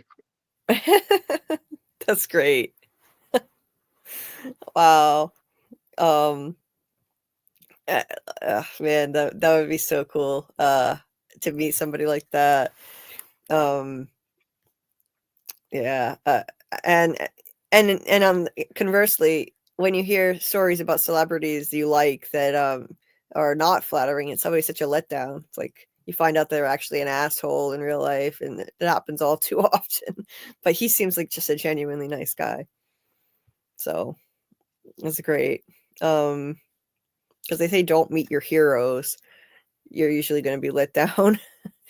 But in some cases, they're nice. I met my hero, Patrick Wolf, and he was amazing. But he did ask me, because I was hanging out with other friends. Apparently, one of them was one of his friends, kind of. And he asked me to push him down a New York City street at night in a shopping cart and let go. And I refused, because I was not going to be responsible for what might happen. Oh my God. Who is this person? He was a lot of fun. Patrick Wolf, he's a singer-songwriter from Britain and I think Scotland. Yeah. Oh, wow. That's crazy. I wouldn't want to do that either. That could go horribly wrong. Like, oh no. Yeah, I wouldn't want to be responsible for what could happen. That's hilarious. Oh. Yeah, because if you meet your hero and they turn out to be an asshole, though, God, that would just be so devastating. So, luckily, he was not an asshole. That's good. Um, Martin said, Dad, it's getting dark. You said we could take the boat out. Ellis, yeah. So I think we'll see that play out. And I also predict Julie dressing in 80s style to go undercover. Oh, and the lake. Yeah. Yeah. So I don't know if we'll see that play out, or I think it was a mind game when Ellis was down in the well saying that and Boyd was climbing up the rope. I think it was a mind game to mess with his head and slow him down, so he stayed down there. Stay down there long enough so that maybe he would get stuck in that place. Martin did tell him to get out of there quickly once he got up. So I don't know. I thought that was just a mind game to try to get him to stay and also to make him think he was in a coma and that none of this is real. Because if he were in a coma, then, that would mean, so none of that's real and life just went on like it was supposed to. And what would he be doing if he wasn't there? Well, he'd be getting ready to go out on the boat with his family. So like they were just about to give him his boat. So that's why I thought it was just a trick to make him think maybe he's in a coma. None of this is real. Mess with his sense of reality. But who knows? Maybe that's something that we're going to see play out in the future. It was some kind of a premonition, and if that's true, that would be great because it could mean that he escapes. The only thing is, no, there's something that throws a wrench in that though. He said, I believe he said, Mom said something like, I think he said, Mom said we can take the boat out, and the only way that could play out is if Abby's actually alive, which would kind of screw things up. It would cheapen her death. If it turns out that she's alive on the outside and she was right, and all you have to do is die there to wake up on the outside. Who knows though? It could happen. Julie dressing in 80s style to go undercover. Well, yeah, it could be. And the lake, absolutely. The Lake of Tears is going to be a factor for sure. Definitely. They're going to find some kind of lake in the woods. I thought it was the lake by the cabins, but then somebody told me it was just a river. I swear I thought it looked more like a lake, though. I could be wrong. Anyway, let's see. I think it's a pocket nightmare universe, and they're all really there, like Tony Teflon thinks. I think he's kind of right on that. I agree. Oh, we got messages from Scarlet. What'd she say? Oh, she says she's back. Is Scarlet back? You back? Yeah, Scarlet? I fell asleep. Oh, okay. And I'm really tired, so I don't know how much longer I'm going to be able to go. That's okay. My memory is starting to fade a little bit too. I'll be wrapping up soon anyway. Yeah. I'm fine though. I'm happy. I was helping my boyfriend. I fell asleep and he thought I was off the live already, so he didn't wake me up. Oh. Whoops. That's all right. It's okay, it is, an ungodly hour to still be awake. So and we're gonna wrap up soon. Yeah, so we kind of wrapped up all the talking points we were gonna go over. So just going through the chat. Martin here said, I think the big bad is taking the forms of the dead ones to manipulate Boyd or Jade to stop them from breaking the cycles, like Lost. Yeah, I think that those apparitions are all part of the evil entity. I don't trust any of them. Katri, Tom, I don't trust any of them still. So I agree with you. Dieter said, Julie, you saw the doll that Doug got. Hannah also has one. Yes. Yeah, there's a really cute crocheted doll that this lady makes on Facebook. and Doug got one for the man in yellow. She made one on request by him, and it's really cute. And now he's doing these funny posts, putting him in different positions, doing all different stuff. Do you have the photos of them? Because I see links, but if I hit a link, I'll go out and then I'll be like cut out StreamYard. Sorry. Yeah. Yes, I'm looking them up right now. Yeah. Oh my God, he put another one up 6 hours ago. He's doing a whole series of these, putting the man in yellow doll in different situations. Doug is a funny guy. He's hilarious, actually. Most of what he's written, a lot of stuff he's written has been comedy, like murder mysteries, but also comedy in the murder mysteries. So yeah, let me see, I've got it here. So yeah, he's actually hilarious. So yeah, he has a great sense of humor. So that's him with his little man in yellow doll. And initially it didn't have any ears on it, and his writing partner saw the picture that the lady sent him, and she said, "Where are the ears?" So the lady sewed a couple of ears on him. So he's got to have prominent ears. Yeah. That's one. This is another one. Oh wait, no, where'd it go?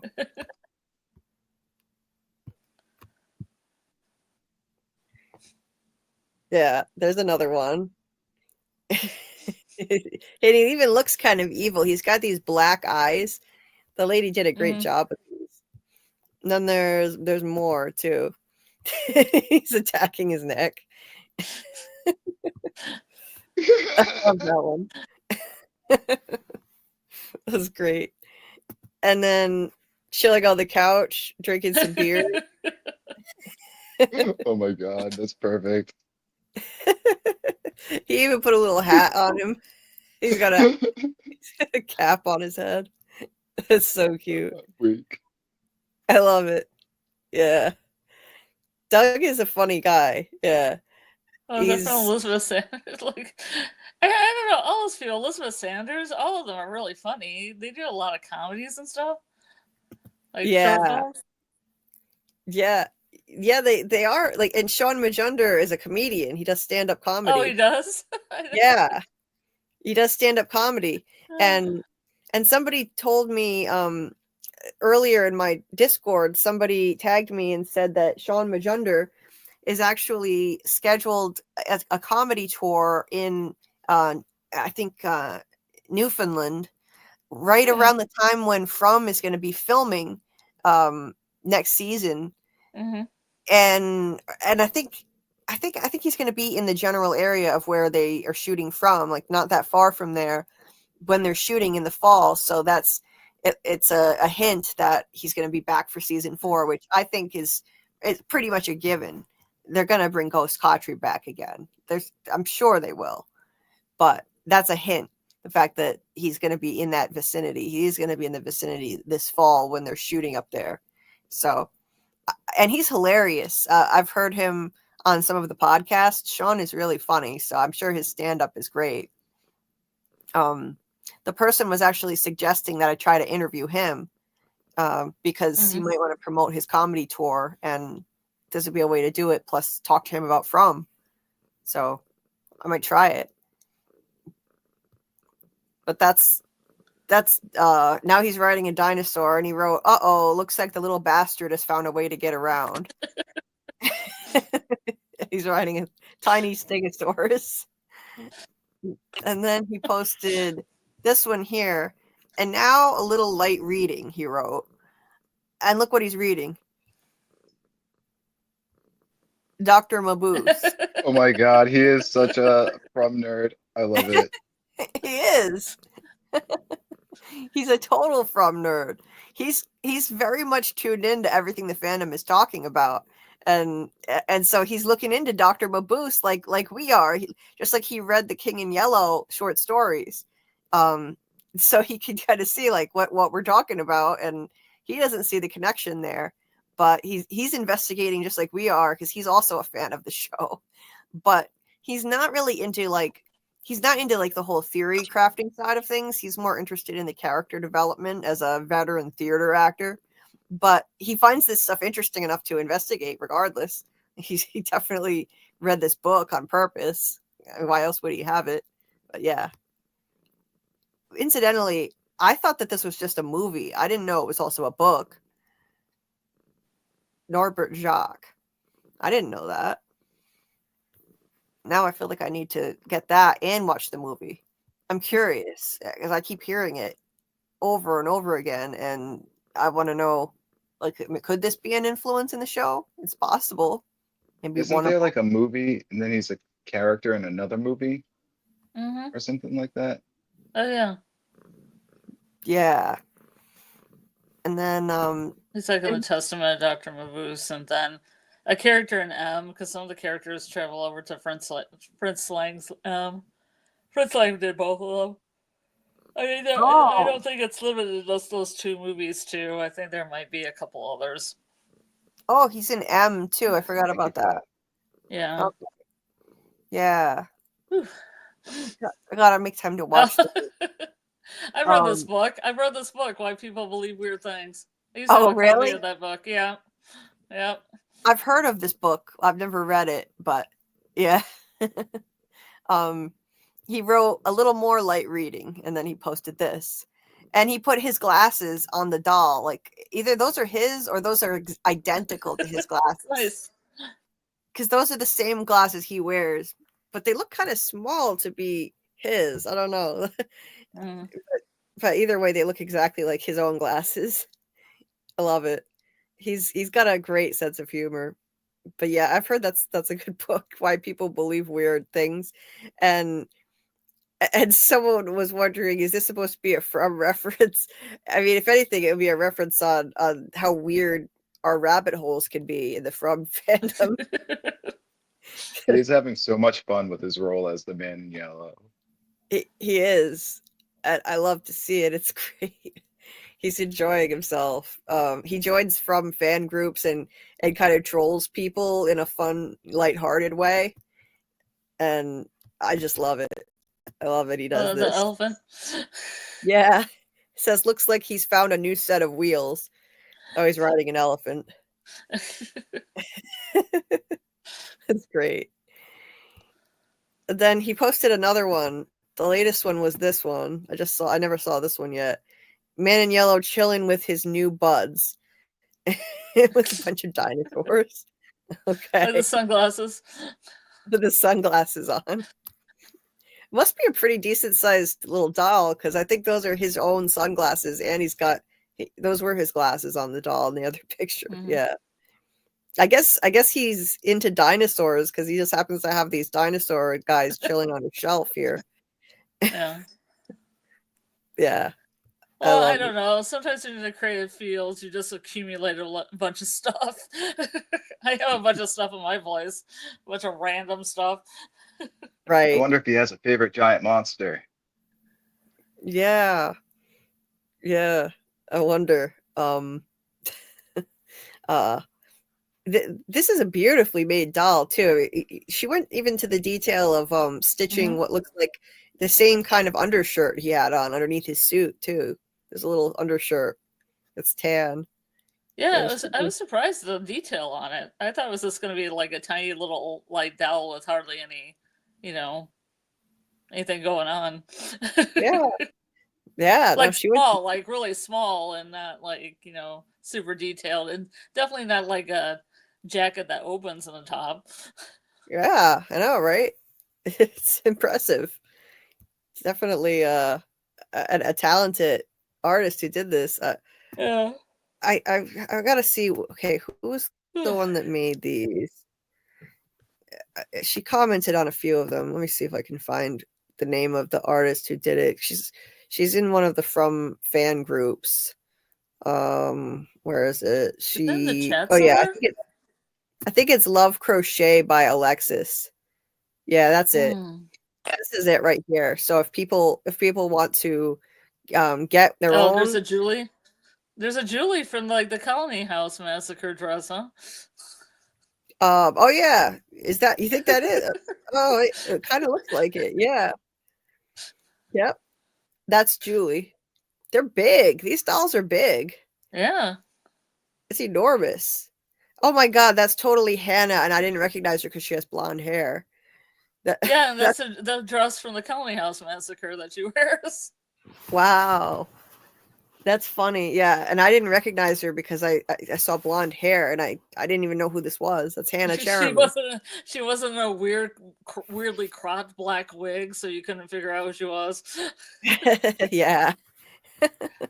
Sorry, Yeah. you have really nice hair. I didn't know. Right. They make you wear horrible wigs. Yes, they do make Hannah wear horrible wigs. At least they do now. Yeah, these things are huge, actually. I thought it was just going to be a little thing. That's a big doll. Yeah, that's what I'm saying. When you said doll, I thought it would be like, maybe like 3 or 4 inches. Yeah. Just tiny, like a tiny, almost like a keychain kind of thing. Yeah. Those are basically detailed. Yeah, it is. That's awesome. Yeah, look at that. That's definitely the Colony House Massacre dress. I agree. Yeah. Yeah. Cool. I want Yeah. my Doc Kaiju. Yeah. Yeah. She custom she's at the disco. No, she's at the disco. Yeah. Yeah, she's at the disco. And I don't know who this is that she's with, but there's another doll that's even bigger. It's huge. Yeah, and she custom makes these things, and she said more from dolls coming soon, so she's going to be making more characters. So if you like these, then you can go to this page that I have on the screen here. She has an Instagram. I think she's on Facebook too, but Love Crochet by Alexis, and it's spelled LUV crochet dot by Alexis. You can see it there. That's so cool. Yeah, very, very artistic. I like it. And that's Jade. You don't see the Jade? Was that Jade? Holy shit. Jade. Yeah. It was Jade. You can get your own Jade to snuggle. Oh my god. You got the open shirt. He's even got the open shirt. Yes. He's got the open shirt. It's season 1 Jade. It's my favorite Jade. Nice. Folks, I'm crashing. I'm starting to nod off. Okay, Doc, thanks for being here. I appreciate it. Thank you for having me. So I guess I'll be here next week for discussing Jeff Pinkner. Mm-hmm. Yeah. A logical conclusion. Yeah. All right. Well, have a great night, everyone. Thank you for joining me and me joining you, and I'll be listening. Yeah. Are you going to be doing any of your own streams soon, Doc? Are you going to do any more streams on your channel? I want to, but I have to see how next week pans out with me scheduling everything. And I want to do a Severance stream, but I also need to prep so I can cover Legacy of Monarch. I have to read graphic novels and novelizations of the Monsterverse films. So I have a little bit of work ahead of me. So I'm not sure yet, but I really want to. So maybe. Nice. Well, everybody definitely go subscribe to Doc Kaiju's channel, and let me see if I can find the link to drop. The link will also be in the description of the video too. If you're listening on the replay, you can find Doc's channel in the description of the video. Make sure you go subscribe to him and check out his content too. He's going to be doing more lives also, and I think you should collab with Susie Greenberg when you can. That'll be a lot of fun. Susie's a lot of fun too. You two would hit it off, I'm sure. Oh yeah, we've been chatting. Yeah. Nice.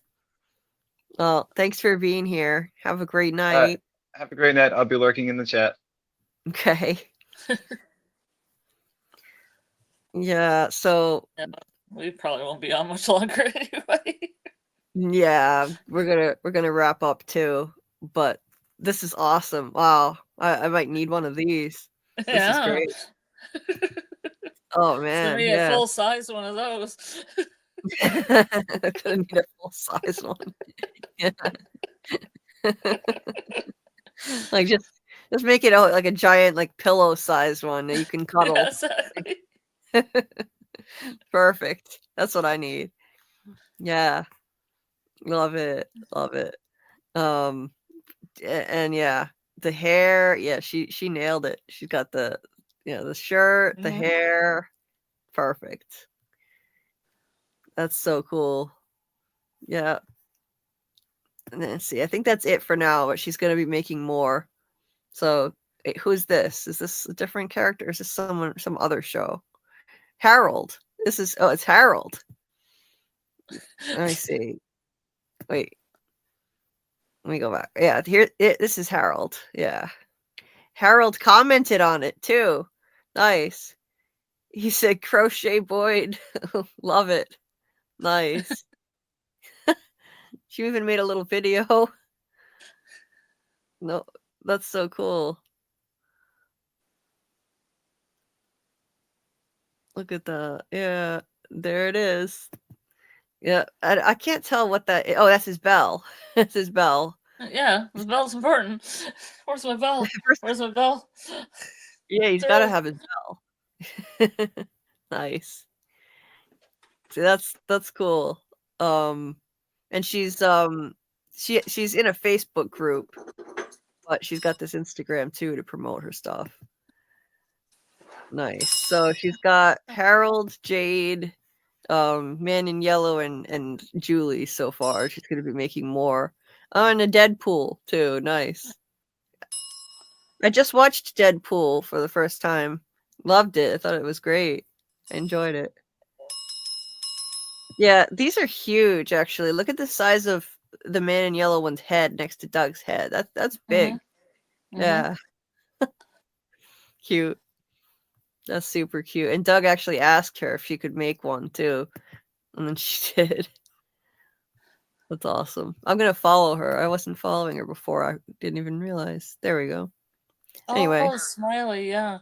They need to do a smiley one. That's for sure. Yeah. They need to do a smiley one. Definitely. Smiley, like Dieter said, yes. And Miss J's reviews back. Yes, smiley, absolutely. Absolutely. Dieter said there's a Victor one. I send her all the photos from the From characters. Oh, cool. Yeah, she's a Victor one. That she's got to have a Victor one. And yeah, I mean, those are the best characters for me are Jade, Boyd, and Victor. And obviously, I love the Man in Yellow, but he's brand new, so I wouldn't be able to rank him as a character just yet. For now, I love what I've seen of him, of course, and the actor. I would love to have a Sarah with a little screwdriver. Oh, Sarah with the little screwdriver. Yeah. Yeah. Hell yeah. And Ethan with the walking stick, of course. Oh, yes. You'd have to have a and stick. the yellow sweatshirt. A yellow sweatshirt. Yeah. that would be perfect. Yep. Let me see. Where was I here? Jesse said I'm starting to think that Julie don't sleep. Oh, I sleep. I just sleep strange hours, like vampire hours. So, like I'm asleep like in the daytime. Like, what is sunlight? I don't even remember what sunlight looks like anymore. Yeah, you just need see some lights every once in a while. Yeah, that's not so good. It's not such a good thing. I gotta stop staying up all night. Let's see. Martin had said my theories are too on the money. I feel like I don't want to spoil things in the future. Oh, yeah. Your theories are really on point from what I've seen. Of course, theorizing is allowed, of course. Yeah. Theory crafting is allowed. Oh yeah, yeah. Dieter shared a link to the From characters that she made. Yes. There's a Mark. Victor one. There's a Victor one at the bottom. I just can't. I can't click on it because I can't. Because it'll kick me out of StreamYard. There's a Victor one. Oh no way! Wait. Is it this? Dieter in the chat. Dieter has a link to the Victor photo. It's probably Oh. about 3 from the bottom. Oh, I got it. Yeah, this is it. Crochet Victor. Yeah. Okay. Oh, cool. okay. So that's the Victor. Okay. Yeah, that's it. Nice. Nice. Yeah, he's got the messed up hair. Yep. He needs a can of peaches. Yeah, he does kind of need a can of peaches, I think. I mean, you could just buy a regular can of peaches and put it by him, and it'd be perfect. Yep. Yep. That would be great. Yeah. I would do it. I'd pose him that way.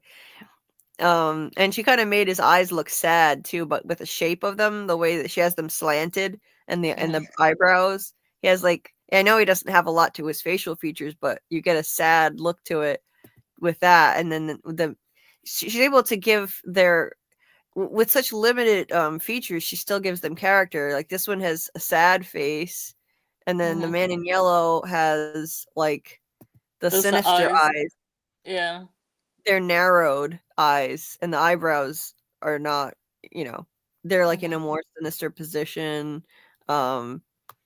And yeah, like I like how she does that. She's talented, very talented. Anyway, Martin said I was never suspicious of Tilly. Y'all know who I think the mole is. Yeah, I don't think Tilly was the mole. I would really like Julie not to murder anybody. Wait. Well, no, I'm not going to say, you're like an AI bot, Jesse. Your hosts are so random. I don't know. Yeah, that's very random, Jesse. I don't know what that's about. Like, it doesn't really fit for me or for Julie in the show, so I don't know what you mean. Oh, I thought it was you they were talking about. Yeah. It gets confusing. I mean, personally, I don't want you to murder anybody as well. Yeah. Yeah, don't worry. I'm not going to be murdering anybody. So you don't have to worry. That's good. Yeah. No worries. And also keep it up. And also, yeah, Julie in the show, I don't think we're going to be seeing Julie murdering people. So you don't have to worry about that. I think we're good. Yeah. Yeah. Yeah, I don't think there's much murder in the show. Yeah. Sarah is really the only one that we've seen. I mean, no attempted murder like of a person with like just that intent without like intervention from some kind of force. Right. Sarah was trying to help. She thought she was helping, and Fatima wasn't in control of herself. So yeah. Kelly said, I do have insomnia. You all always keep me company in the middle of the night. Well, glad to help, Kelly.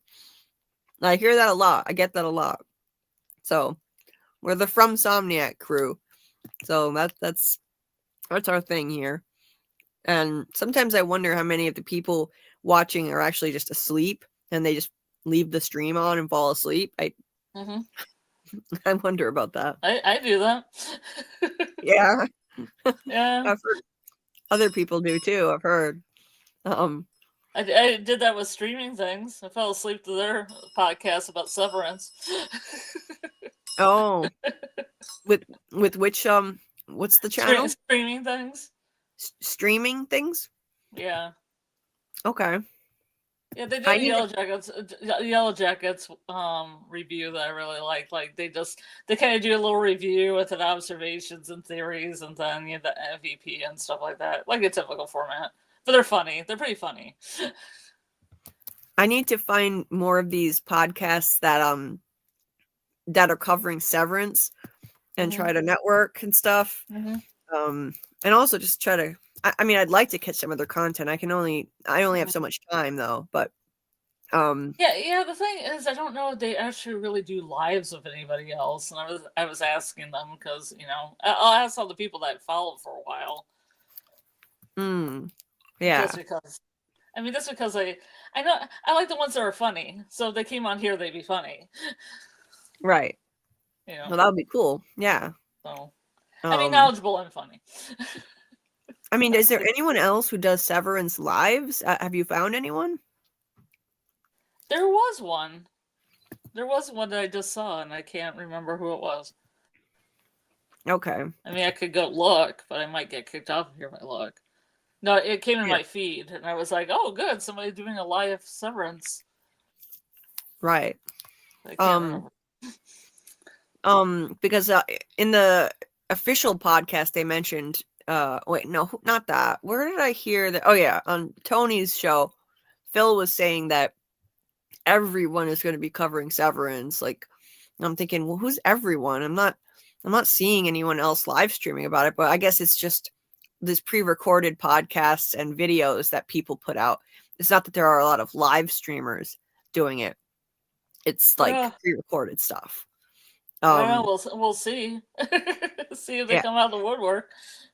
Right. I've only seen one. It was for like an hour and a half, and it had just stopped. Like, it was like 8 minutes stopped before I even looked at it, and I thought I'll just look at it later.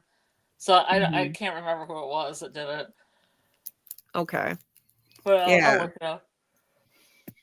Yeah. Which one? Yeah, I know there are apparently going to be a lot of podcasts and channels covering the show. It's a popular show. So, I mean, the scripted videos I do, I'm going to have a hard time getting anyone to notice them, but that's okay. Like, it's not like From, where, I mean, yeah, there were more channels than ever covering From in season 3, but it's not on the same level as the attention Severance gets. So it's harder for people to notice my videos. I think it will be harder, but we'll see. I'll still enjoy making. I mean, you kind of got out of the gate. I mean, we kind of got out of the gate with them pretty quick. So, I mean, I haven't had to scroll down too far from general algorithm to get to our lives. I mean, there are some ahead of us, but it's further down the page, but we're there. Oh, really? Yeah. When you like you've like tried searching and you've seen us pop up in there? I just searched by Severance. Interesting. Okay. Yeah. I never thought of actually trying to do that. Let's see what comes up. Or search Severance Waffle Party and see what comes up, and see how many waffle parties are mentioned. We might be at the top of that list. Yeah. Like I noticed, like, some people, if you search for their channel and they don't have enough people following them, then you can't even find the channel that easily. But if you search for mine, it comes right up immediately. I don't know what it is with my feeds, but like, I get a lot of feeds that don't have a lot of subscriptions that are really cool. Yeah. You know, I see somebody with like 500 subscriptions, like 1,500 subscriptions, and they're doing Severance, and I make a note of it. Because those are people that I would contact, because those are people probably be most interested in calling in, you know, or being a guest on. Yeah. Right. I didn't think that you could find live stream replays by searching, though. Like, I've never seen a live stream replay pop up when I search for anything. So I didn't think our stuff would show up, because all we've done are lives so far. But you've actually seen, like, huh? Yeah, I did a search for Severance, and okay, you're gonna scroll for a while. We're not at the top. You're gonna scroll for a while, but we're there. Okay. No, I'm gonna try that. I mean, it isn't at the top. It isn't top, you know, the super top. But scroll down for a while. I mean, I was surprised, like, how high up it was. You know. Right. Right. You'll get your hacks dogmas and stuff because he's got like 50,000 subscribers, and other people have 100,000 subscribers, so they're going to be at the top, of course. Of course. Yeah. But you might just get up there because we did like an 8-hour live or something, and it's just there out of like novelty. Right. That helps. That definitely helps. Yeah. Because if I search for just plain Severance and nothing else, yeah, lots and lots of things are going to come up before us, for sure. Yeah. I just tried doing it, and I'm scrolling. I don't see anything yet. I'll try it later. Yeah. Anyway. Or put Severance Live in there and see what you get. Yeah. And put Waffle Party. Live Waffle Party. Severance Live Waffle Party. There can't be that many of those. You would think. You would hope. But, some people are into that kind of thing. Yeah. I'm sure. Late at night, searching the internet, as you do. Right. Martin said I can answer every single question in Lost, Julie, so when you get stuck, I will help. The flash forwards and flashbacks are there to put extra icing on the characters we love. Just focus on the island. That's what I do anyway. The flashbacks and flash forwards I'm not as interested in. So thank you, Martin. That helps. Sometimes you have to drug the Peaches so she will take her ass to sleep. Drug the Peaches, yeah. I think we have wait, what was this about? This was earlier. I think we have a love connection, shoot your shot, Doc. Sometimes sometimes Jesse is random. I don't know. Either it's random or this is so out of context that I don't know what he meant. But Trace, I'm glad you love Severance. Nice. Glad to know. Yeah, Doc is engaged. That's right. Anyway. It's not all a memory, not a dream. Remember, so that's why I think it's gonna happen. Okay. Oh yeah, like what's happening in the Ellis in the Well. I got you, Martin. The bartender mentioned the magic tower to Jim for no reason. Yeah, he mentioned the magic tower. Yeah. Like, was it to Jim? I don't remember. Trace said, I love going to sleep listening to the show. I don't know how to take that. I hope you have really weird dreams to the sound of my voice. I get that a lot. Like, I fall asleep listening to your show. It's like, I don't know how to take that. Actually, I usually mean it as a compliment, but when I write it in a review, I'm like, I don't know if they'll take this the right way. Yeah. It might sound like we're so boring we're putting you to sleep. Your topics are so monotonous. I gotta go back to this longer. 5 stars. Yeah. So, I don't know. But no, I understand when you stream this late at night, of course, people are going to be falling asleep, and that's understandable. Most people sleep at night and aren't vampires, so I get it. I get it. I'm gothy, so, I get it. Yes. I wish there was like night schools for children, but it doesn't happen. Yeah. Who said everything had to be running from 8 o'clock to 5? I don't get that. Yeah. Why is that prime time? Yeah. Yeah. I know. I like to keep strange hours. I've always been a night person. Mm-hmm. So, yeah, she has small and big crochet dolls. That's cool. Oh, Grow and Thrive popped in. Hey, Grow and Thrive. Yeah, the Jade doll was awesome. We're yes. Yeah, I want a Jade doll. Yes. Stop putting Jade on blast. What? If you tell us if you're AI, right? Or wrong. Yeah. Are you AI? Jade is awesome. We'll never stop putting Jade on blast. Yeah, never gonna stop. Kidding? Never stop. Won't stop. Yeah. Never. Yeah. Let's see what else here. What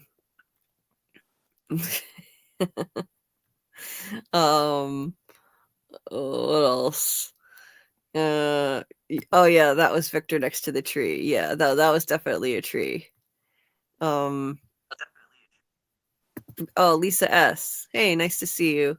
I just messaged her order page because her order page is down. Told her I heard about her from Julie B Deep Dives. Hope she reads on after seeing Deep Dives. Well, thank you. I appreciate it, Lisa. Yeah, I figured I'd give her some promo because she makes really cool stuff. So why not shout her out on here? And yeah, let's see. Doc said, "Oh, the Jade doll." I have to think of who I'd want to snuggle most. Disheveled Jade is probably the one. I like Scott, but I'm not attracted to the character Victor. I agree, Doc. Yeah, I would go for good taste. I would go for season 1 Jade too. So I'm with you. I'm with you on that. I think a lot of us would be in line fighting over him in the fandom. Yeah, we'd be fighting to the death over that one, but I wouldn't buy a doll of an actor or their character to snuggle. Feels creepy. Yeah, it is kind of weird. I mean, it would be weirder if they looked really a lot like them, like I don't know, like a very realistic looking doll, or with a picture of their face superimposed on it or something. Yeah, that would be weird. Like a screen print, like those pillows of a screen print of the person on them. Yeah, that would be weird. I wouldn't do that. Definitely. What's a Mothra plush? I don't know what that is though. A Mothra's like a character from Godzilla. Oh, okay. Gotcha. Oh, Cheater, what did you do? You ordered one already? Oh my god. He ordered you a full-size Jade one. It might take a while. Oh, I should have known. All I had to do was say I wanted one. Jeez. Oh, God, I want one, Dieter. Bloody hell. That's sweet, Dieter. Oh, that's really sweet of you. Yeah, just message that lady on Instagram or Facebook if you want one, if you want to order one. Hey, Carla Way. Good day. Nice to see you. It is 5:01 a.m. here. What time is it where you are, if you're still there? I'm curious. Australia is way What day is it? different. Yeah. What days? I don't even know. It's summer there. Yeah. I keep forgetting what day it is here. Okay, it's Saturday. I'm all thrown off days and times. Carla's in Australia, so they're completely way off from us, like other side of the world. So, what time is it there? I'm curious now. Let's see. It's 9:02 p.m. on Saturday there. That's crazy. That's a huge difference. 9:02 p.m. Saturday. Yeah, that's what was I gonna say? My brain is short circuiting now. But yeah, so it's like they're in the future. Yeah, they've already had most of their Saturday, and ours is just starting. Sun hasn't even come up yet. Yeah, but I think she's on one of those 30-minute things, though, like in Canada, where she's 30 minutes ahead. So it's 8:30. Oh, okay. Yeah. It's weird how that works. Like in Nova Scotia or wherever in Canada they do that. It's like, yeah, 30-minute difference. Strange. Yeah. Lisa messaged her and sent a screenshot of the order form page not existing. Oh, that's yeah, that was very nice of Dieter. Extremely nice. Yeah, I'm sure it'll take some time. Yes, Dieter, I'm wrapping up. I promise. What? Seriously, Jesse, are you AI or what? What is this? What is this? What drugs are you taking? Seriously. Let's go. Sometimes she drops in your lap. What does that mean? And then okay, and then mash. Mash. What? You're just typing random stuff. Okay. Alrighty then. I don't know. I don't know what that's about. I haven't figured it out from the beginning. Okay. Oh, I see it now. WKRP in Cincinnati. Yeah, sure. Venus flytrap. Yep. What? Is that the latest one? Yeah. I don't know. What's Venus flytrap? No, I'm just going through the DJ names on WKRP in Cincinnati. Oh, okay. Herb Tarlick. Okay. And he also said if I had a Julie doll, she would always be sleeping. Why? Kind of creepy. Well, it's a little creepy. What's one? Random. I'm sure. Oh, was like when Victor was drawing Julie when she was sleeping? Like, is that what you mean? I'm confused. I don't know. Okay. Moving on. Doc said we are slow walkers spreading Fromville propaganda, hence our late nights. There you go. Yeah, that's it. We're the slow walkers. Yeah, we that's what we should have called our corner of the fandom. Yeah. Or the slow walkers or the nightmare creatures. Yeah. That explain the hours that we keep. We're gone when the sun comes up. That's it. Not boring, but calming voices. Thank you, Dieter. I didn't think so. You know, I know it's just the hours that we stream. And if I actually show up on time, Friday nights are different. Friday nights, we're going to start later anyway.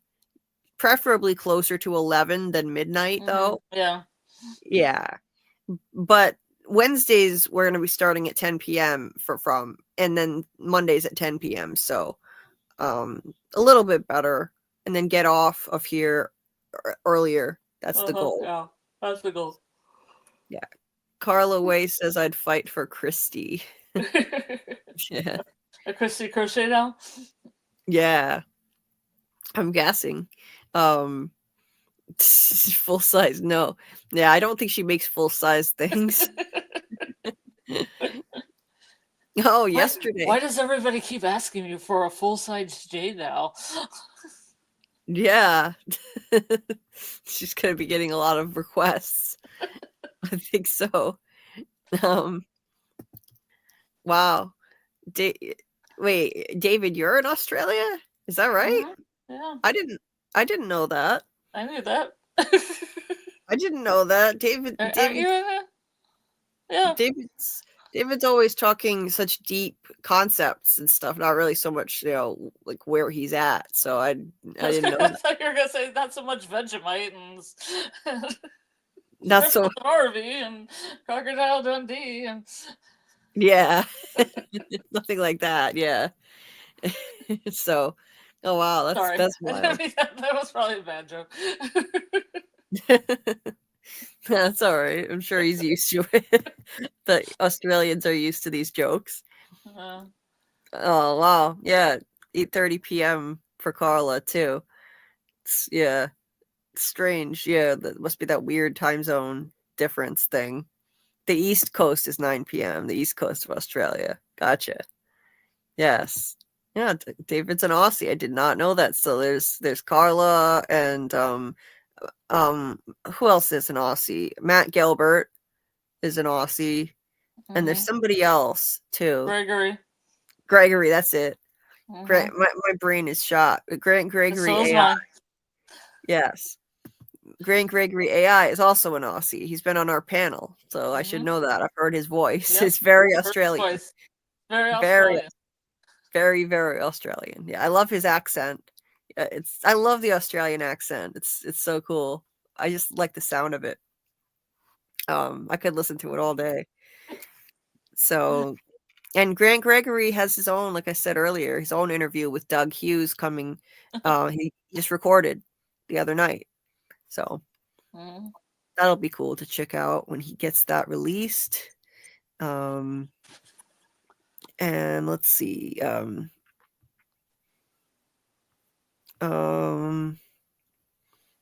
This is an amazing discussion of men's health. Very insightful. I am not AI. Yeah. We know you're not. We know you're not, Doc. David says from Adelaide, but I've been in Malaysia for the last 10 years. Oh, wow. Wow. Oh, and Carla's from Adelaide too. Well, how about that? Both from the same place. And yeah, it's cool how people from all other countries wind up together, brought together by this crazy show. And on this channel of all places, which is still so new and small compared to others. So it's really fun to see this. And yeah, that's neat. We're both from Adelaide. It's just getting hot now. I can't even imagine it. The seasons are flipped around, right? So so for them it's summer right now. So Christmas summer. So you have like Santa, like surfing Santa and stuff like that. Yeah. That's wild to me. My brain can't even fathom having summer during these months. The month of December, January, that's summer for them, and I just can't even contemplate what that would be like. But I mean, it's just that's just because it's all we know. It's the way that we, you've lived in this part of the country, this part of the world, rather, your whole life. Then this is all you know. This is the norm for you, but it's just not our norm. I highly recommend living other places. Yeah. Other countries. Get yourself to another country. Everybody move to another country now. I would if I could, believe I demand it. I would love to. I think it would be really interesting. I would love to live in another country. Everybody just find a buddy in another country and switch places. Let's go. I think it would be really fascinating and just a cool experience. But yeah, I've never even been to another country, let alone live there. If you flush a toilet, the water will go down another direction. Yeah. Yeah. The water will go down another direction. No, it'll go the opposite direction. It goes down, circles down one way in North America and circles the other way when you're on the other side of the equator. Oh my God, that's crazy. Wow. Yeah.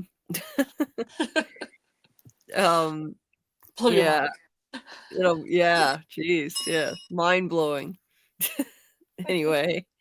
Yeah, I wish I had the opportunity to travel more, but Lisa, I just checked.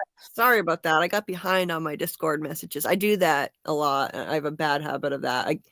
I'm still learning how to juggle all this stuff. And it's not easy for me. I'm not an organized person at all. And all of a sudden I've had to just plunge headfirst into learning both YouTube and Discord really fast and during crazy times right when From was premiering. So it's just been a lot trying to learn how to juggle everything. So sometimes I don't get back to Discord messages or DMs or anyone's DMs in any different platform quick enough. And I apologize for that. It's not that I don't care or I'm blowing people off intentionally. I would never do that. Just so you know. And Lisa, I will DM you back and thank you so much for reminding me. So I appreciate that. Yeah, Doc, I love it. We're the slow walkers. That's great. It fits the hours that we keep. Carla said Aussie's like a good joke. We could take it on the chin. I figured. Yeah. Because that joke wasn't the great. It was more like, oh, you speak about intellectual stuff. I'm surprised that you're Australian. Yeah. Yeah. I've seen Flight of the Conchords or like Kiwis make fun of Australians and stuff, you know. It's fine. Yeah. I mean, I was just talking about it because, like, you know, he talks about all this highbrow stuff, but not so much about personal information about where he's from is what I meant. You know, yeah, I know, but I took it as like people don't have a good view of Australians as being intellectual. Right? No. Sorry, Australians. I know you are. I'm Of just saying course. that's a stereotype.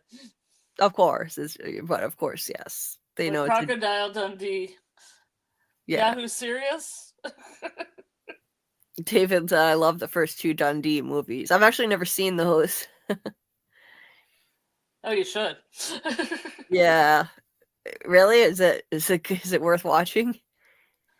Oh, just for the cultural stuff. It was real big, you know. Just for the reference of like, you know, that's not a knife, this is a knife kind of thing. Okay. Yeah. But thank you for saying counterclockwise. Those are the words that couldn't come out of my mouth. One goes clockwise, the other one goes counterclockwise. Okay. Yes. There it is. Thank you. Umber says I'm Aussie too. I wanted No, to. he's not. No, he's not. Yeah. You're not Aussie by association. Yeah. He's like, I wanted to feel included. I'm pretty sure I know an Aussie accent and yours is not. Yeah. Nice one though. Oh, nice try. Anyone know Adam Wilson from Sydney? Nope. Can you hear the thunder? What is that? Better take cover. I'm at work. Oh. I can sing some Midnight Oil. Oh. Okay. Olivia Newton-John. Okay. AA said, do you guys think they will ever do tours and possibly overnight tours at Fromville like they do for Friday the 13th at Camp Crystal Lake in New Jersey? They should. That would be, they would make a fortune if they could ever do that. Once they finish shooting and they don't have to worry about people screwing anything up, maybe, or just do tours and keep an eye on people. They could totally make a killing. People would pay good money to go up there and look through the Fromville set that they built in Nova Scotia. Yeah. They should do it. Yeah, they should totally do that. I mean, I know people would. I would totally go if I could. I'd want to be there. You'd feel like you're in town, like you're really there, and it would feel so immersive, and you know, just bring it home like it's a real place. Push you in the world of the show. That would be cool. David said our Christmas pageant is early in the morning because by lunch it's already hot. Damn. No white Christmases for you. That's not a thing. That's crazy. I don't know what it's like in the summer then if you get a lot of snow, or like I don't know what it's like. Do you get snow in Australia, or is it, how cold is it? I wonder. That's so crazy though. It would be like having like Christmas in Florida with palm trees must be weird, you know, like Christmas in California is weird. Me being a Michigan girl. Yeah, for 20 years of my life it was weird. I bet. It was just weird. It's like you want to break out the velvet like dress and look nice for Christmas, but it's like 80 degrees outside and it's like, ugh. Yeah, I wouldn't like that. There was this one random Christmas several years ago, when it was 80 degrees in Rhode Island on Christmas Day. Yikes. It was a weird year. Yeah. people were showing up with no jacket and short sleeves, and it's 80 degrees outside. That was just a weird year. It's not usually like that in Rhode Island in Christmas time. But it's New England, and sometimes there's random weather that makes no sense. Yeah, so, Michigan, same. Yeah. Changes like lightning fast. You never know what you're going to get. Yeah. South Australians come from free settlers, not like the convicts. So David. Point taken. Yep. Yeah, if you know your history. Yeah, Australia was like the prison colony or something, or the UK sent their prisoners down to Australia. It's crazy how it started out, and yeah, all kinds of weird things you learn from history there. It's yeah, it kind of had strange roots, but I would love to say. It says I would save up to visit Fromville. Yeah, Doc, I would totally do that if I could. 100%. AA said if they did it would be cool to let people stay at Colony House and in town. Only if they had the motel, they would definitely have to do mealtime at the diner. Oh yeah, that would be amazing. I mean, they'd have to create it. If they created a version of the place where the buildings were finished, they could make a fortune. Right now, those buildings. This Colony House is not finished on the inside. Right.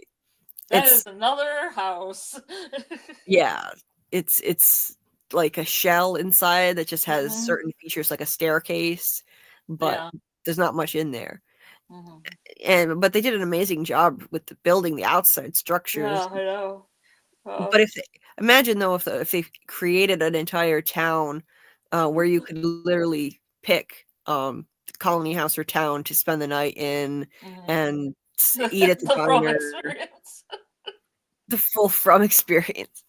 That would be amazing. Coming up, ringing the bell, you got to get in at night, and then like monsters knock on your window the whole time. That would be great. They're like, don't be like that. Yeah. Yep. Don't feel like that. We were having so much fun. Yeah. Yeah. They should do this. It would be amazing. Yeah.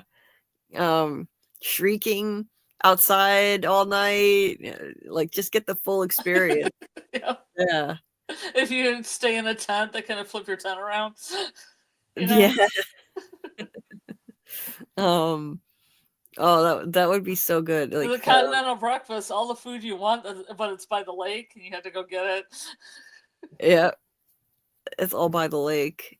And if you go outside, like you could kind of let the monsters chase you around. You just run around, and they'd like walk after you.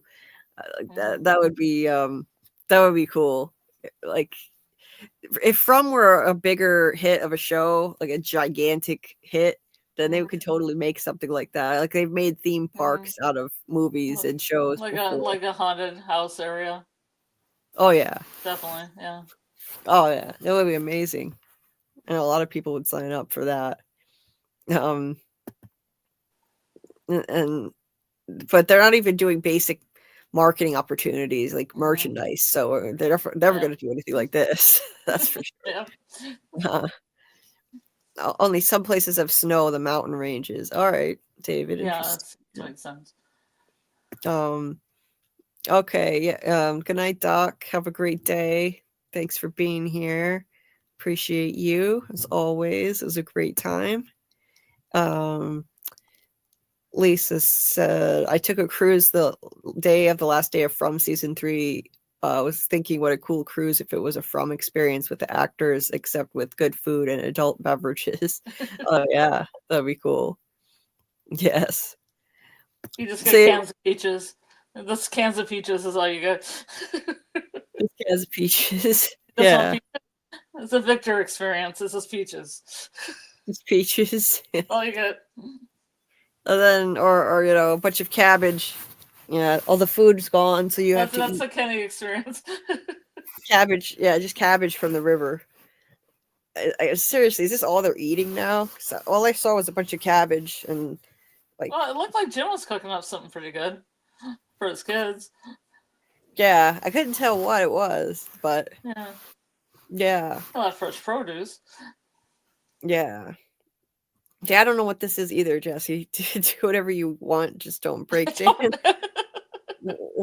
Good luck coming in there, sustenance. I don't know what he's talking about. No, Westworld bot. I don't know what I don't know what that's about. Martin says, "Y'all still live? I thought you were wrapping things up." We are. We are. We are.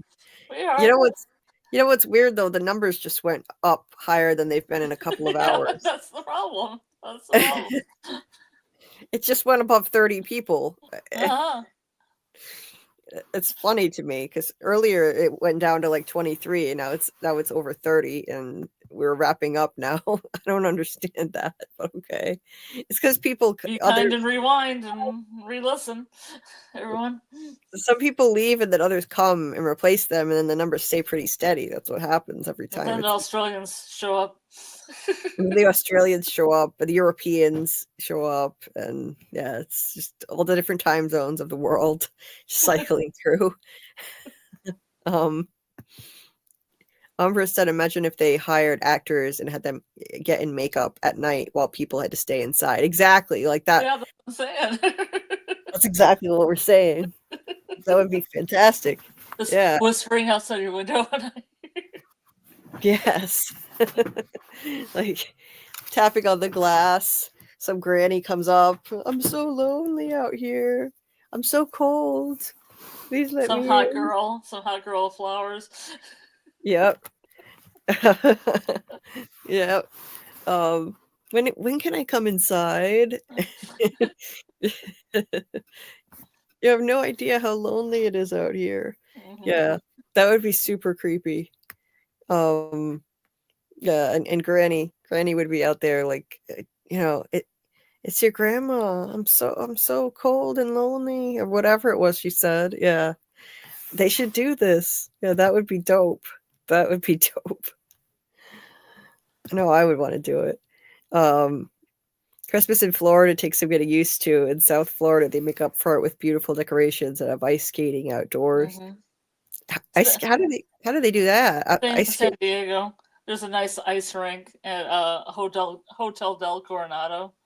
It's kind of a really beautiful Victorian hotel where the author of Wizard of Oz stayed for a while. It's really beautiful, and they have a very nicely decorated ice rink during the winter. Yeah. It's nice. It's really nice. Or you get snow hills. People make a snow hill. They just chuck some snow on a snow hill, and then you got a little mini snow hill for the kids. That's cool. I mean, I don't get how it would work with ice skating outdoors though in Florida. Maybe it just has the stuff underneath it to keep it cold. Wow, interesting. That's cool. Yeah. I'm not an expert. That's cool. It stays cold. I've been on it. It stayed cold. Yeah. I've sledded down hills in California. They're small, but they make the hills for the kids. A little snow hill. Yeah. Well, that's neat. Thank you, Grow and Thrive. I appreciate it. If you could hit the like button on the way out as we get ready to close it down, I'd appreciate it. If you haven't hit the like, that would help me out. Help people find the stream, find the channel. I think Jesse was talking about Ray Gun, the Aussie who made a mockery of the hip hop category at the Olympics. Oh, okay, Umbra. Yeah. Oh yeah, Ray Gun. I forgot about Ray Gun. She was something else. Okay, whatever it was, it went over my head. So whatever he said. They had a one-time Olympic thing for breaking. What's it called? Breaking? Well, anyway, It was like hip hop breaking dancing. Oh, okay. And now they're not going to have it again in LA, which I think is like, the boo. Oh, okay.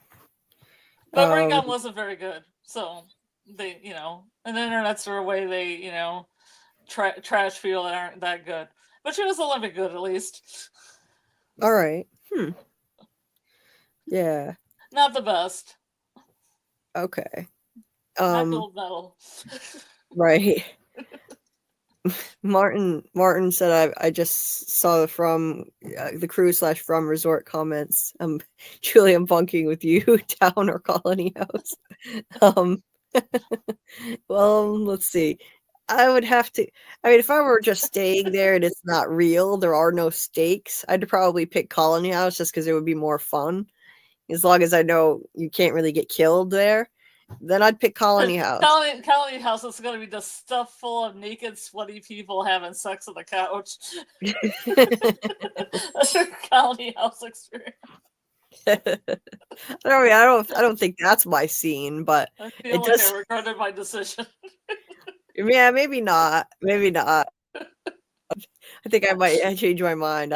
Actually, it's not my thing, but it does seem like it would be fun. Some of those people would be fun to hang out with. As long as there are no actual stakes and you can't get killed there, then I'd probably go with that. What a bummer. If it's real, then I wouldn't pick that. No. Just takes one porn stash and everyone gets killed. Yeah. So just one Kevin. Well, it takes. Not even a choice. Not even a choice. Yeah. Just one Kevin is all it takes. Yeah, there should be a game where you get taken out. Like if there's a hot girl and you let her in, then you can't be there anymore. You get taken out of the area, out of the territory. Yeah. Sorry, I got distracted. Yeah, like there should be some kind of stakes to it to make it more interesting. But obviously, like they wouldn't be killing people for real if they did this. So that takes some of the danger out of it. So you could go with Colony House just for fun. But I'm not into drunken partying or drugs or anything like that. So I don't know. Maybe I'd pick Town anyway. If they hired a Jasmine, I'd get eaten Scarlet. Yeah. And worth it, right? Yeah, seriously. Yeah, this is a good point. Yeah, Dieter pointed out that if people do post a comment after the stream ends, it does help with the algorithm. It helps people find the channel. It doesn't appear until after the stream is over, though. Once the stream is over and the live chat closes, then the regular comment section appears. And if you do post anything, it can be one word or two words or something, then it triggers the algorithm. So it does help. If anybody has time to do it, it does help if you do post anything. Again, it could be one word and the algorithm picks it up and then the channel gets more views in the searches that people do. So yeah, and if anybody has time to do it, sometimes I would appreciate it. Grow and Thrive said, I just realized calling the monsters walkers is a direct reference to The Walking Dead. They called the zombies walkers. Oh, okay. I didn't know that because I didn't watch the show before. So that's cool. Well, that can also be super speedy, like, Smiley's power moves in the last episode. Yeah. Wait, Smiley's what? Oh yeah. Smiley's power moves like I'm up at the top of the house. Now I'm by the side of the house. Right. Yeah. Apparently he can move faster. He could all along. Called speed walking is what that is. It's speed walking. Yes. Speed walking. And we know he can sprint now. He runs. Mm-hmm. He ran to Miranda, so there you go. So I don't know. Maybe we can't call them the slow walkers anymore, but in general, that's what they do. Well, thanks, Carla. Always love catching a live, ladies. Well, thank you for coming by. I appreciate it. It's nice you could be here for at least this last section. Nice to see you. Always so nice to see you. Umber said it's silly they got rid of it immediately. Let's see what else. Martin said plus it has the weed. Yeah, Colony House has the good stuff. They definitely do. AA says if I came to Fromville with family, then town, but by myself, I might still go to town. Colony House is 50-50, but if it was No, it's something more like Westworld, where like when you go into Westworld, I know you haven't seen Westworld, Julie, but you're given like a choice, and the families will go to the friendly family areas. Yeah. And then the other people go to like the saloon with the saloon girls, and then off on the more bloody missions. Oh, okay. Interesting. Yeah, because I haven't seen it, but I know the general concept. Like the family ones is they go kind of more around the town, or they have like a more innocent adventure, or they see like Dolores on her horse painting by the river, and pet her horse and stuff. Oh, kind of like a historical village. Okay, cool. And then the other people go out and go whoring or whatever. Right. And drinking and shooting things up. Right. And AA said if it was the interactive experience, probably town. Yeah. Yeah. I mean, if I had in any circumstance, if the stakes were real, then I'd always pick town if it's a real thing. Yeah. Colony House is just too much of a risk. Yeah. No, that's an accident waiting to happen. All those drunken high people, Carla would choose town also. Yeah. Not even a question for sure. AA said I'd go chill at Colony House, but I need my own house. Me too. I wouldn't want to be sleeping with all those nasty, sweaty people getting it on right 10 feet away. I'm sleeping on the floor or on a couch. No, thanks. And then just the risk factor, forget it. Yeah, no, not for me. Yes, like Dieter said, if you haven't seen my interview, it's part 1 of my interview with Doug Hughes. Check it out. It's right on my channel. There's a link to it. I mean, you don't even need a link to it. You can just go to my channel page and go to the video section. It's the latest video that I put up. So, and it's really it's fascinating. Doug is an interesting guy to talk to. He has a lot of great stories and talks about his ideas about the Man in Yellow and his opinions, what it was like to get cast in this role, and it's a fun watch. And then part 2 I'm going to release in a few days. I'll let you know when. I'll make an announcement and premiere it. And it's lengthy. That's why I had to cut it in half. So part 1 is like 46 minutes and part 2 is about 55 minutes. So definitely check that out if you haven't already. And he gives an interesting perspective on, the way he thinks of the Man in Yellow based on what limited knowledge he has, the way he interpreted the script. He doesn't know any more than the rest of us. He's a fan just like everybody else, so they didn't give him any information, but he has his own opinions on what this guy could be, the nature of this guy, what his backstory might be like. So I really liked hearing his perspective on it, and the fact that he probably wasn't always evil. That monsters are not born, they're made, like Mary Shelley said. And so I think he's right. I think he's going to be right in that assessment. But yeah, he doesn't have any inside information, believe me, but hearing his perspective and what it was like to shoot the show, what it was like to film it, it's really cool hearing the stories about it. So and Doug was so kind and has a great personality. So yeah, go check that out. And let's see. So okay, and then I'm going to put out my next theory video, and will be The Boy in White within the next few days. Hopefully I'll get that recorded finally, and I'll put that one out. Which will be the next in the series. I did one on the Man in Yellow, and the next will be The Boy in White. They kind of go together. Monday will be our Severance live. That'll be the next live, 10 p.m. Eastern. And we'll talk all about season 2, episode 1.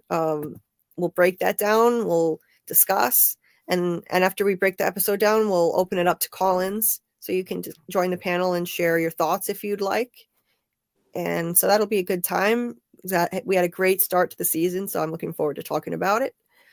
Keep a lookout for my breakdown for season 2, episode 1 of Severance. I'm going to be putting that out as soon as I can. Again, I don't do recaps like I've said in the past. Like, I don't do recaps. It's going to be, my interpretation of what's going on, not just this is what happened in the shows. You don't need that. You watched it yourself. So yeah, I'll do a video on that. And our next From Live, of course, will be Wednesday at 10 p.m. Eastern, breaking down episode 8, season 1, episode 8, which is Broken Windows, Open Doors, the episode after Colony House Massacre. We'll break that down. And then, of course, our watch party Thursday at 9 p.m. Eastern in my Discord. The link to the Discord is in the description of this video, and it's also linked at the top of the chat right now. If you're on the replay, though, you can find it right in the description of this video. If you want to watch with us, I'm going to be streaming it at 9 p.m. Eastern in the watch party channel in there when it drops, and then we'll discuss in the voice chat. You can also type in the chat section. You don't have to speak if you don't want to. And after that, so while we're doing that in the watch party channel, I'm also going to stream it a second time in the other voice channel at 10 p.m. Eastern. For anyone who missed it at 9, Scarlet will be watching at 10. So anyone who wants to can join that one at 10 p.m. in the other channel. So in my Discord, you can see all the info about that. I'll put up the events. So you can see the schedule on that. And yeah, that's pretty much it for stuff we're promoting. Of course, Sunday night will be on Jamie's channel, Sci-Fi Vision channel, as usual, discussing our rewatch of From also. So check that out. And let me see.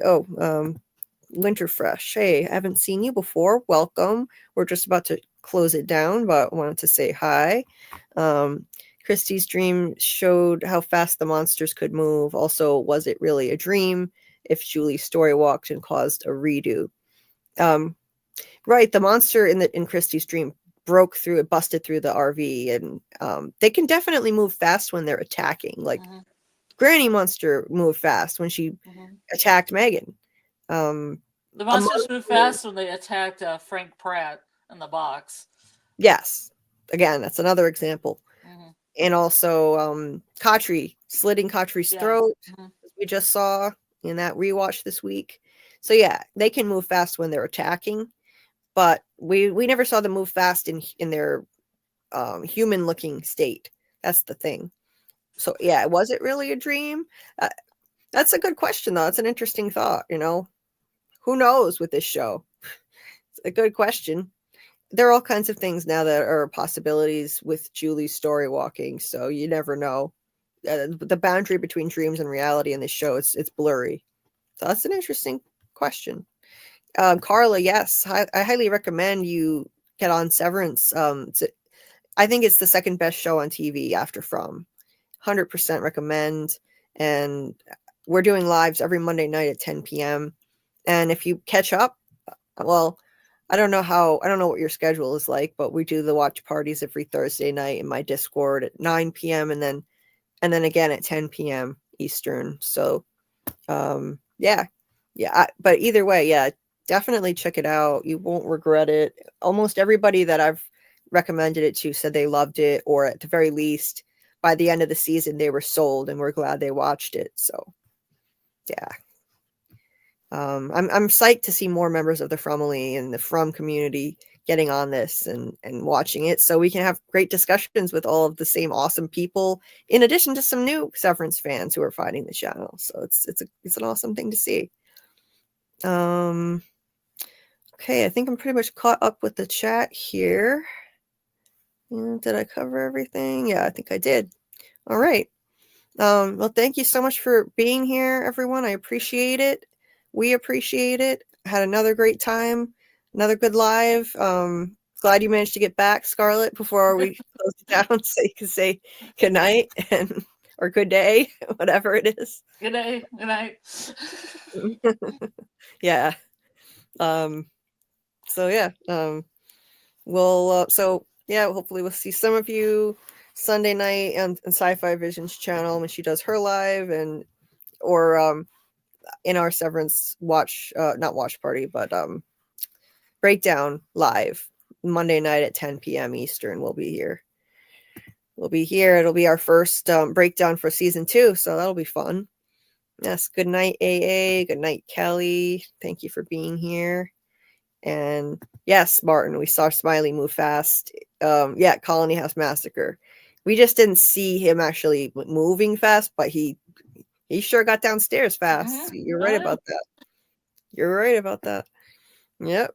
And thank you, Martin. Good night and bye, everyone. Can't wait to hang out with everyone again. Well, thank you so much. We can't wait either. Thank you for being here. And good night, Carla. Nice to see you, of course. And hopefully Tony does a stream. Wait a minute. Tony was going to do a stream last night. I don't know if he actually did or not. He was considering doing his celebration stream, but I didn't get a notification, so maybe he didn't do it yet. I don't want to miss that, even though he's not doing a propeller dance. Oh, disappointment. Yeah, no propeller dance. I still want to see the celebration stream. Maybe he'll go live Sunday, and I'll check it out, whatever it is. But okay, I'm gonna close with one of the cameos to end it, and see you guys next time. And I'm stalling while I look for the thing. And thanks, everybody. It was great. And until next time, keep on deep diving, and let's see what we can uncover together. Good day or good night, everybody. Thank you. Yep. Julie, hi. It's me. Why am I screaming? It's me, David Alpay. Hey Julie, it is also Julie here, name twin. Hi, Julie B. Deep Dives. It is Avery who plays Sarah on From. I just want to say thank you so much for watching and supporting the show, and I also want to give a shout out to your co-host, Scarlet of Many Names. Hey, Julie. Julie, you're awesome. You work so hard. I wish we were friends in high school. You could have helped me with my, literature essays, my critical essays, because you are so deep and thorough.